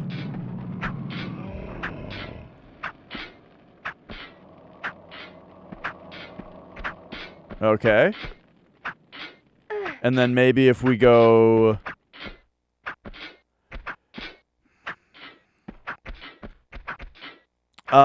what happens if you give him catnip? My cats tend to get, like, possessive of the catnip, and then they fight. Like, the only thing that catnip does with my cats is makes them fight each other over it, you know?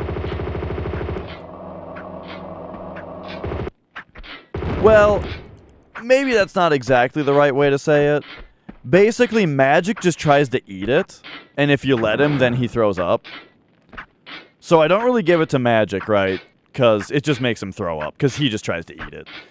Mia, on the other hand, she's the one that just wants to lay on it and doesn't want anyone else to be around, right? She's gonna lay on the catnip, and if you come near her, she's like, get the fuck out of here. So yeah, I don't really give my cats catnip, because it's kind of shitty for both of them. I don't think this is gonna lead me to the stone dragon.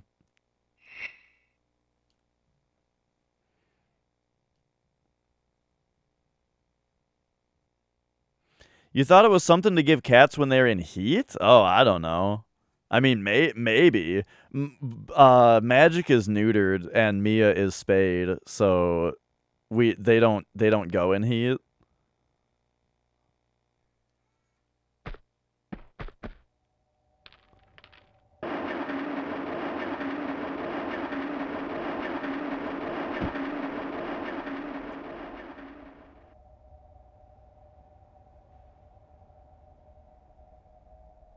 Yeah, so it's way up there.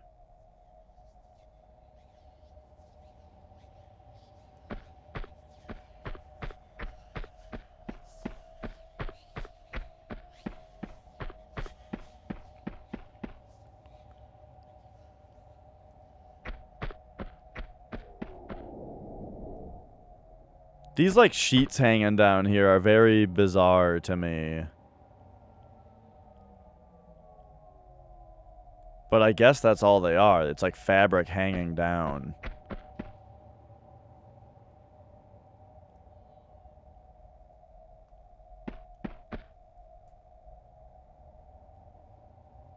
Okay. Did you mention you were the Great Stone Dragon? I don't think I follow.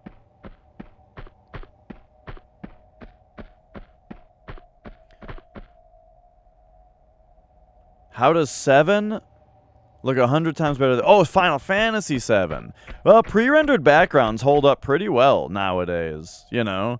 Like, you could make the argument that Final Fantasy 7 did a better job operating within the constraints of the system that they were developing for, you know? Like, they made the graphics of the game a little bit more modest to make up for the PlayStation hardware, while this game kind of tried to be more photorealistic. And so maybe it doesn't hold up as well.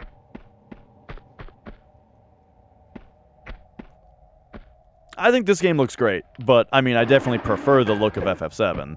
What the fuck?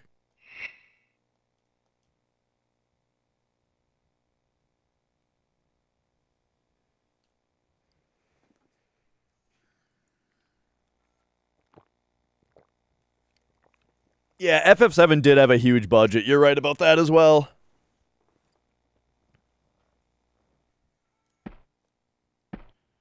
Were people impressed by this back then? Oh, yeah.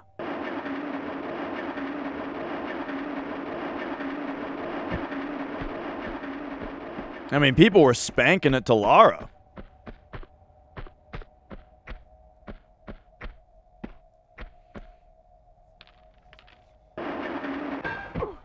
Why does that happen now? Okay, that's funny. I have seen the Echo S mod, yeah. Definitely not my kind of thing. Like, it's cool that someone's very passionate about the game and wants to like put that much time and effort into something. But I think it sort of just makes the game objectively worse.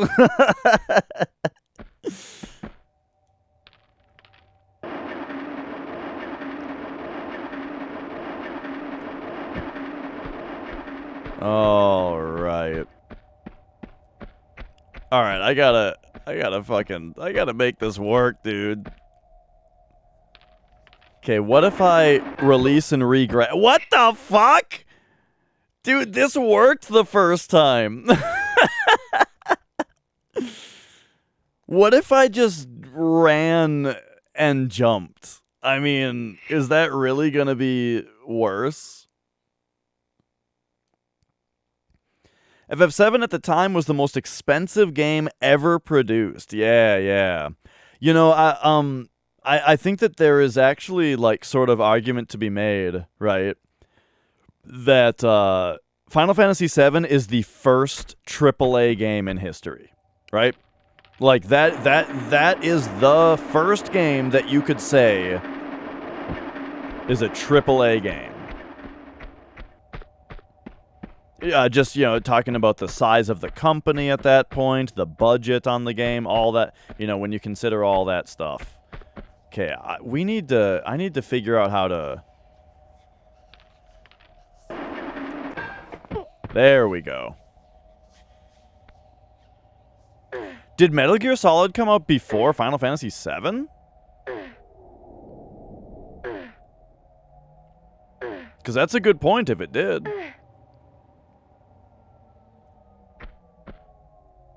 It came out after? I would expect. Because FF7 was not super far into the PlayStation's life. Oh, there's a Nintendo Direct today? Yeah, I guess, yeah, I probably will do that.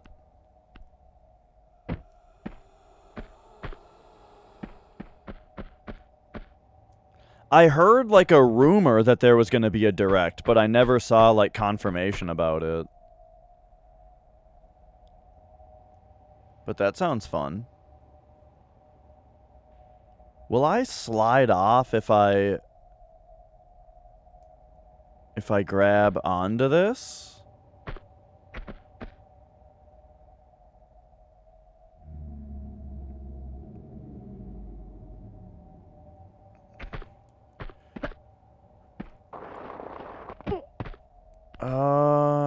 Let's see here. Dude, Japanese RPGs used to be like, I mean, you know, it's tough to say because they, like, a lot of them are sort of like the crown jewels of SNES and stuff, you know? Like they're some of the most fondly remembered games. But at the same time, part of the reason that a lot of them are so expensive now is because they're rarer, because, you know, not as many people did buy them over here in the West. But I mean, I think it was a pretty solid bet. Because they were going for a worldwide release, right? I'm like, I got no question that after making 6 Final Fantasies that all made them money, you know, FF7 was a game that came out in Japan first, right? And so it's not like they were putting all their eggs in that basket and then just for the US release or something. You can't, like, grab this, can you?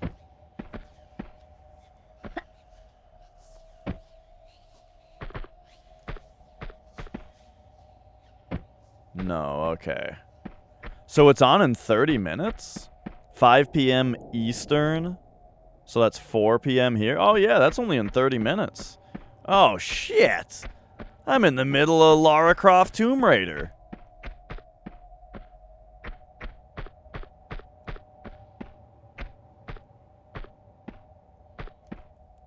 But there's,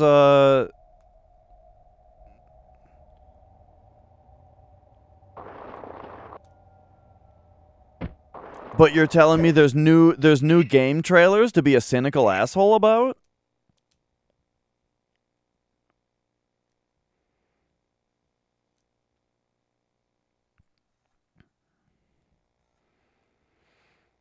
You remember people who could care less about Asians loving Seven. What the fuck does that mean? What? What is the idea that you're attempting to express here? Because that is a nonsense sentence to me.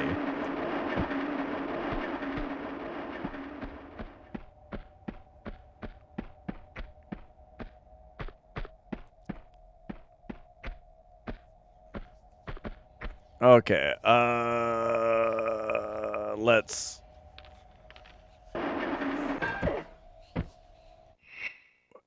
That still doesn't... It doesn't make any... I'm gonna need you to restructure and rephrase your sentence. Because currently it's nonsense.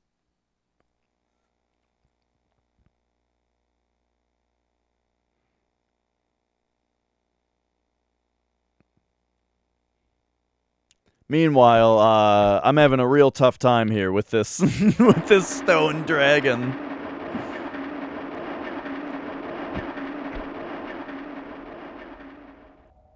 I wonder if it's something you have to do from the top side up there.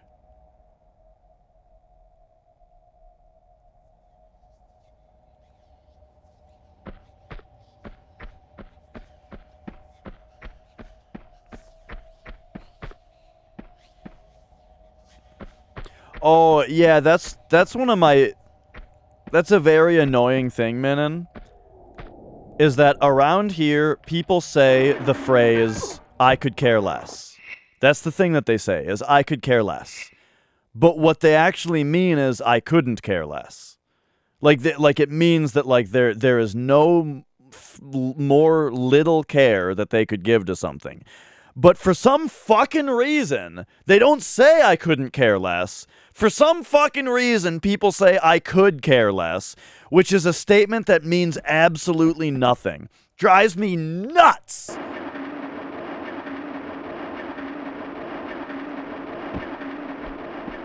But, like, I've come to accept that that's what people say and that that's what the phrase is. So that's not what's even confusing me, right? Okay, people who could care less about Asians loved Final Fantasy VII? What are you talking about, dude? What are you I'm gonna drop this pretty soon because I don't think that I'm understanding what you're saying.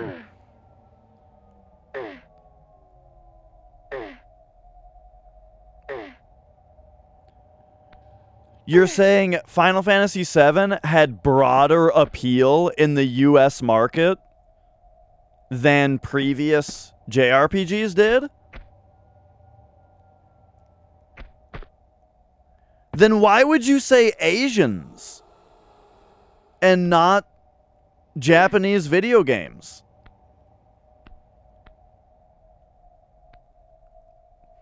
Like, just the simple idea of like like to understand your statement, you're establishing a group of people that doesn't care about. Yeah. But the words that you said are don't care about Asians, which is a weird, you know, probably racist remark, which is strange. This is where I'm getting so confused. If you mean to say Japanese games, that's a completely different thing from Japanese people.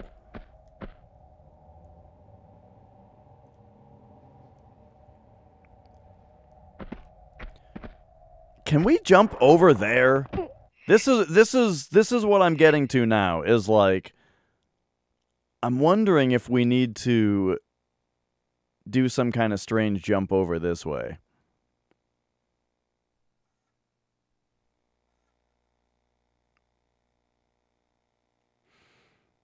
But okay. Sorry, look, sometimes I'm fluent in dipshit, but other times, like, it's very, very difficult to translate it. But I think we got this one down. I consulted a couple other experts, and I think that we can translate Lou's original statement to Final Fantasy VII had broader appeal in the United States than previous JRPGs did. It sure did. Oh!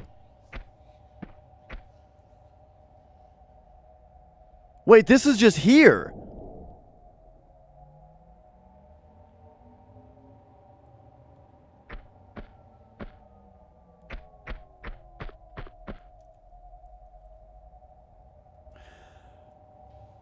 apparently in England, if you say Asia or Asian, it refers more to like India. Oh, in the Middle East.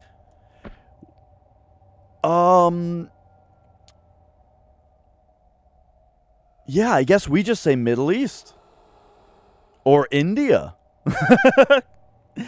Yeah, it is kind of interesting that like around here, right, when you say Asian, people assume that you mean like Chinese, Japanese primarily, right, but also like Korean, Hmong, right?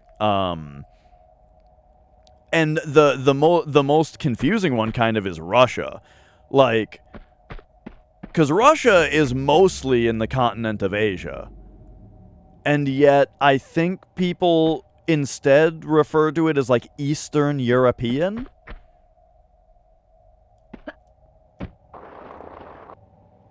Okay, that's not the solution.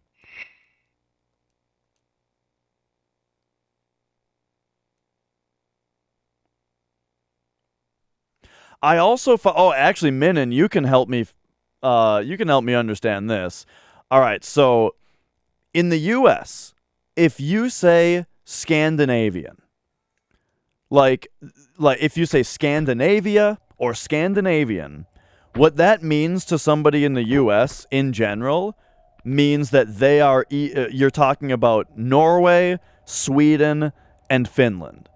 Those three countries as a whole, just those three countries are Scandinavia. And if you are Finnish, Swedish, or Norwegian, you are Scandinavian. That's how people in the US understand it. But I found out very recently that it's not that. It's different. Denmark is involved?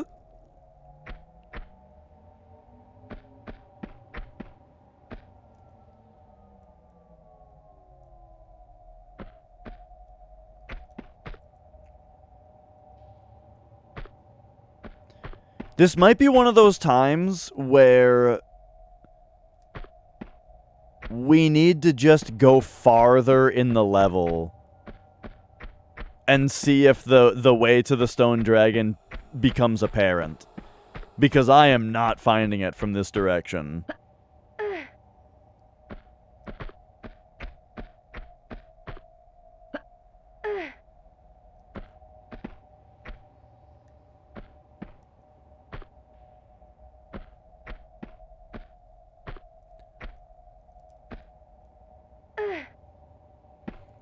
Okay, so the general idea that I said about Scandinavia, the idea that it's like a group of countries is correct. It's just wait a second. What's this? No, I've been up here already. We just have to replace Finland with Denmark? Oh no, yeah, we're on the total other side of things here. Okay, let's do a quick save over here then. Oops, I did a load instead.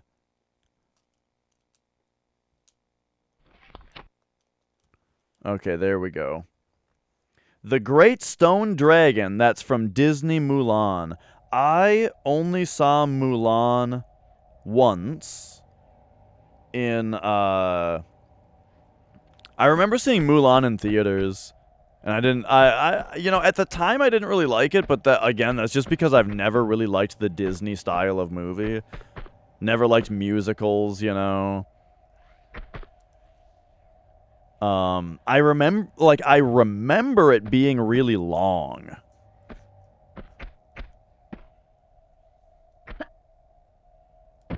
I don't know, though. I was a child when I saw it, so who knows. No, Lou, in fact, you're also really annoying me today. Do you know that? Oh, thanks, Kit Kat. You're being very annoying today.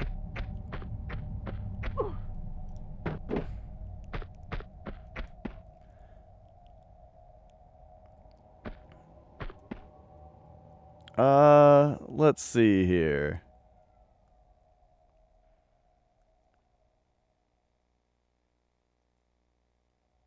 Could it be? I wish I could see the darkness back there. You know what? I think we just move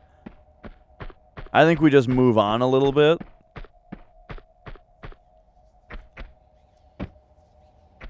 And see if we can get back to that thing.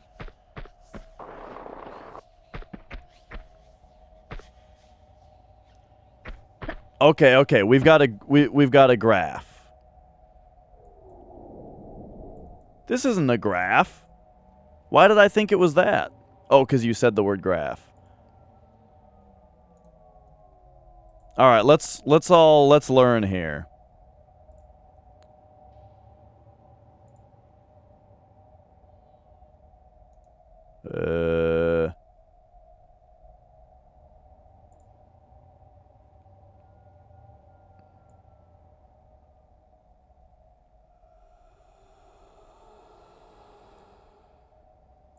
Okay, there we go. All right. So, Scandinavia is Sweden, Norway, Denmark, it turns out. Okay. And then Fenno-Scandinavia is Sweden, Norway, Finland. Oh! So that, yeah, so this is what I described as just Scandinavian. But that's actually this, and this is a different thing. Okay. And then Nordic, we got Sweden, Norway, Denmark, Finland, and Iceland. All right, interesting. And then self-governmented islands would be like Greenland. What the hell is this even? I've never even heard of these islands before, but okay. And then that one as well. I'm real talk, I don't know what this one even means. And then the North used to be split between Denmark and Sweden. Oh, okay. I see.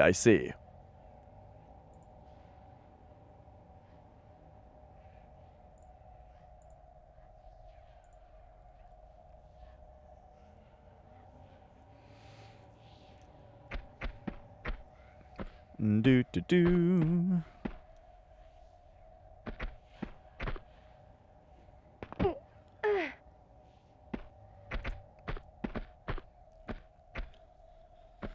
Between Scotland and Iceland. And these are islands? Alright, let's just go the entire way here.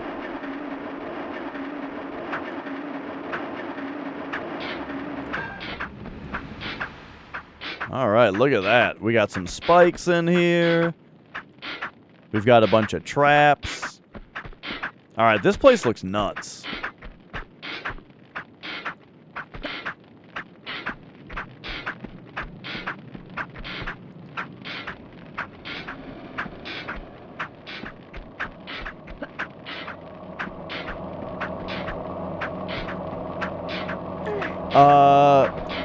Oh boy. Hang on a second. Also, hang on a second. Forgive me. We need to take that zip line one more time, because there's another thing that I forgot to do.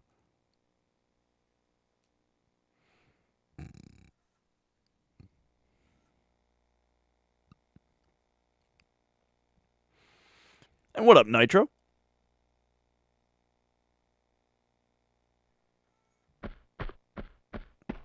Okay, what are we doing here? We gotta go this way. Oh, wow, that jumps much easier that way. We slide down, walk a bit forward, jump forward.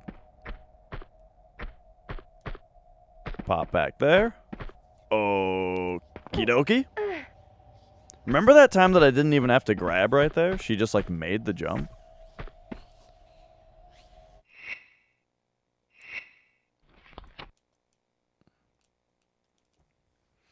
All right, so yeah, what do you guys say that in 10 minutes we take a look at the Nintendo Direct?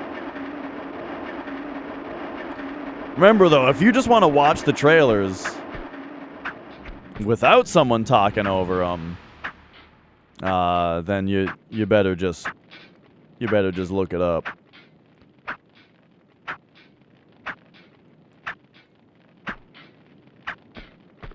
Because I'm going to be talking over them.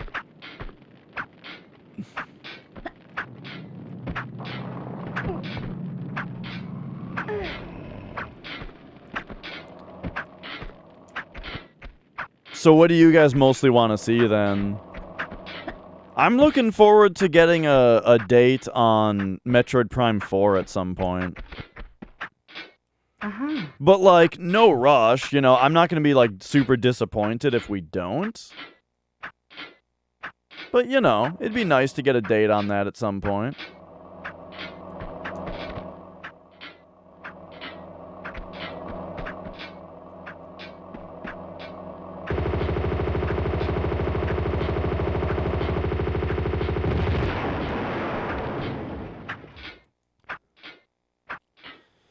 Oh yeah, I did see that Nintendo, or that there was like some kind of listing that went up that Tears of the Kingdom will be a $70 game. Yeah, that's too bad.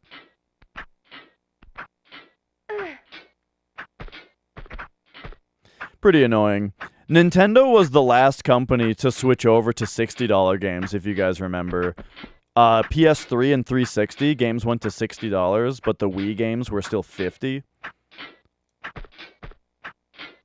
So, you know, Nintendo held out on that. And then this generation, they kind of held out on $60 games as well. But not quite as long, I suppose. Oh, hey, there's a thing here.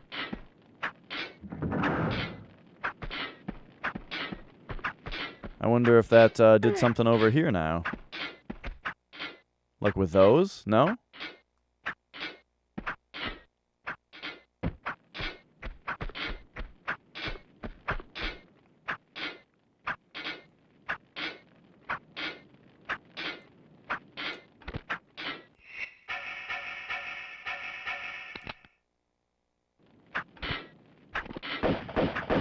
Okay, okay.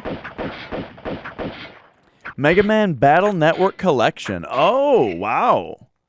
You know, I have been surprised at like how little attention that gets. Yeah, it's a little weird to change the prices in the middle of a generation. Am I running FF7 tomorrow? Depends on how I feel. I would love to, but it's not really up to me.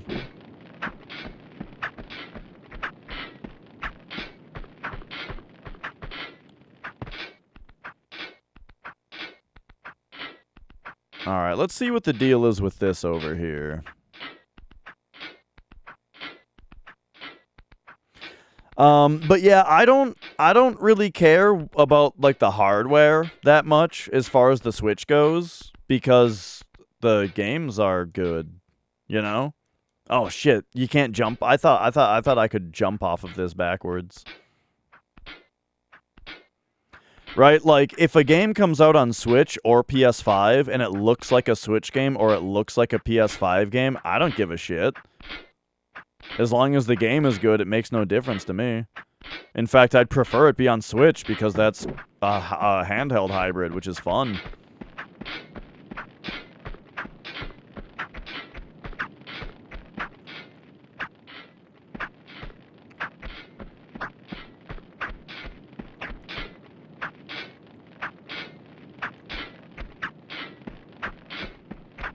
It's it is an unfortunate state of the industry that any... Am I a speedrunner? I speedrun Final Fantasy VII, yeah. Like, it's an unfortunate thing in the industry that any games are $70, because... like, no games should cost so... like, I just feel like no games should cost so much to make that they feel that they need to charge that much for them, you know? Games should just be made more within the means, you know? But hey, that's why I don't play a lot of big games. That's why I play mostly retro and indie games, you know? You don't think any Switch game is worth $70? Well, so that's where we get into, like, the funny part of the conversation, where it's like, the thing is, like, it's sad that they're charging $70 for their games now, maybe, if they are, but that doesn't mean that the games aren't worth that in some ways, you know? For example, is Mario Odyssey worth $70? Yeah, I'd pay $70 for it. I got a lot of game time out of that game, and I will probably play it again. You know? I definitely played $70 worth of Breath of the Wild. I definitely played $70 worth of Mario Odyssey, and I will play it more.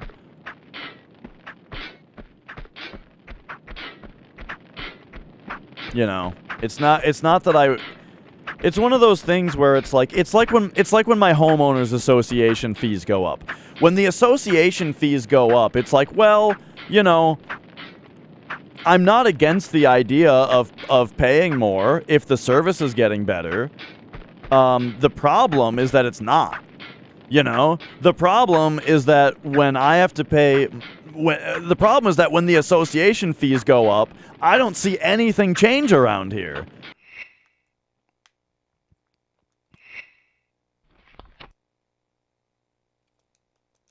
So, like, if there's a visible, noticeable increase in the quality of games that comes along with the price increase, then fine, right? But that's not happening.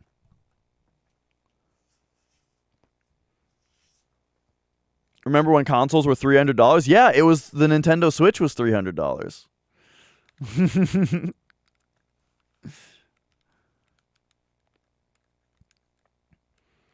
All right. Breath of the Wild is the most overrated game ever for you. Sounds like a skill issue.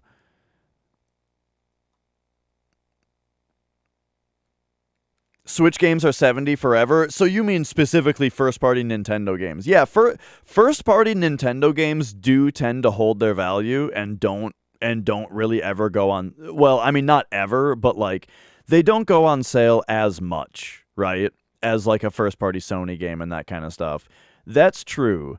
But when I think of the Switch games that are worth $70, right, as opposed to the $60 or less that I paid for them, the first stuff that comes to mind is all Nintendo first-party stuff, you know? Mario Odyssey, Breath of the Wild, Metroid Dread, Smash Bros. Ultimate, you know? So, you know. It's like... Am I... again, I wish that there was a more noticeable, visible increase in the quality of what we're getting that aligns with the price increase instead of it just being arbitrary. But who knows? Maybe Tears of the Kingdom will come out and just blow everyone's fucking minds all over again with how good it is and how worth the money it is.